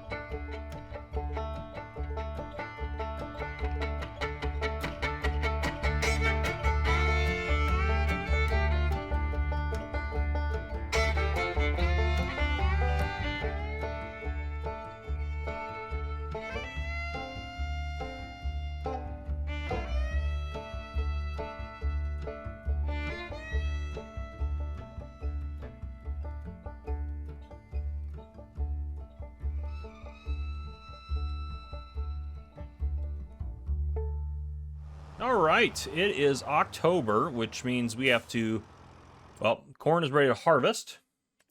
So we got to harvest corn. That's got to get going. Actually, I could start that here in a second. That's okay. There's wheat growing here, but we're going to plow that under. So we're going to buy field 13 here in a second, and we are going to, I think this odd section here, I think think we'll extend 12 out to there and then make this all part of the barley. I think that's the play. How much is it? 133. So we are going to take out a little bit of a loan, but we're selling stuff next month, so like it's not going to be a big deal. Yeah, because we have a lot of stuff to sell. Eggs, we're going to do just fine on. 200. That's our number one thing right now is eggs, which means our barley field is making us the most money technically because we're putting them through and converting the barley basically to eggs. Yeah, and then straw, we'll get about 38,000 from it, so not too bad. So yeah, from the barley, 277 and 38, we're doing over 300,000 from the barley, and there'll be even more eggs by the time November hits. So, yeah, that's going really good. Canola, in December, we will sell that off, get about 245,000. So we should make overall about 500-ish thousand this year. So that'll be good for us, I think. Plus we already sold some dried corn earlier, so that was actually be over 500,000 we're gonna make. It's gonna be a good year. But yeah, let's go ahead and buy that field. Oops, if I can click on it, buy. Yes. Okay. Let's go down here because we're gonna plow these two together. I'm gonna fast forward time a little bit just to hopefully get some of those clouds out of the way so we can see a little bit better. Yeah, there we go. Just a little bit less cloudy now. Usually after about 10 o'clock, it starts to really clear up and look pretty good. Yep, just like that. Perfect. Okay. So, we're going to lower this and hit Y to allow create fields. Easy does it. I don't want to go too far past that. And then I'm just going to plow down the center here. And actually, what's the condition of that field? That's a good question. Fully fertilized, so I wanted to put a second layer of fertilize on it. It does require plowing, so I'm going to plow over the whole thing anyways. It doesn't need lime, which is really nice. Obviously, these little gaps need lime, but that's fine. So that field, we'll get it plowed under, which is totally fine. I can do that with this guy. I actually should have maybe done that first, because he's going to want to plow the whole thing, but that's okay. It'll be fine. I might just do it myself while the corn harvest is happening. That might just be easier, to be honest. Okay, and now let's get just right up to there. That's about perfect.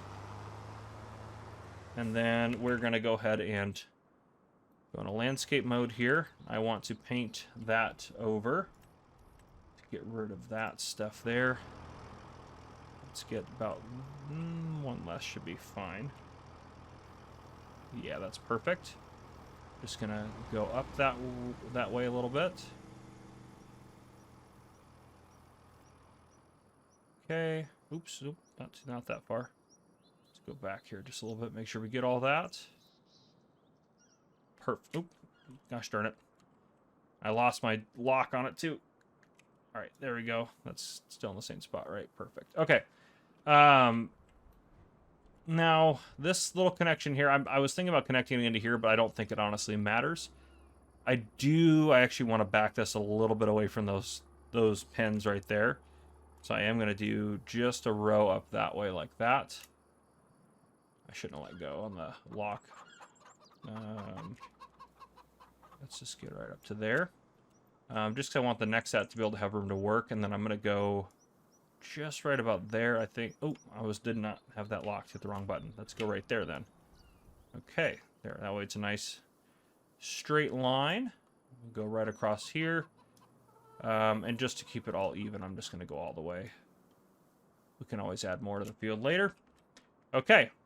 Now this field's going to get hooked up there. I don't want these to be connected, and I think they don't probably give enough space in between the fields as it is, so I'm going to go right out to about there. And that should do it for that. Yep, okay. And then where we're going to connect this one, is that about right? Maybe I'll touch over. Yeah, right there. Okay, perfect. Let's get over this way a little bit. Just up to there. Perfect. I can just get that gone real quick. Okay. I can paint grass in those areas off camera. I'm going to go ahead and plow these together after. I mean, we're not to plow. This field needs plowed anyways. This is going to need plowed because it's corn. So I have a lot of plowing to do anyway, so I'll get all that done. But now we have a nice long wheat field here, which is, I think, great. So that's awesome. I'll sell everything. What I'm probably honestly going to bring you guys back in after I get all this stuff done. I'll bring you guys back in when it's the end of the year, and then we'll go over our finances and end the episode, kind of like we normally do. So, yeah, there we go. If you guys enjoyed so far, well, I was about to end it right there. I don't know why. I was just about to go into my intro, but I'm just going to stop recording this segment. Oh, I'm tired, guys. I'm tired. It is what it is. All right, I'll see you guys in a second to go over the finances. All right, it is January. We made some good money off of selling our canola and our eggs. I did not sell the straw because the best time is January, and I wanted to keep our profits low. Same with the dried corn. Everything's going good. Our barley is double fertilized, doesn't have any weeds or anything, and our canola is double fertilized, ready to rock and roll. This field will put corn in it, and we'll be rocking and rolling. So, yeah, I also spent a fair amount of money, like $300,000 on some assets. That was also to keep our profits low, and it's stuff that I need for the next year, for this year, I guess now, for the next episode. But you're not going to see what those are. They're all very secret, so we're not going to worry about that. But let's take a look at our profits over here. So, looking at this year, let's go look at our income calculation. See, this is how much I spent on those extra assets. I'm going to move them to the correct areas, so this will end up being correct on the farm valuation, but right now it's incorrect. It still works for all the calculations. It's just I'm trying to keep secret what I spent money on, whether it be land, equipment, buildings. I don't know. You'll never know. You'll never know. If it's fertilizer. Maybe I spent it all on fertilizer. That's not true, probably. But yeah. So anyhow, not going to worry about that. You can see we made $612,000. Our expenses were only as high as they were because I bought all that stuff to try to keep this low because I wanted to show a low profit for this year. Because if we go back to farm valuation, instead of paying the 25 standard, we paid them their best dividend yet, but I still was able to, it would have been like $100,000 dividend if I didn't spend all that money. So in order to spend less on paying out dividends, I did that. The farm also jumped up in value. We are up to 2.9 million. So the shares are $30,000 or almost 30,000. They're still not up to the original point. We still again have to pay 75,000 a piece to buy them back. We probably should start buying some shares back soon, so that way we can also pay less in dividends, as we're going to start reporting higher income. So maybe year 8, year 9, somewhere in here, we need to start buying some of those back. Now, when we buy those shares back, that doesn't count as an expense. That doesn't count as an expense against the farm. It's not going to show up on here because that wouldn't make sense. You wouldn't punish your shareholders for buying a share from them, so it doesn't make sense. But yes, that's kind of where we're sitting right now. Yes, we're doing good. We're doing good. We sold again original two. Yeah, we started with nothing, and when we sold all this and got kind of an investment. So this is still basically a start from scratch, which is pretty awesome. So everything's going good, and you can see our new assets over here, $346,000 worth of assets, which I'm not going to tell you what they are. No loan, and then that was our cash in the bank. Then I took out, after I put the cash in the bank amount in there, I took out what we paid out in the dividends. So everything's going really good. Our shareholders were very happy with this year, even though, because for them, they don't know that we were about to make they didn't know they were getting a $110,000 dividend until we spent a bunch of money or whatever. You know, they didn't know that. They didn't know that. So they are very happy with 46,000 because it's still higher than our best year for them yet, and they're seeing a trend upwards, and they're also seeing that the farm jumped in, $500,000 in value that year. So they're pretty happy. And overall, we did really good. If you look in here, we sold $54,000 worth of dry corn. We sold $318,000 worth of eggs, which is now our superior product. And then $239,000 worth of canola. So yeah, we're killing it. Absolutely killing it. Absolutely doing amazing. So yeah, let's go ahead and go back over to the game here. Yeah, that is what I got for you guys. That is episode 7 and year 7 completed. If you guys, whatever it wants first, that's fine. We'll fill this up with fertilizer. I put these 2 new tanks, as you can see, and actually I do need to get the, what's the value of this one? 11,750. Let me put that on our sheet real quick. Solid fertilizer silo. Add that to our assets. Perfect. Okay, excellent. Can I get seeds now? Not from this angle, apparently. Maybe if I watch, it just won't work because they're too close. That'll really irritate me. Come on, we can do it. And I bet you're wondering what our plan is, since it is March. And I did spend some money I mentioned last episode. The problem with this thing is you can make it hold 4,500 liters of seeds, but if you save it and exit out, it gets rid of any extra seeds, like just deletes them. out of the tank and back down to 2,500. So we'll just keep it at 2,500. We are going to go plant something. We're going to plant something over this way. I happened to buy this chunk of land last year before we were done, and we're going to put something down on it. It's not a huge field, but it's perfect for what I want to do. Absolutely perfect. We're going to plant corn in this next month. Barley's growing here. Canola's growing here. Everything's going good. So what are we going to put over there? Well, it's not wheat, it's not barley, it's not oats, it's not canola, it's not long grain rice, it's not oilseed radish, it's not grass, it's not peas, not spinach. It is alfalfa, which I'm sure you guys already saw by the thumbnail title. So that is that. Actually, I should have repaired this before. Yeah, I did take the cultivator off because this field's already fully cultivated. And actually, it's fully fertilized too. So what I'm going to do is, after we're done here, I'm just gonna use F12 menu to fill this thing back up with fertilizer.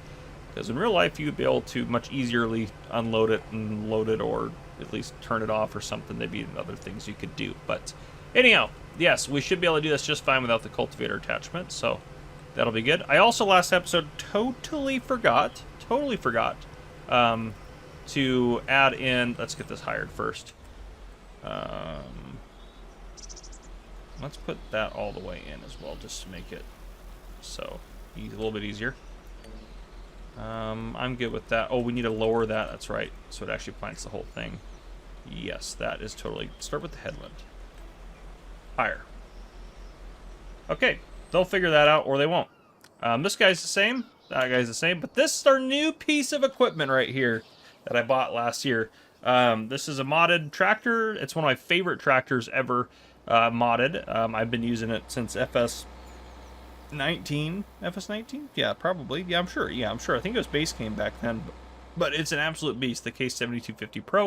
It has 260 horsepower. It's like 140,000 front and rear links on it. And it's got plenty of horsepower for these mowers, which also windrow. These mowers will windrow for us. And we already have a baler. So we can do some alfalfa silage because I want to wrap it and get some silage this year. That's kind of my plan going forward, which, I mean, you probably already saw some of that from the thumbnail, but that's all going to be good. So this will be our alfalfa silage. We should be able to get 3 or 4 harvests off it this year. I'm not sure how long it'll take to grow after we, just planted it, but yeah, that'll be really, really good for us.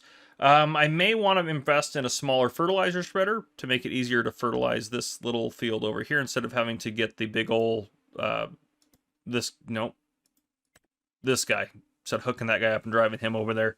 That might just be a lot of work. So yeah, honestly, I'm not a big fan of fertilizing this thing. It's kind of a pain. Workers can't really do it. You have to do it all by hand. So it just is what it is, but it would be nice if I didn't have to use that. But let's go take a look at our sheet right here. I totally forgot last episode to actually recalculate this with lowering all the values for the depreciation. So last episode, I said that the farm was worth 2.9 million something. It's actually only worth 2.8. So I adjusted all that. Nothing else changed, that just the farm value a little bit lower. So I wanted to show that off. Yeah, so everything's fine. And I actually need to delete all of this out of here. Let's delete this because we are on a new year. And yeah, there we go.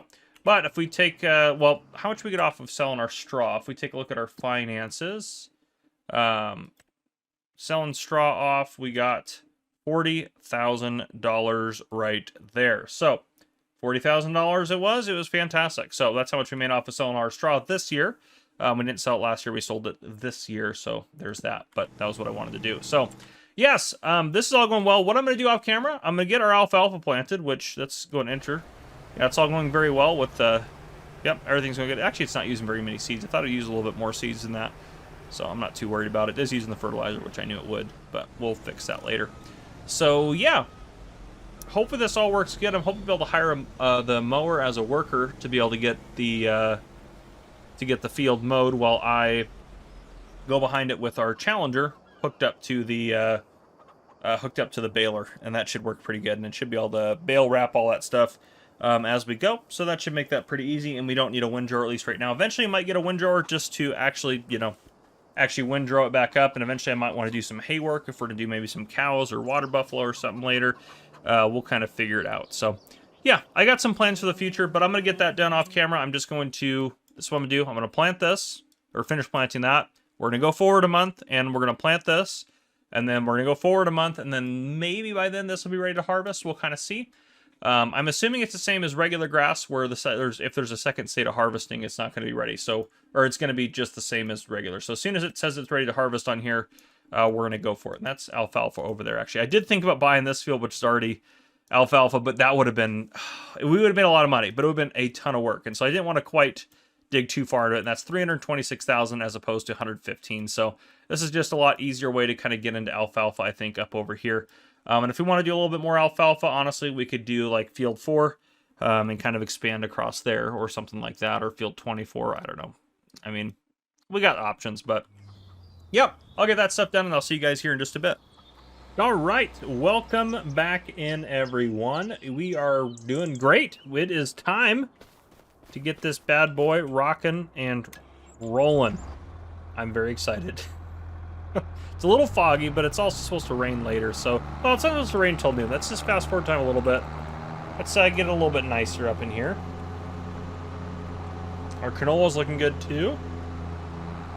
We're just going to drive through it, though, unfortunately. There we go, 9. That should do it. We're a little bit brighter out here. Let's unfold everything. This tractor is an absolute beast. Definitely recommend this mod. I guess I haven't even used the mod yet, really, for Farm Sim 25. This is our first time really using it right now, but it is just a beast of a piece of equipment. And I'm assuming with the alfalfa that this is going to go okay. We'll see. We're going to get him started working, and then we're going to come out. I mean, we can do it in the rain. I know that that's not actually an issue, but I just don't want to. But we're going to get him working, and then I will go grab we'll go get our baler hooked up. All right. How are you thinking about doing this? Let's make that a little bit less just to make sure we're extra safe here. Yeah, 1 around and then up and down. That looks pretty darn good to me. Start on the up and down, actually. I know that's kind of strange, but... Well, no, do the headland first. Okay. Alright, he's going to do it. Let's make sure this starts off okay.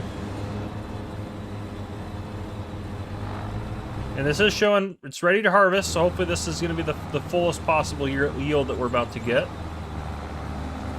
I'm a little worried about the grass on the edge of the field, but I think it'll be okay. This is looking great. It looks like a lot of alfalfa there. Okay, let's get over to. Let's get you disconnected from that. Let's get you over and. We have so many eggs. These chickens are crazy. They produce so many eggs. We need to get like a pallet storage. Now I can move some of the eggs into that until it's time to sell them. But yeah, otherwise we're doing great. Hopefully we can make some good money off of some silage and stuff like that. I think silage is going to be a good way to earn some money. And I mean, there's straw in this right now. I don't think it'll have an issue, but we'll kind of have to see. Ooh, don't hit that. Yeah, I know there is something I want to do with the alfalfa later. I'm hoping maybe to do like some cattle or water buffalo or something. I'm kind of thinking this would be a good plot for that, but part of me wants to buy this and then just make this. I don't know. I don't know what I want to do. I'm not 100% sure of what we got going on. We could also, I don't know, I'm assuming we'll probably stay farming in this area. I can't imagine even later we buy a farm somewhere else or something like that. I think we'll just keep picking up land around here. But we could buy like this chunk of land here and cut this off and then put like cattle here or something. And that way this field's actually kind of farmable. Ooh, that was close.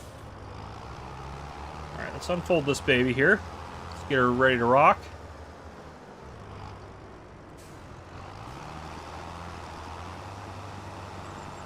Okay, I honestly don't know what it's gonna. This is the other problem with this baler. It's gonna go really slow.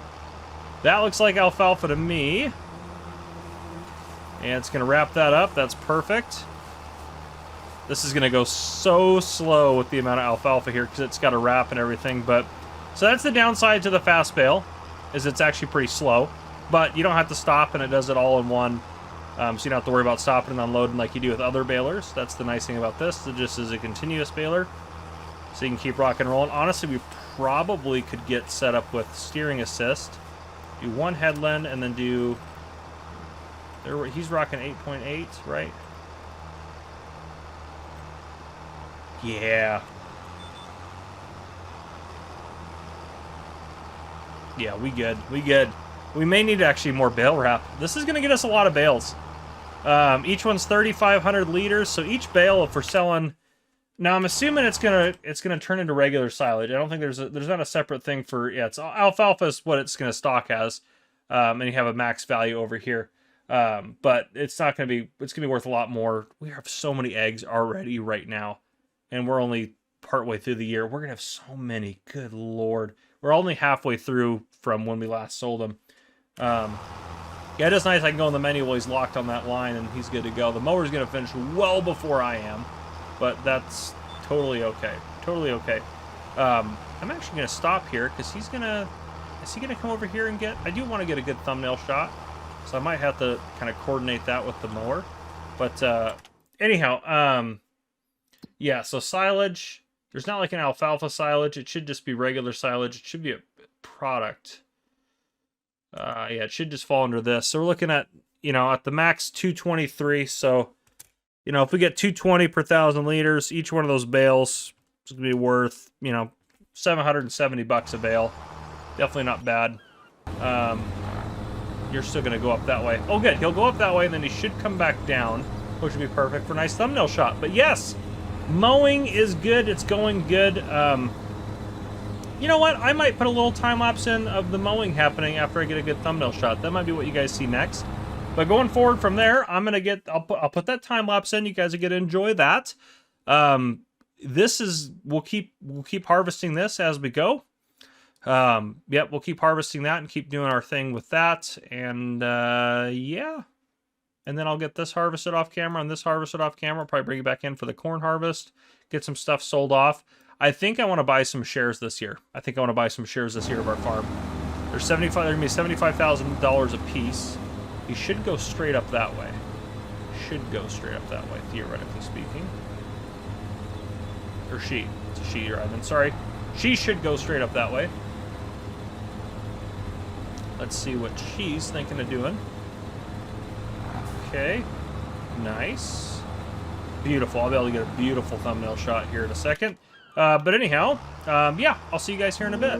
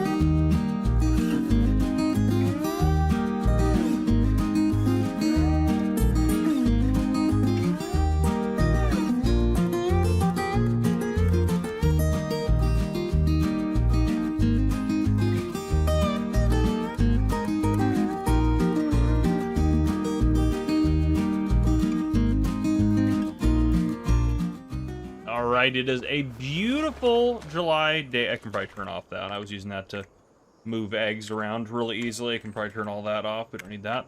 But yes, our barley is ready to go, which is great because our chickens have enough food for now. A little bit there, a little bit there.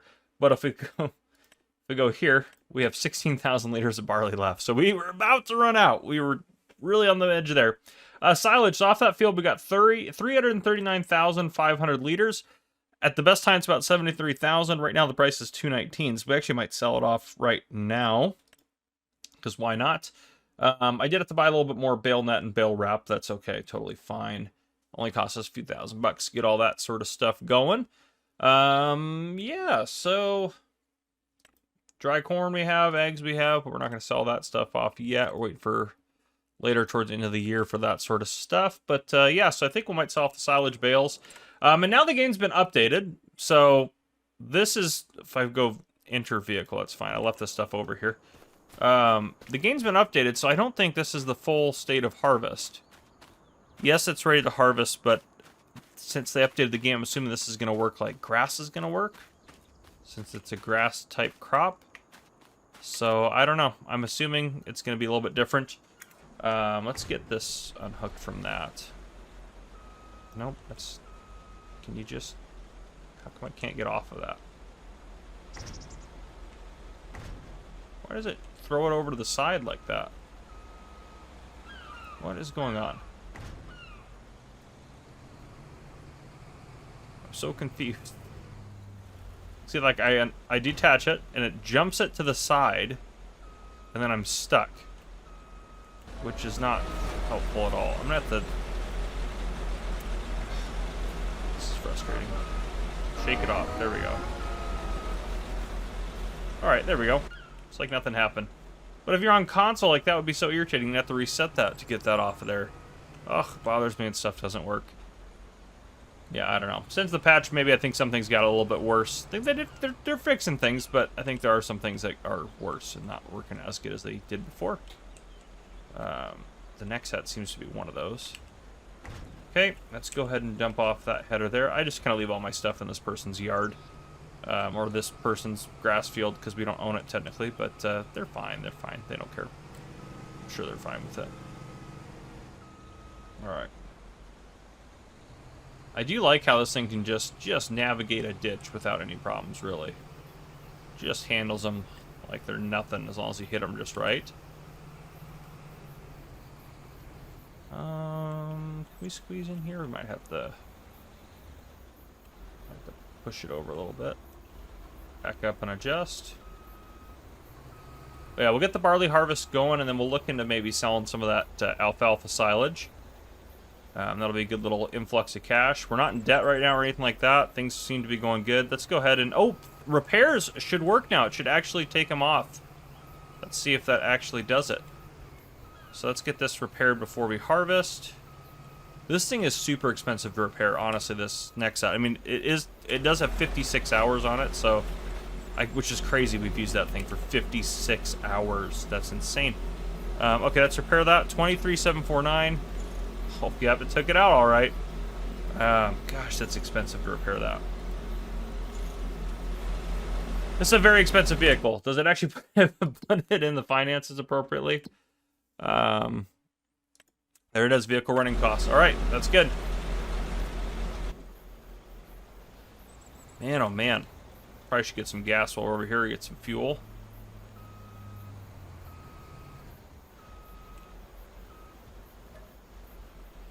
Might take all of that, actually. But yeah, things are going good on the farm. This year I would like to buy... I thought, 10 shares is a lot. That's 750,000. I was thinking if we did, maybe 5 shares this year, about $375,000 worth of shares back. As long as we do that before the end of the year, that'll reduce what we have to pay out for the end of the year dividend. And, I mean, the investors will still be happy because, well, they're still doing very good off of all that. And you know what? When we do our barley, I think we're making enough now. I don't think we need to worry about a straw swath. I'm going to make an executive decision because I hate baling straw. Let's enable it. Yeah, it's to say make sure that's disabled. I hate baling straw. I don't mind baling silage. Silage is going to make us some good money. If we get 3 harvests a year off of if we get 3 harvests a year off of this silage or this alfalfa field, if we're getting the yield that we're getting right now, that's going to be 1 million liters of silage a year, which is going to equate to us making like $200 to $250,000 a year off of this field right here. So we're going to be doing just fine on that, I think. All right, I'm going to move the cab in so he doesn't get stuck in anything, hopefully. All right, let's hire a worker. See what you end up doing there. Okay, let's get over to our truck. Let's fire you up. Where is silage selling the best? Let's look at prices. Scroll down to silage. There we are. Yeah, I mean, yeah, the sell everything container. All right, I guess that makes sense. It's not the fluctuation is nothing, so we probably could honestly sell it whenever it's ready at all times. But yeah, let's put 36 of those babies out. It's gonna be 3 loads probably.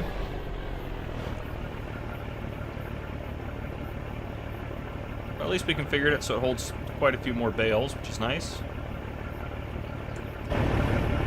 Why do you think those are where they should be down there? Let's go ahead and put 36 more out. Okay.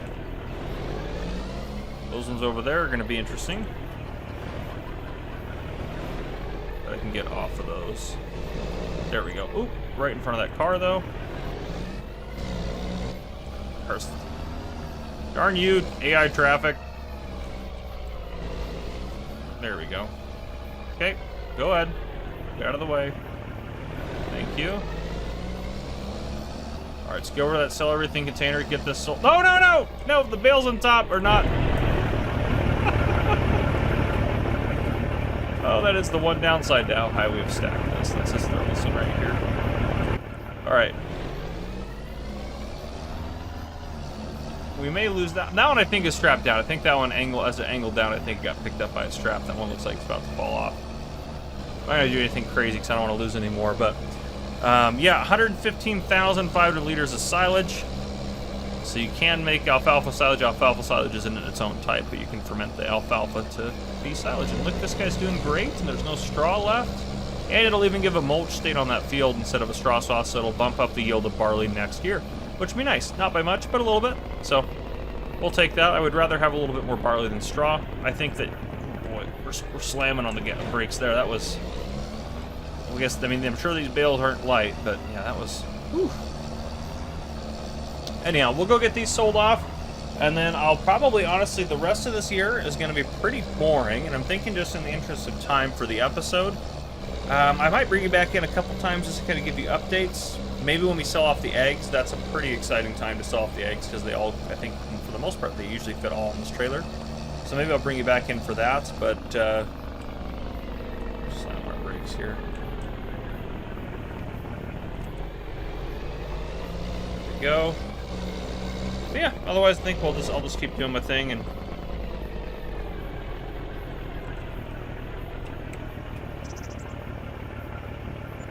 there we go, $30,000 a load. We'll have another full load, and then probably like a third of a load, I think, is what we'll have left. So it'll all be good stuff. But anyhow, just wanted to bring you guys back in for that. I'll keep working, rocking and rolling, doing our thing. And yeah, I'll see you probably when it's time to sell eggs, and then we'll wrap out the episode after that. All right, it is December. I'm going to bring you guys back in January so we can go over the year, but we need to make some decisions before that. Let's take a look at our finances so far this year. Let's just go take a look at that. So here we are. We spent a little bit of money here on a new vehicle. I'll explain that here in a bit. We just kind of paid. Actually, I think technically we needed to pay more, but I think that's fine. We're just going to allow it to happen. We'll say it's a special we got on it, and I'll talk about that. Some fuel and other costs and things like that. We spent a crap ton of money this year on maintenance, and it's only going up. The Nexat is ridiculous to maintain. Honestly, it's ridiculous, to the point that I hate that piece of equipment now. Also, since they updated the game, nothing seems to work anymore, which is perfect. So the Nexat seems to be worse after the update, which is just fantastic. But anyhow, this year, so far we're sitting, because we sold almost $500,000 worth of eggs. We sold, right here. That's $116,000 worth of silage. We have a bunch more silage. We have 2 more harvests sitting in our silo, which we'll talk about in a second as well. And we sold $247,000 worth of canola.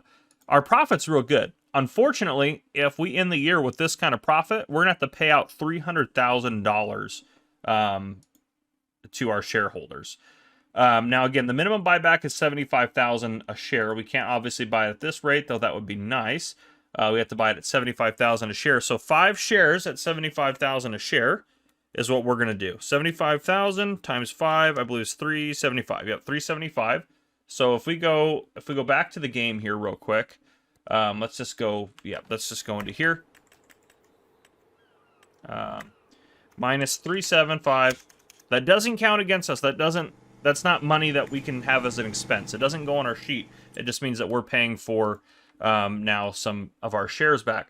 So farm down is now 55. And this is now 45. So now we only have to pay 45% of our profits out instead of 50%. So it's still going to be a problem, because if we look at our income here, if we got to pay out a 631 right now, 600, let's say it's 630,000. Right now we have to pay out $280,000, which is way higher than we've ever had to pay before, which is good for the shareholders. They'll be very happy to get that big of a bonus, but I don't want to pay that much. That's ridiculous. So we need to pay some money out. So if we go back to the farm here, we need to get rid of some of this money. We only have $330,000, so we got to be careful, because we still have to pay out the shareholders. So right now we owe them $283. So if we spend, $200,000, we're still going to we'll be a little bit in the hole. We might have to take out a loan to pay them. But I think we can spend maybe $200,000 to get that profit down. I think that like 200, 250, that'd be fine. And the reason I think it's okay to go a little bit in the hole going into the next year is because when we take a look in here, we have dry corn, which I think all of it is dry corn now. I don't think there's anything. Well, actually, that probably isn't true. Well, yeah, so some of it's still going strong here. But out of the dry corn we have, plus the corn still going, which this one I probably should empty out and move around before we keep going too far. We're looking at about 160 grand from that. Plus, we should have quite a bit of silage.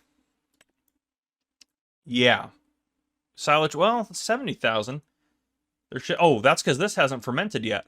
So double that. So I have 140,000 in silage. So we're looking at about $300,000 of the stuff that we're just going to be able to sell as soon as we hit the new year. So 300,000, that's going to be pretty good.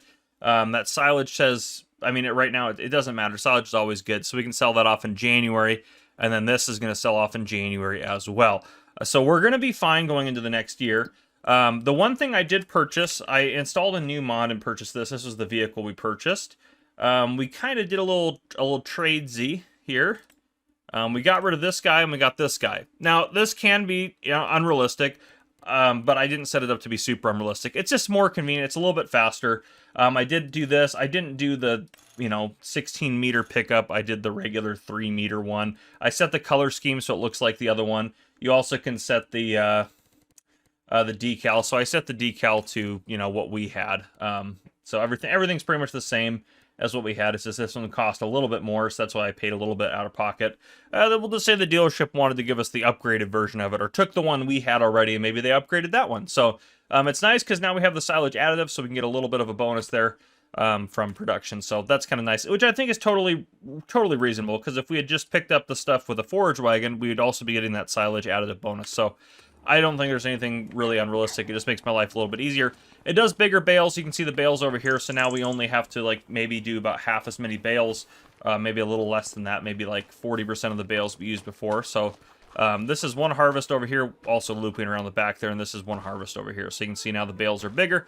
It's just going to make my life a little bit easier. There is one bale in there you can see down there bottom right-hand corner that has 37,500 liters. That was the unrealistic bale. I accidentally did one of those, and then I lowered it back down. So yeah, it's just a quality of life thing, since most of the silage work's gonna be done off camera. Since the update as well, we can't just, it doesn't grow, then we can harvest, then grow, then harvest, so we can't really get 5 harvests a year out of this. We're only gonna get 4 now with the way, well, maybe even only 3, with the way they updated the game, because they changed the kind of the grass glitch, if you will, so that'll be one thing that's a little bit different. But anyhow, we need to buy something. There's nothing really on sale that I want, and honestly, I'm kind of sad. I should have probably bought it. There was, I kid you not, last month on sale, there was a Fendt 1050. One of these guys with the 1050 engine, I could have gotten it for $188,000. It had 33 hours on it. So that was probably dumb. I would have had a 517 horsepower tractor. I would kind of want to avoid the Fendt tractors anyways right now because I'm trying to kind of keep it more US style, but that would have been kind of nice. So I've been considering another tractor, but we have two decent tractors right now. In terms of our upgrade, the one thing that I'm kind of thinking about, so I want to slowly go away from the Nexat. One thing I want to change is the fertilizing that we're doing. I think that the Nexat is using the sprayer is not the most efficient. It's it's not the greatest. And you can't hire workers to do it because it's so big, it just doesn't work. Where is all... I feel like I'm missing things here. Yeah, yield improvements. So I was thinking since our fertilizer spreaders, our other stuff does genuinely, it does solid fertilizer. I was thinking maybe we can get one of these setups here. We could do two of these backs, one with lime and one with fertilizer. And then this actually goes, how much is the other piece of equipment? This would be a good investment, I think, for us. To be able to do fertilizer and lime on the farm. So between both of those backs and getting this, that would be $300,000 right there. That would cut our profits down quite a bit for this year, and we could still make the payment out that we need to. So I think that's kind of what I want to do. The working speed's pretty quick. It's just a really good setup. It was in my top 10 mods actually recently. This guy was. Holy smokes, we don't need special tires apparently because those are way too much money. How much are... Oh my gosh, $30,000. No thank you. Fenders, we don't need anything. We just want the bare minimum. We want this guy right here. I might throw a number on there, $5 to put number 1 on there. That's fine. Yeah, so let's go ahead. We're going to buy this. Buy that outright there. And then go with that. We are going to buy 2 of these. One I want to be in this configuration here. I think pretty much that silver right there. Is it going to cost more to do like a custom... Maybe that, but not glossy, like metallic. No, it's not. All right, we'll do that then. I like that. Kind of like that's for the lime right there. Okay, let's go ahead. We're going to buy that. That's going to be, what is that? 48,000. Okay. And then we're going to change the color and buy another one, which actually, should we just go John Deere green with it? Maybe. Yeah, you know what? For the fertilizer spreader, I think that'll be fine. Let's go ahead and buy that one. 48,000. So we just spent quite a bit of cash. Let's get over to that guy, if I can. You can see our baler looks exactly the same as the one before. But yeah. All right. There's some silage added that I bought there, some of the leftover stuff. So yeah, here we go. This is going to be great. This is going to help us out. It's perfect for our farm. I think it's going to be fantastic. So I can get these backs over to the farm, and then we can switch them out as needed. This is going to help us out quite a bit. So I'm happy with that. What I'm going to do, I'm just going to go forward into the next month, and we'll finish out the year, and we can cry a little bit when we have to pay out our shareholders. But anyhow, I'll see you guys in the next year here. All right, it is January. I sold all of our silage. I didn't sell any of our dry corn yet. I'll sell that next episode. But yeah, I sold that off, and then I took out the 152, which we owed for... Well, let's go take a look at our finances here. I took the 152 out, but anyhow, let's go look at our screen here. So year 8, yeah, we spent about $75,000 in maintenance, the most we've ever spent, and it's just going to keep going up because of that stupid Nexat. Property maintenance is also the most we've ever spent, and that's going to keep going up. $10,900 a lot. Spent 16 grand on fuel because I refilled our fuel tank all the way full. Spent about $42,000 on fertilizer. That also includes lime. We had to refill the lime container twice because we had to lime a few fields. $307,000 in vehicle purchases. That was mostly our fertilizer spreader, or new fertilizer spreader and such. Building purchases. What did we buy? I don't remember. Oh, did we buy? What did we buy? I haven't cleared this out yet. I don't. Did we buy the lime silo or something? I don't know what we bought something apparently.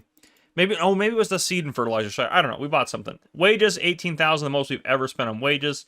$8,000 in other costs, which is like that's not too bad actually, because this is when we were buying pig or chicken feed here. But yeah, that wasn't too bad. $8,000 is like, I don't remember what all of it was, but one of it was like the silage. Oh, it was probably all like silage additive and Ronnie wrap and all that stuff for our baler. We made the most we've ever made in a year. We made $800,000 this year, and we didn't even sell a lot of stuff, to be honest. We had a lot more stuff that all the stuff that I'm selling right now in January this year is stuff that we made last year. So went from 600,000 being our best year yet to all the way up to 859,000, not profit, but income. And you can see we still spent about the same amount of money each year doing that. So we did have to pay out a whopping 152, as I talked about, which I did because we had a profit of 339. That's to say our shareholders were very happy, even if we bought 5 shares off of them. So that was our big thing we did, was buy 5 shares. I'd like to buy another 5 shares this year. If we can keep doing that, this is going to go down and down, and eventually we'll own the farm outright. The farm value went up overall by about $100,000. So with depreciation plus us buying that new piece of equipment, I think was the main thing there. So from 2.8 million to 2.9 million. So shares went up by about $1,000 or so a piece, which isn't too bad. We own 1.6 million of the farm, and our shareholders own 1.3 million. So we are still working towards building the biggest, baddest American farm ever. Last episode, kind of our highlights, we got some new equipment, which actually, well, you can see here we're planting corn right now. This isn't our new equipment though. Well, we did upgrade our baler. We also got this guy with a box in the back for fertilizer. We have a separate one for lime that's full of lime, so it kind of help with our fertilizing and stuff. I'm going to try to phase out some stuff with the Nexat. If we go over to the Nexat here, after we're out of this liquid fertilizer, I'm going to sell this sprayer off, I think, to get rid of it. I think. At a minimum, we're not going to use it anymore, so it doesn't go down in value anymore.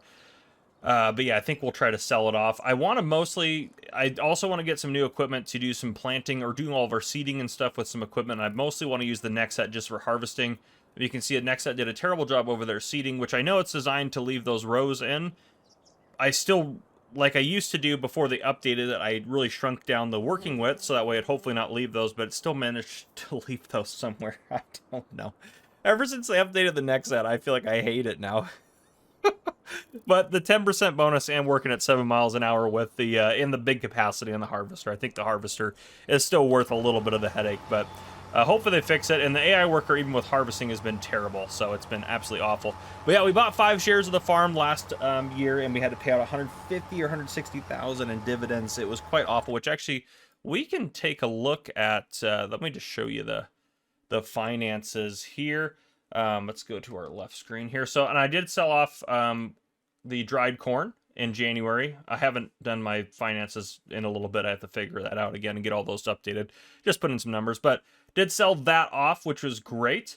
If you go to our farm valuation, we paid out $150,000 last year because we made $339. We actually made, we made a lot of money, but we bought some equipment right at the end of the year to kind of try to help balance the budget a little bit more, so we don't have to pay as much out. But you can see we now own 5 more shares than we did before. So we own 55% of the farm, and shares at large are now 45%. So we're now a majority owner of our farm, which is great. I would like to buy 5 shares a year. I think that would be a good goal. Maybe 5 shares. We're going to go through year 9 this episode, and then maybe next year we go through, we get another 5 shares. Maybe we buy 10 shares next year, but 750,000, so it might be a bit much. But yeah, to go back over to the game here, one thing I really want to do, I think I'm a little worried we're going to run out of barley. 51,000 liters left. We got to get to, I'm going to say we have to get to July. We should actually have plenty. I thought about maybe doing another field of barley somewhere. I'm hoping maybe a small field comes up that's got barley in it or wheat in it or something. That one does actually over there. I guess we can see because they would have already had to plant it. How much is field 29? That's 222,000. That's a little further away than I like to work for the farm, but I don't really care too much. I'll probably actually just smooth these edges out to make it actually more workable. But we could potentially invest in that. I do want to get another field this episode of some kind. This field, if we ever buy it, we have to smooth out this whole edge so the AI workers actually work on it, which is kind of irritating. So I'm not as pumped about maybe getting this field. Also, well, it bends over there, I guess. Where's David at? David's over there, so this is the field that we should be the most scared of, probably. Is it Walter lives up the road? Yeah, Walter lives there. So the other thing we could do is we kind of go all out and get a $500,000 field here. I don't think we're quite to that point, but I definitely want to get something to kind of help bump up our production a little bit. And I think maybe if we bought this barley field over here, which actually, how is that field being cared for? Does it need liming? No. Does it need plowing? No. And it's double fertilized? Okay, well, we're definitely going to buy that field when it comes time to harvest. So, yeah, that's kind of a no-brainer, I think. We'll get that one. That one's a step further than ours. So that one actually probably be ready to harvest in June. So we probably should buy it in May. We might have to take out a little bit of loan because we'll probably be a little bit short on cash. I mean, we're pretty close right now, but a little bit of a loan's not a big deal. Looking at our alfalfa, though, it should be ready to harvest in 2 months. So yeah, that's also going to be a little bit of a problem. So anyhow, yeah, we'll probably take out a small loan and we'll buy that field over there. I think that'll be a good way to get us some extra barley.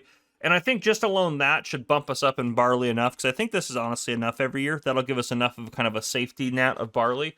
We won't make any extra money off of that. And then I think we will use that field for something else. We continue to do canola on this, which is great. Yeah, but I think, yeah, doing another field of something. Maybe we do more corn and bump up our dried corn. That might be kind of good because you have the corn planter and it's pretty easy to work with that sort of stuff, get plowing done. So maybe we do another cornfield out here. That honestly will probably be what we end up doing. And yeah, so we'll probably end up harvesting that barley. The next year we'll plant corn on it. That'll be good for us, I think, over there. And we can do that sort of stuff because we've been doing pretty good. I mean, we got off of this field, we're probably getting over $100,000 a year off of this field in dried corn, which is good. And the corn cribs are pretty cheap. We can always put some more in, actually. And you know what? We might as well, right? Might as well put some more corn cribs in. Are they under factories? No, are they under? They're under silos, aren't they, or something silly like that? Where are the corn cribs at? I guess actually they'll be at the top because of how this is organized. Silo extensions. Where is my corn cribs? Oh, there they are. They were under silos. I just missed them. Okay, so yeah, we can put some of these, and I think kind of angling them in. Maybe making this area a little bit, yeah, about maybe that wide. I think putting maybe 3 of these down will be a good way to kind of go about business. I don't actually know why I'm putting them down now, but you guys are in and we're doing it, so there's that. And actually, the way the dirt kind of mended in there with how I placed them, that actually worked out pretty well. So there, we have a row of corn dryers and things like that. If we want to, we can always put more out here, but I think this is plenty to keep up with what we're doing. Yeah, and then the corn will sell off next year. And it'll be good if we can buy this and then not make any extra money this year off of it, because then that's going to help us out in terms of profitability. This field here should make us about $250,000. We should get another, $500,000 from our chickens. And if we sell any silage off, that'll be good there too. Which should give us the ability to pay off our corporate, whatever, shareholders and things, as well as hopefully buy 5 more shares. And if towards the end of the year the good thing about the silage is if we build up silage throughout the year, the silage is always at the best price, so we can always sell it whenever we want. If we go in here and take a look at it, where is it at? Silage right there. Yeah, I can see 215. Like it's always topped out. Like there's not any fluctuation in it, which is super nice. So we can pretty much always get about 218 for it up at the sell everything container. So with that being said, as we go through the year, if we need some more money towards the end of the year to pay some bills or whatever, we can do that. And then the dried corn always sells best in January. So if we have to take out like a loan well, actually in January, we can sell it off to be able to afford to pay the dividend out that we need to pay for next year. So that'll work out pretty good for us. It might be a little tight to do that. Again, it's $375,000 to buy those shares, and that doesn't count against our profits. So we can't count that up as a loss because we're just buying more of our own company. It'd be pretty messed up and probably be illegal in real life. If we had a company and we were doing that, it'd be some sort of probably fraud type thing. But anyhow, yeah, so I'm going to keep working. I don't know when I'll bring you guys back in. Honestly, I just don't know. I don't know what the thumbnail is going to be. It might be something to do with this new field. This year we're just kind of chugging along, doing our thing, trying to make some money, and keep pushing the farm forward. So yeah, I'll keep doing some work, and I'll bring you guys back in here in a bit. All right, it is lovely June time. There's a little bit of rain on the horizon, but we're harvesting our new barley field here. We do have a little bit of a loan, $20,000 in the hole, but that's okay. That's not going to be a lot of interest, and we can make that up, no problem. I did decide, as you can probably see here, I did decide to do straw. I figured, our baler is a little bit better now. It shouldn't be too hard to maybe do straw and stuff like that. Ever since they updated the Nexat pack, the headlands are a disaster, and it needs so much space around the outside, at least on this map, to be able to work it out. So I'm going to do the headlands. This field, will allow me to do 2 headlands. And what I mean by that, if I go into the AI menu here, if I was to go over to the AI helper here, now it does say 3 there, but it only shows 2. So I don't... 4, 3, maybe I'll have to do 3, but this, I don't know why. Steering assist let me go down to 1, so I might have to go around and do 3. We'll see. If I go to AI worker default, if I reset that, yeah, it has it 3 now. But anyhow, it doesn't really matter. I'll probably do 3 headlands, and then around this field, if we take a look at it here, I'm going to chop these 2 edges off here. I'm probably going to bring that just across to there, just to make this a little bit smoother, and then get rid of those areas down there so the AI workers are a little bit better. And then I'll probably put a little bit more of a buffer on this side near the power lines just to make it easier. I think there's plenty of a buffer on this side here, so I'm not too worried about it. And then let's get this guy, actually, before we talk about a couple other things, let's get this guy working on the next row here. Well, I guess it's me, it's not a worker, so. But yeah, I'll probably end up doing the headlands from now on with harvest, which is, it's not the end of the world, really. It really doesn't matter that much. But once I can get the AI worker doing the center of the field, then I will come out here with the baler and start baling all of this, which would be fine. But yeah, so I'll do some of that.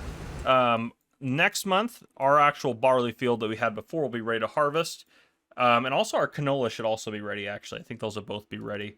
And then if we look at our calendar here, I'll try to plant the barley early again, and then maybe I'll plant canola late, and then, I don't know, it doesn't matter, really. I'll do something. I might just plant all of it, do all of it as early as possible. And that'll be fine.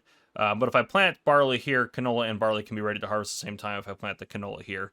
But it truly doesn't matter a whole lot. But anyhow, I just wanted to bring you guys in and give you guys a little update with how things are going. Let's get that there. I'll probably take a thumbnail shot out here, actually. It's kind of a nice little river area here. I might have to hide that rock. I'm assuming I can hide these. Yes. I might have to get rid of these so workers don't get stuck on them in the future. I might have to do that, but we'll see how they do and stuff on here. But anyhow, yeah, things are going good. We already got 22,000 liters of barley going around this field once, or not even all the way once. So this will be a good addition. What do we have here that's ready? That's going to be spinach, isn't it? Yeah. And I'm assuming there's not any other little fields I really want to pick up. No, they don't really grow a lot of wheat or barley, I've noticed on this map. They grow a lot of garbage, like carrots are on that field, so they grow garbage. There's green beans on that one, but yeah, and this is a good field, I think, to add to kind of our repertoire of fields, if you will. So I think I'm pretty happy with this purchase. But anyhow, I'll see you guys here in a bit. Not sure when, but yeah, something will happen eventually. All right, just a little update. Things are going good. Our silo is full. Where's my truck here? Yeah, we don't have room for this in the silo, which is a good problem to have. Don't get me wrong. We're loaded up with stuff. Let's go to here. We have 340,000 liters of barley, which that's why we're so overloaded there. Because we got barley obviously off of this field, and then this field had barley on it. I think we're going to do corn on this field. I tried to think about something else we could maybe do. We're still going to keep doing barley on this one, I think. And then corn over there on that one, I think will be it's good to have a little bit more corn, I think, so we can keep doing the corn drying. So we're making good money off of that as well. And this will continue to be a canola field. I do actually, while you guys are in here, I do want to actually change this field a little bit. We did lime it as well. Which, by the way, the lime spreader we're using, where's it at? This guy. If it runs out of lime when it's got a worker working, it'll glitch and freeze your game. So just be aware of that. I had to reload the game. It really sucked. I lost some progress on that one. Okay. Thankfully not too much. I'm just going to square this out. Yeah, we're going to lose a little yield, but not to the point that it's not going to save me a little bit of sanity, I think, when I'm working on I mean, we're not super desperate for cash anymore. We're doing pretty good. So I'm not too worried about it. Let's just get that right up to there. Yeah, that's perfect. Or maybe I'll just... I don't know. I don't necessarily think we need to go too crazy. Let me get this back a little bit. Oh, nope, I hit the wrong button. I thought it was locked. Oh, block that way. There we go. Let's try to lock off of that. Yeah, I think I'm okay with that. I think I'm okay going all the way out to here and then...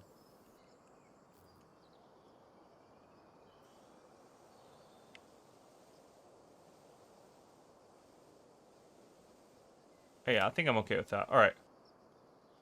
Let's get that made into grass. Yeah, nice little area out there. Don't know what we'll do with it. Eventually, we might buy this and do some... I don't know. I don't know what we're going to do with it. Honestly, guys, I just don't know. But that's okay. Is that the meadow? That is the meadow. Well, that one's a better meadow, I think.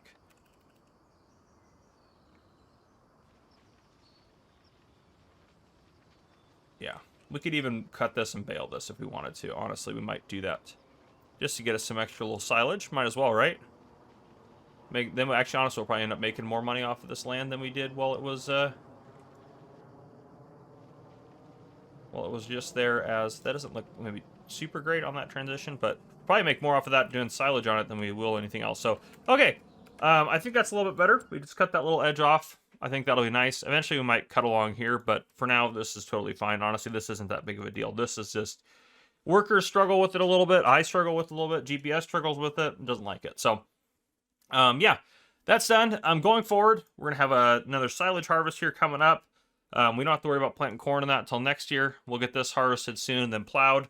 I think we're good for the most part, lime and stuff like that. Yeah, that one's doesn't need plowing, lime, nothing like that. Fertilized, that one's double fertilized, double fertilized. These ones don't need to worry about that for now. We'll get it when we get, doing stuff. So, okay, yeah, I will keep pushing forward, keep doing what we got to do, and I'll see you guys in a bit.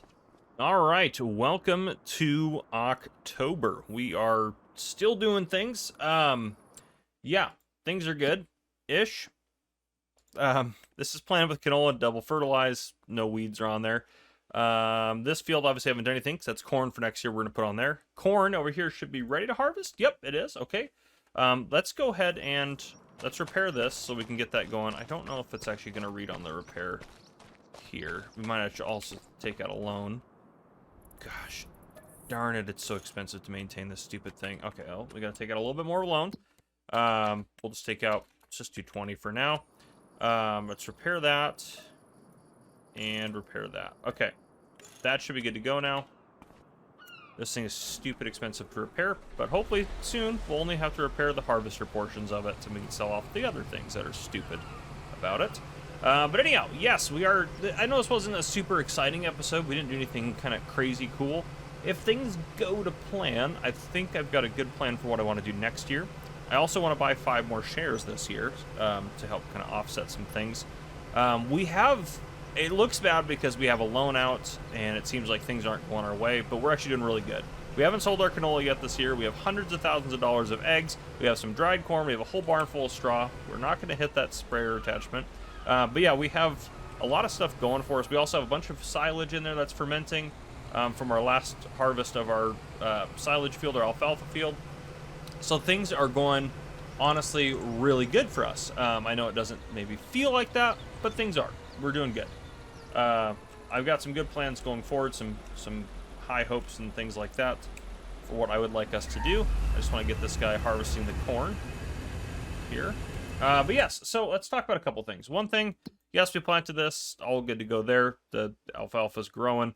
This field, oh my goodness. If you look at it, this demonstrates the disaster a lot better. So I started, per normal, having our Nexat with the cultivator and the seeder start working on this field. Even though I lowered the working width by 2 meters to make sure there was no, like, whatchamacallits, the little rows it puts in there. Why can't I think of that?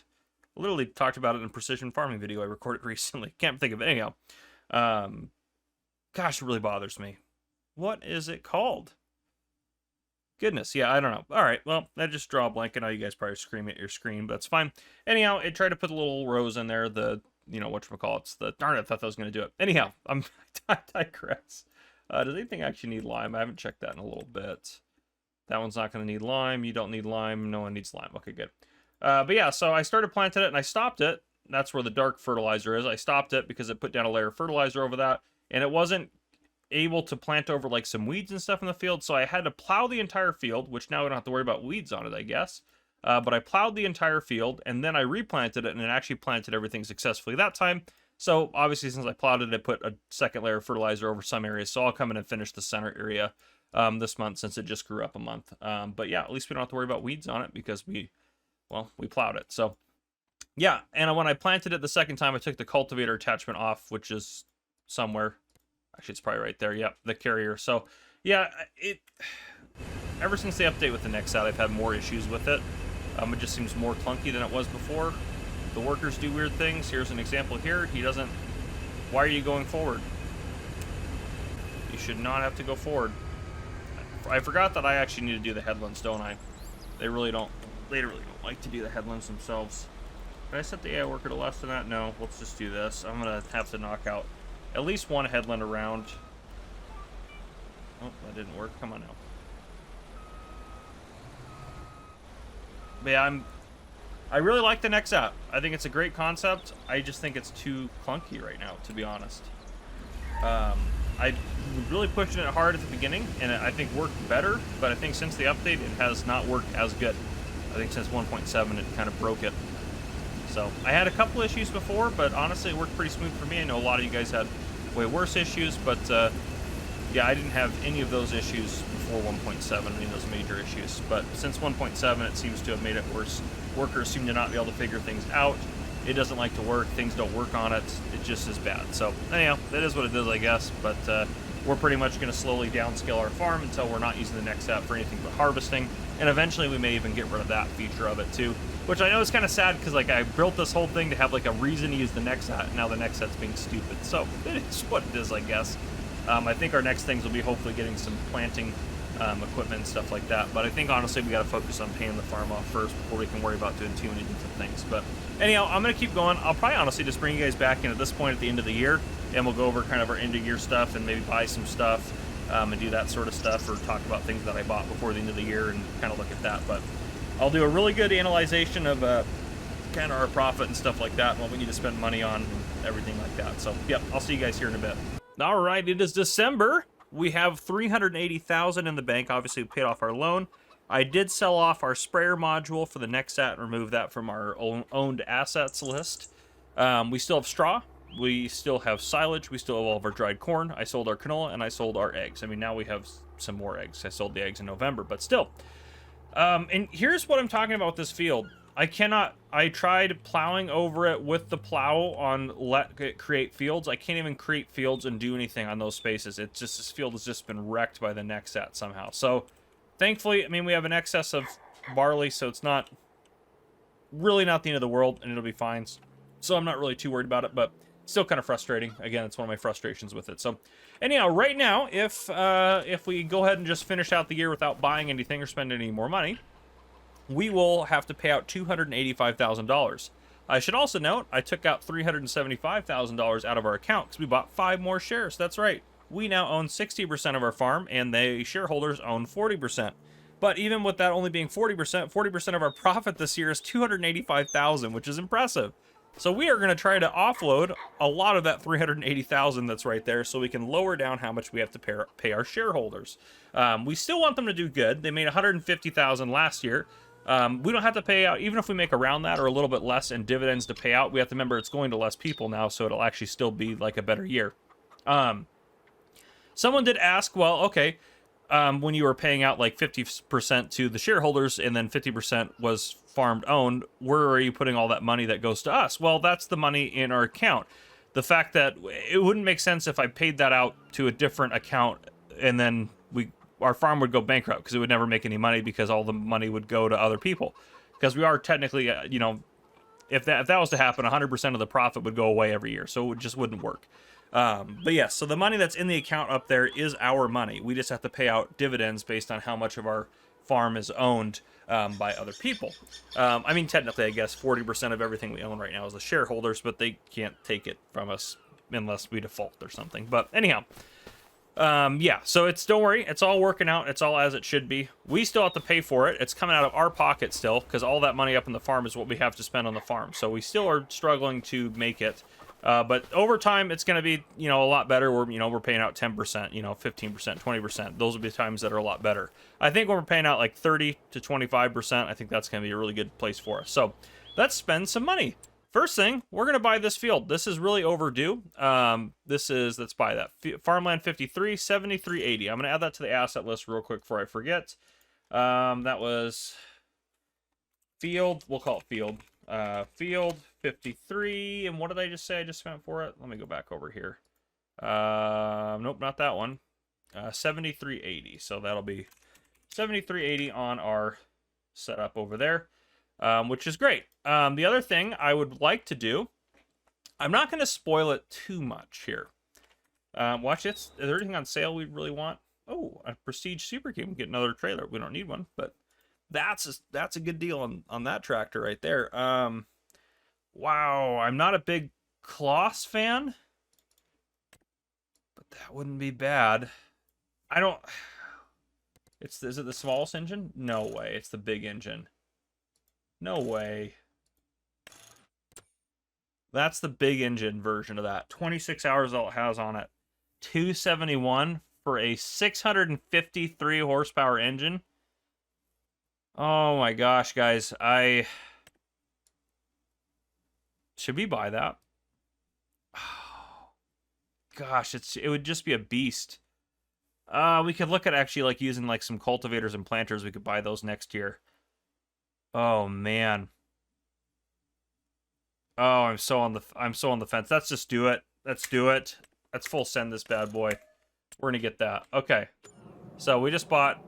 Whoa, why was that 300,000? Whoa, whoa, whoa, what did I miss there? What the heck? Why were you? I mean, 300,000 is still a good deal, but I feel like we just got scammed somehow.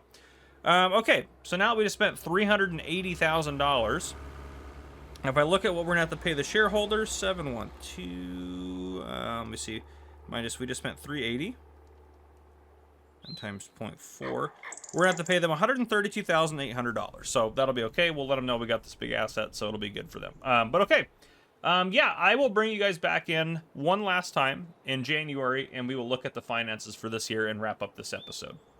And to finish out the episode as promised, it is time for us to take a look at everything. And I'm sure there's probably just on the Kloss, I know some people probably comment, oh, you missed this upgrade that you weren't paying attention to. Yep, that's probably exactly what happened. I'm sure it wasn't a scam or anything like that. But anyhow, I'm not too worried about it. If it had been like, well, it was $80,000 more, then we may need to consider it. But 30 grand more for a $270,000 tractor, whatever. So we still have it. That's cool. Okay, let's take a look at our finances here. I updated all the assets. Let's take a look here. So what we have going on, year 9, we did pretty good on it. Let's go take a look over here at this guy. So our total profit was $340. We actually made an income of over $1 million, which is impressive. Yeah, it's quite impressive. So canola 241, eggs 464. This was our selling our sprayer module. Harvest income. Oh, that was corn. I bet that was corn, and this is bales here. Yeah, I bet that was corn that we sold off last year. That's, oh gosh, we're doing good. Okay.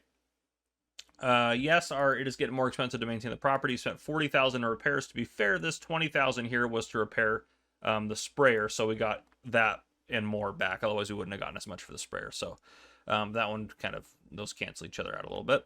A little bit of loan interest and some stuff like that, but overall pretty good. I'm going to go ahead and delete this off so that way I'm ready for the next year. Assets overall, our farm value actually went up a fair amount. Went up by almost 300,000. It was 2.9 million before. Now it's 3.2 million. So actually, it went up by over 300,000. So shareholders are happy about that. They got a little less per person probably this year than they could have, which I haven't taken that 136 out yet. 136, 189. Let's go. Well, we'll do that in a second. Let's finish looking at this. But yeah, so farm value went up, shares value went up. We obviously own 60 shares. They own 40 shares.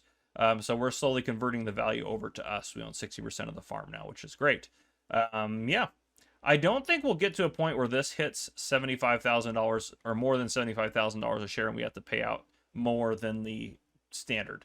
So again, the minimum repurchase is $75,000. So And again, after 5 years, all shares are available for purchase. So they got their 5 years out of us. They did some good. We did some actually really crappy dividends for them. Now we're doing some really good dividends.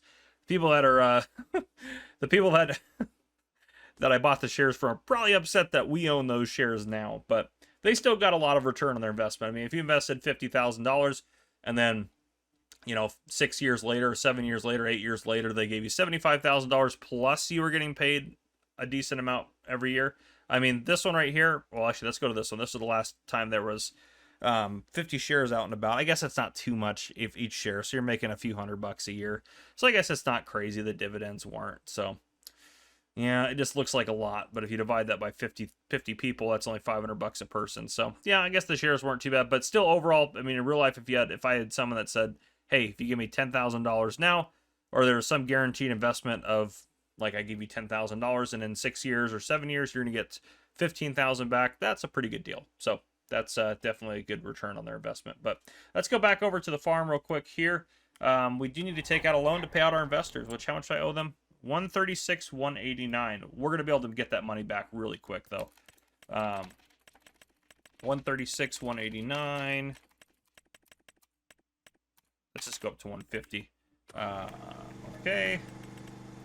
Minus 136,189. Boom. Investors have been paid off their dividends.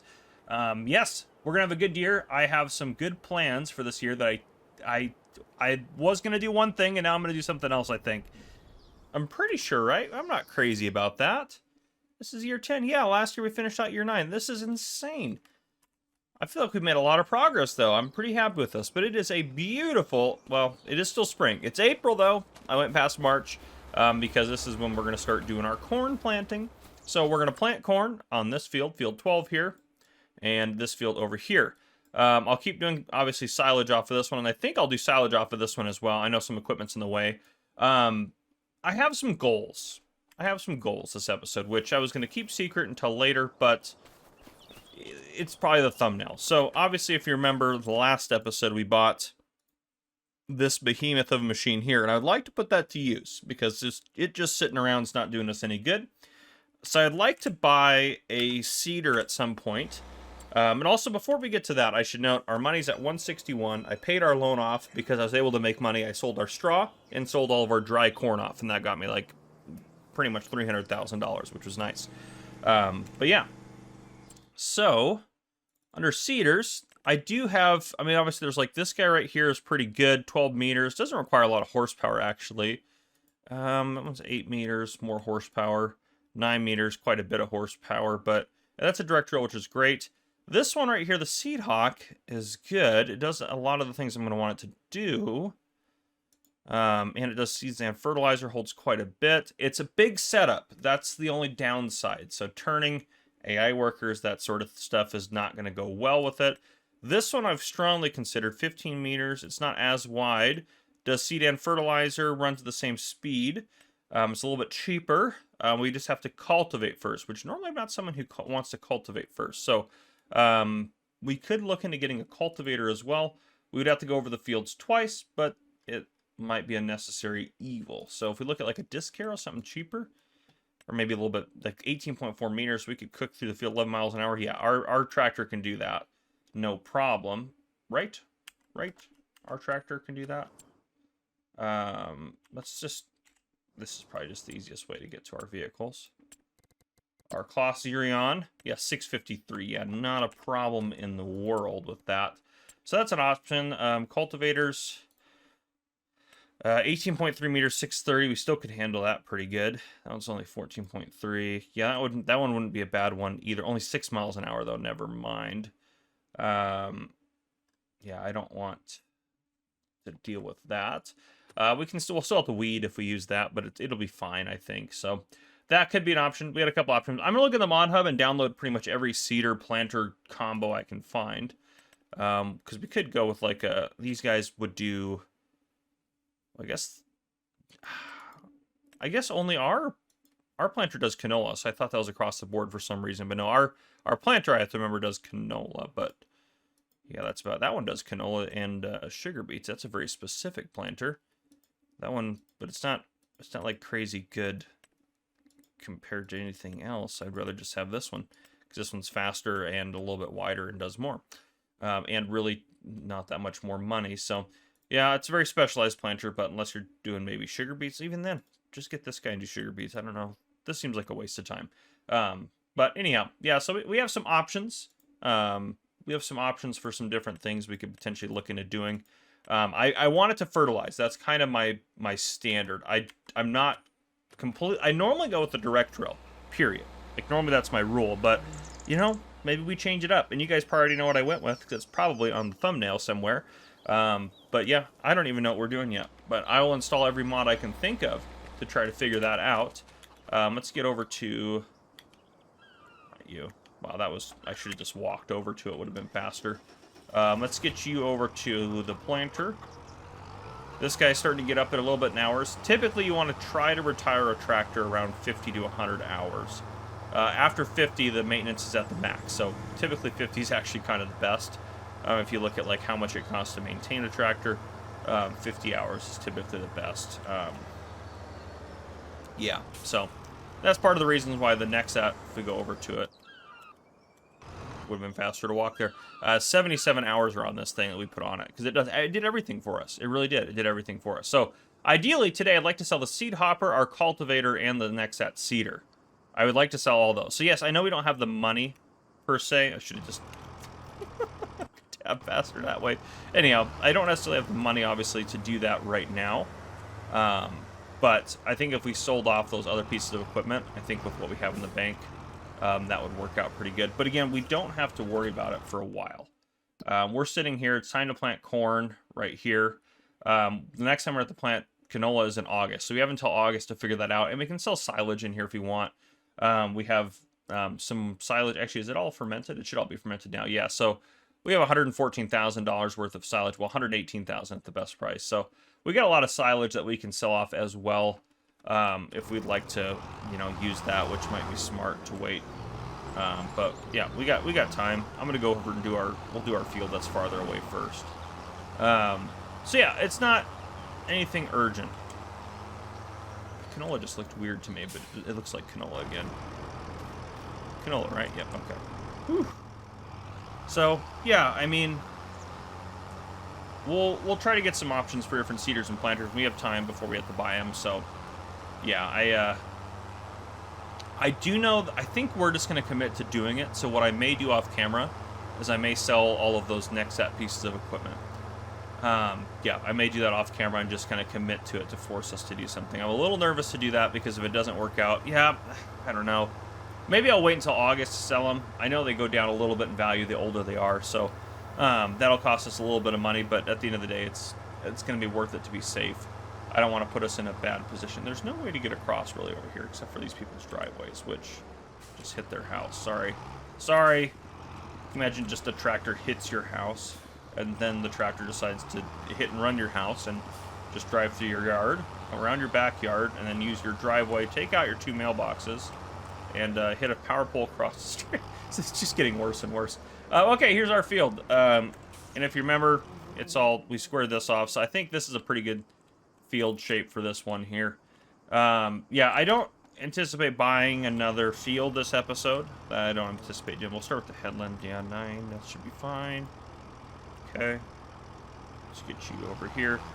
Yeah, we'll get the corn planted. Next month, we'll get it all fertilized. Neither of the cornfields obviously are going to require any weeding because, well, we plowed them. So they're going to do their thing. This one actually didn't require plowing. I just did it because, well, our planter's not a direct drill, so we had nothing really to go over this and do it with, so that was just the way it had to be. But yeah, I guess we could have cultivated it with our I try to avoid using the Nexat. That shows how good it is. Actually, honestly, the Nexat is a really cool piece of equipment. If it wasn't so finicky to use, and ever since the update, the workers don't do as good, and it just does weird things with my fields, like you can see on our field. Well, you can't see it from here, but you can see the weird things it's done to this field. These are permanent lines in my field that I can't seem to get rid of, no matter what I do. But maybe if I use some other equipment that's not the Nexat, it'll fix it. So, yeah, the Nexat, honestly, really cool pack. I would actually still recommend it, because if you just use it for the harvesting, where it has a harvester that holds 32,000 liters, and Yeah, holds 32,000 liters and gives you a 10% yield bonus and runs at 7 miles an hour as opposed to 6. The harvester unit is kick butt. It really is. So I definitely, if you're just going to use it for that, that's honestly worth it. So, which is what we're going to pretty much end up using our Nexat on this farm specifically for, is just for harvesting. But yeah.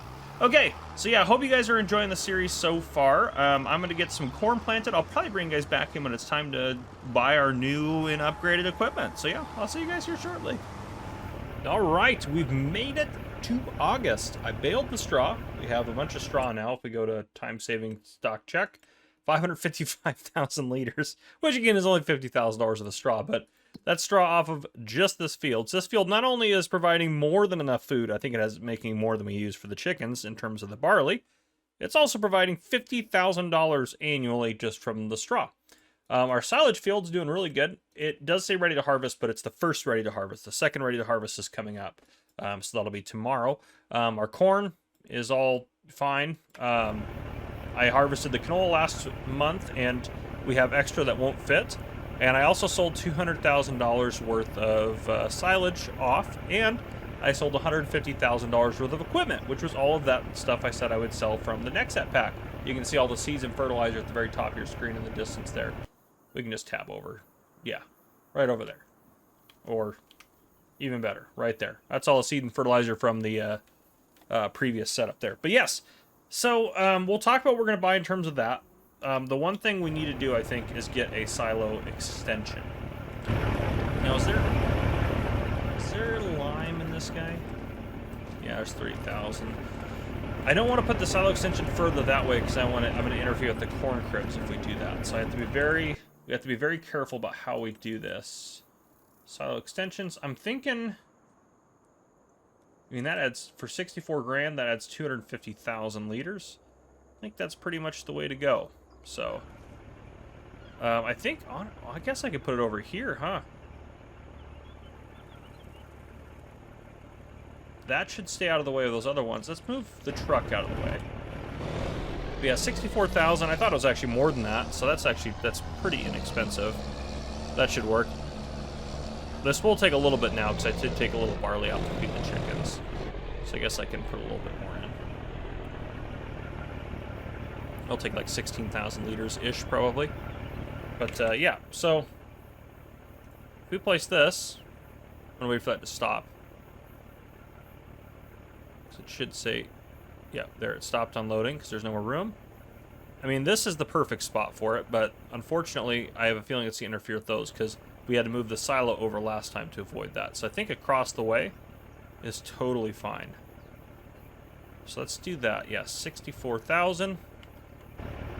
And it worked. We have more room now. Beautiful. Set at a 250,000 liter capacity. That should be plenty of silage or plenty of storage for us, regardless of what we got going on. So, okay. I like that. That's a good solve there. Let me add that to our assets. What is it listed as? 32,000. That makes sense. It's half of what we bought it for. And I also need to delete, while I'm thinking about it, some of the Nexat stuff. We need to get rid of the Nexat seed hopper, the Nexat cultivator, and the Nexat seeder. Those are all gone, and we can add silo extension 1 and add 32,000 to our asset list there. Okay, let's pull forward. Get some of that unloaded there. Okay. Switch over to that, get that unloaded there. Once that's unloaded, we can actually see how we did on our canola harvest, which was pretty good. Yeah, we have 340,000 liters of barley, so we have so much barley. But yeah, 244,000 we'll get off the canola, that's great. The eggs will be another 500,000 by the end of the year. Maybe not quite 500,000, but they're usually about 450 to 450 to 500, somewhere in that range. So we got a lot of money that's going to be coming in. Unfortunately, our profit is super high right now for the year, which is, I mean, it's a good thing. We may just have to suck it up a couple of years and pay out some good dividends. I'm going to try to buy, again, this year, 5 more shares. I think we buy 5 shares a year. I think that's going to make the big difference. Maybe we won't buy 10 this year. That would cut it back quite a bit, but at least 5 we need to buy. Okay, because I mean, if we're looking at what we have in the bank, 420,000, we're going to be adding another 750,000 to that balance before the end of the year, because that'll be our canola and our eggs. So we're going to look into seeders, obviously, and cultivators. Well, I guess not obviously cultivators. Maybe it is obvious because it's probably on the thumbnail. But I think we're going to go with this guy. I added every seeder that was big in there. 23.2, 19. It's 15 meters. It's pretty good. It's not as wide as that. I think that this is just going to be easier for a worker to handle on the field. That one doesn't require as much horsepower, which is kind of nice. Our case could almost pull that, quite honestly. Eventually, maybe we can go with something like that. That one's just ridiculously expensive for no reason. But yeah, that does 9 miles an hour. They're both 9 miles an hour, so 9 miles an hour is a pretty good lick there. So I might get one of those, I think. I don't think there's any modded planters that plant just everything. This is a pretty cool, this is a new brand to Farming Simulator, the Vencetudo. Or Vencetudo? Probably Vencetudo. It's 9 miles an hour. All these are, there's nothing crazy special about any of these. That one's a little bit quicker, so if we wanted to change out our corn planter at some point, we could do that. We probably will end up getting one of those eventually. Only problem is it takes liquid fertilizer. But I did leave our liquid fertilizer silo, because I knew we might have something at some point that would require that again, so. But so far, this guy's doing really good for, I mean, 9 meters at 11 miles an hour. Oh, I guess, yeah, that is double the width. Okay, yep, that would be the ideal improvement to that. But for now, we're fine with our planter. Our planting doesn't take that long. Anything on sale? That would be great to buy, but we just don't need another tractor right now, I don't think. I guess we could have one cultivating and one planting, but I think we just need to start using that cloth. I think that might have been a little bit excessive. 11 miles an hour, 18.4. 11, 18.4. Ooh, 18.3. It's 6 miles an hour. The price is nice. A lot of horsepower. I think we're going to go with that guy. 580. We can easily do it still. 11 miles an hour. It's a little bit more expensive, but I think it'll be worth it. That one requires more horsepower. That sounds stupid to me. Okay. This is so wild. Let's go ahead and start by buying that. And let's pick up our seeder while we're in here. I think this... I don't think I've ever really used this one, like... I don't think I've really ever used this one, like, in a series or something. 206. All right, there we go. We got 2 new depressing pieces of equipment. Let's try this. Let's try this cultivator out. Oh, I like that it doesn't steer in the center. Oh, I didn't even realize that with this guy. Oh, I like this tractor even more. This is a beefy rig. I mean, this is the tractor our farm deserves. To be fair, though, I did install... Well, let me get... Oop, no, I didn't want to hop out. Let me get... let's get this guy cooking up to the farm. I'm driving just to... Well, actually... Well, we should cultivate the canola field first, because we got to plant canola right now. And then, yeah, we got to plant canola right now, so... I'm just gonna cut across here. I did add in, as well, under large tractors... We have these guys. Holy smokes, those are cheap for what they are. That almost seems too cheap to use, so maybe we won't use those. I do want one of those at some point. We're going to have a massive, just Case IH Steiger professional farm. 770 horsepower. I mean, this thing is pretty beefy, but start unfolding that bad boy. Yeah. I mean, this is going to have that field done in 7 minutes. Maybe not quite, but I mean, it's going to be quick. That is such a wide setup there. Barely wide enough to go in between. Not really, I'll say, is it? It's not. I was being dramatic. Oop. We've lost it. There we go. Okay. Yeah, this thing works at 11 miles an hour. It's going to be a quick job. Just a quick job. We'll still have to deal with weeds, but that's, I mean, we have a pretty easy setup for weeders.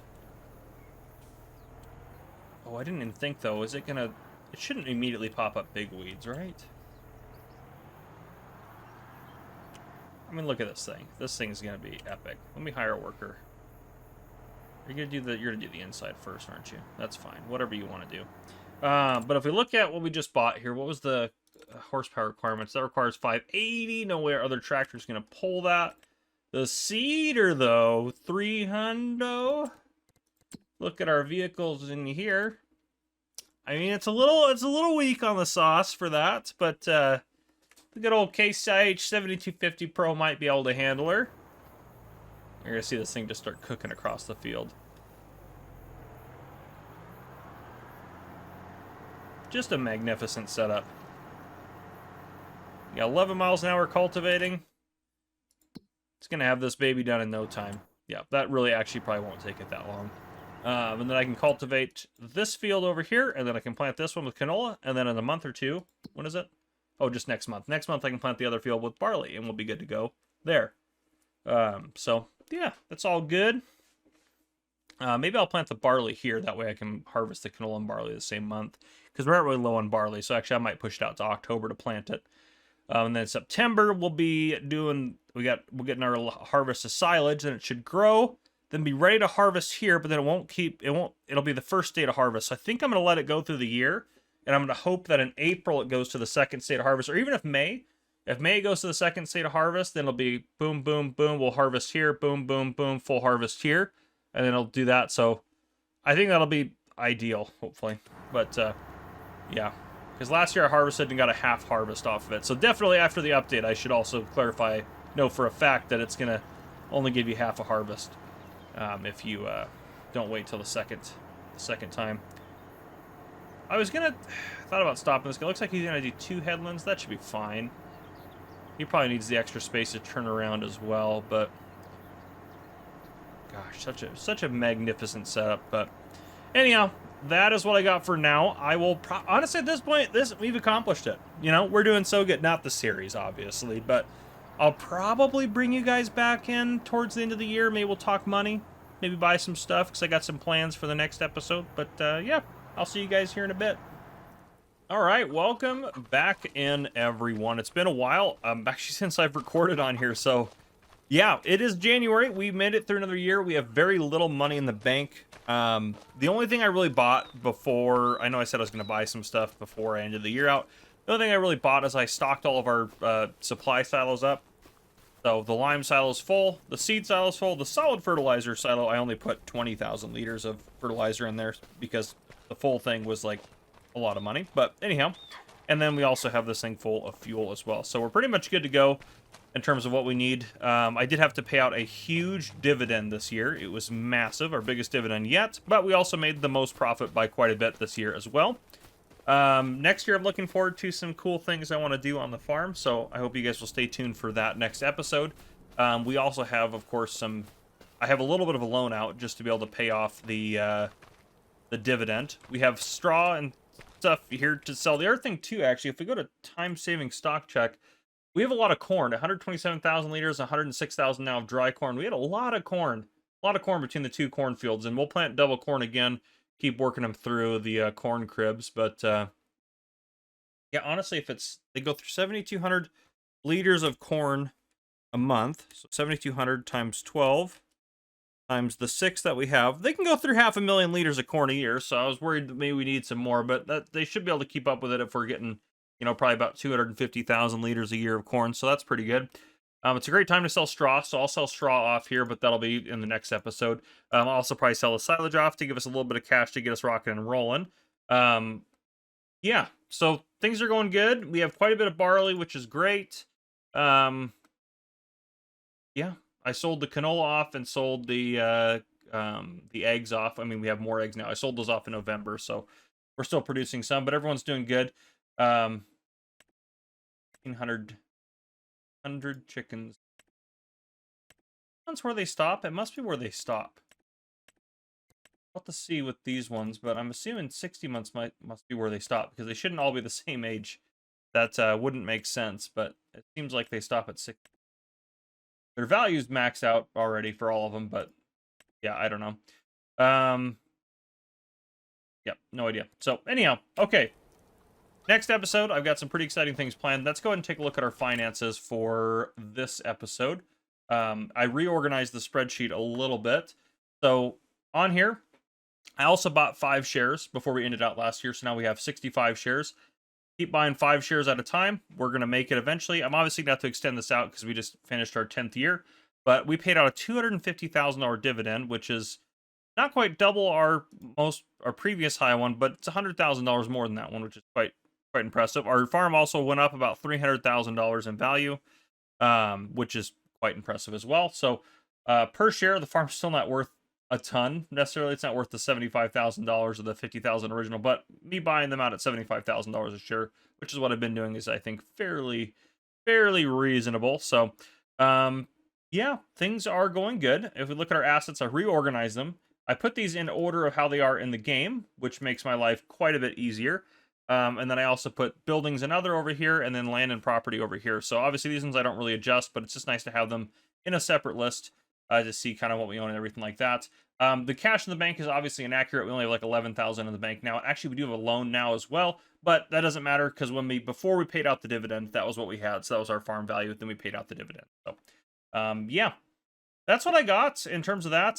Throughout the year, this is all the stuff I bought right at the end of the year, about $77,000 worth. I should have maybe bought some more stuff. I was really tempted. There was a Case IH AF11 combine that was 56% off or 54% off. It was like $330,000 for it. I really was tempted to buy that, but I couldn't justify it yet. So obviously we spent some money on some good vehicles this last year.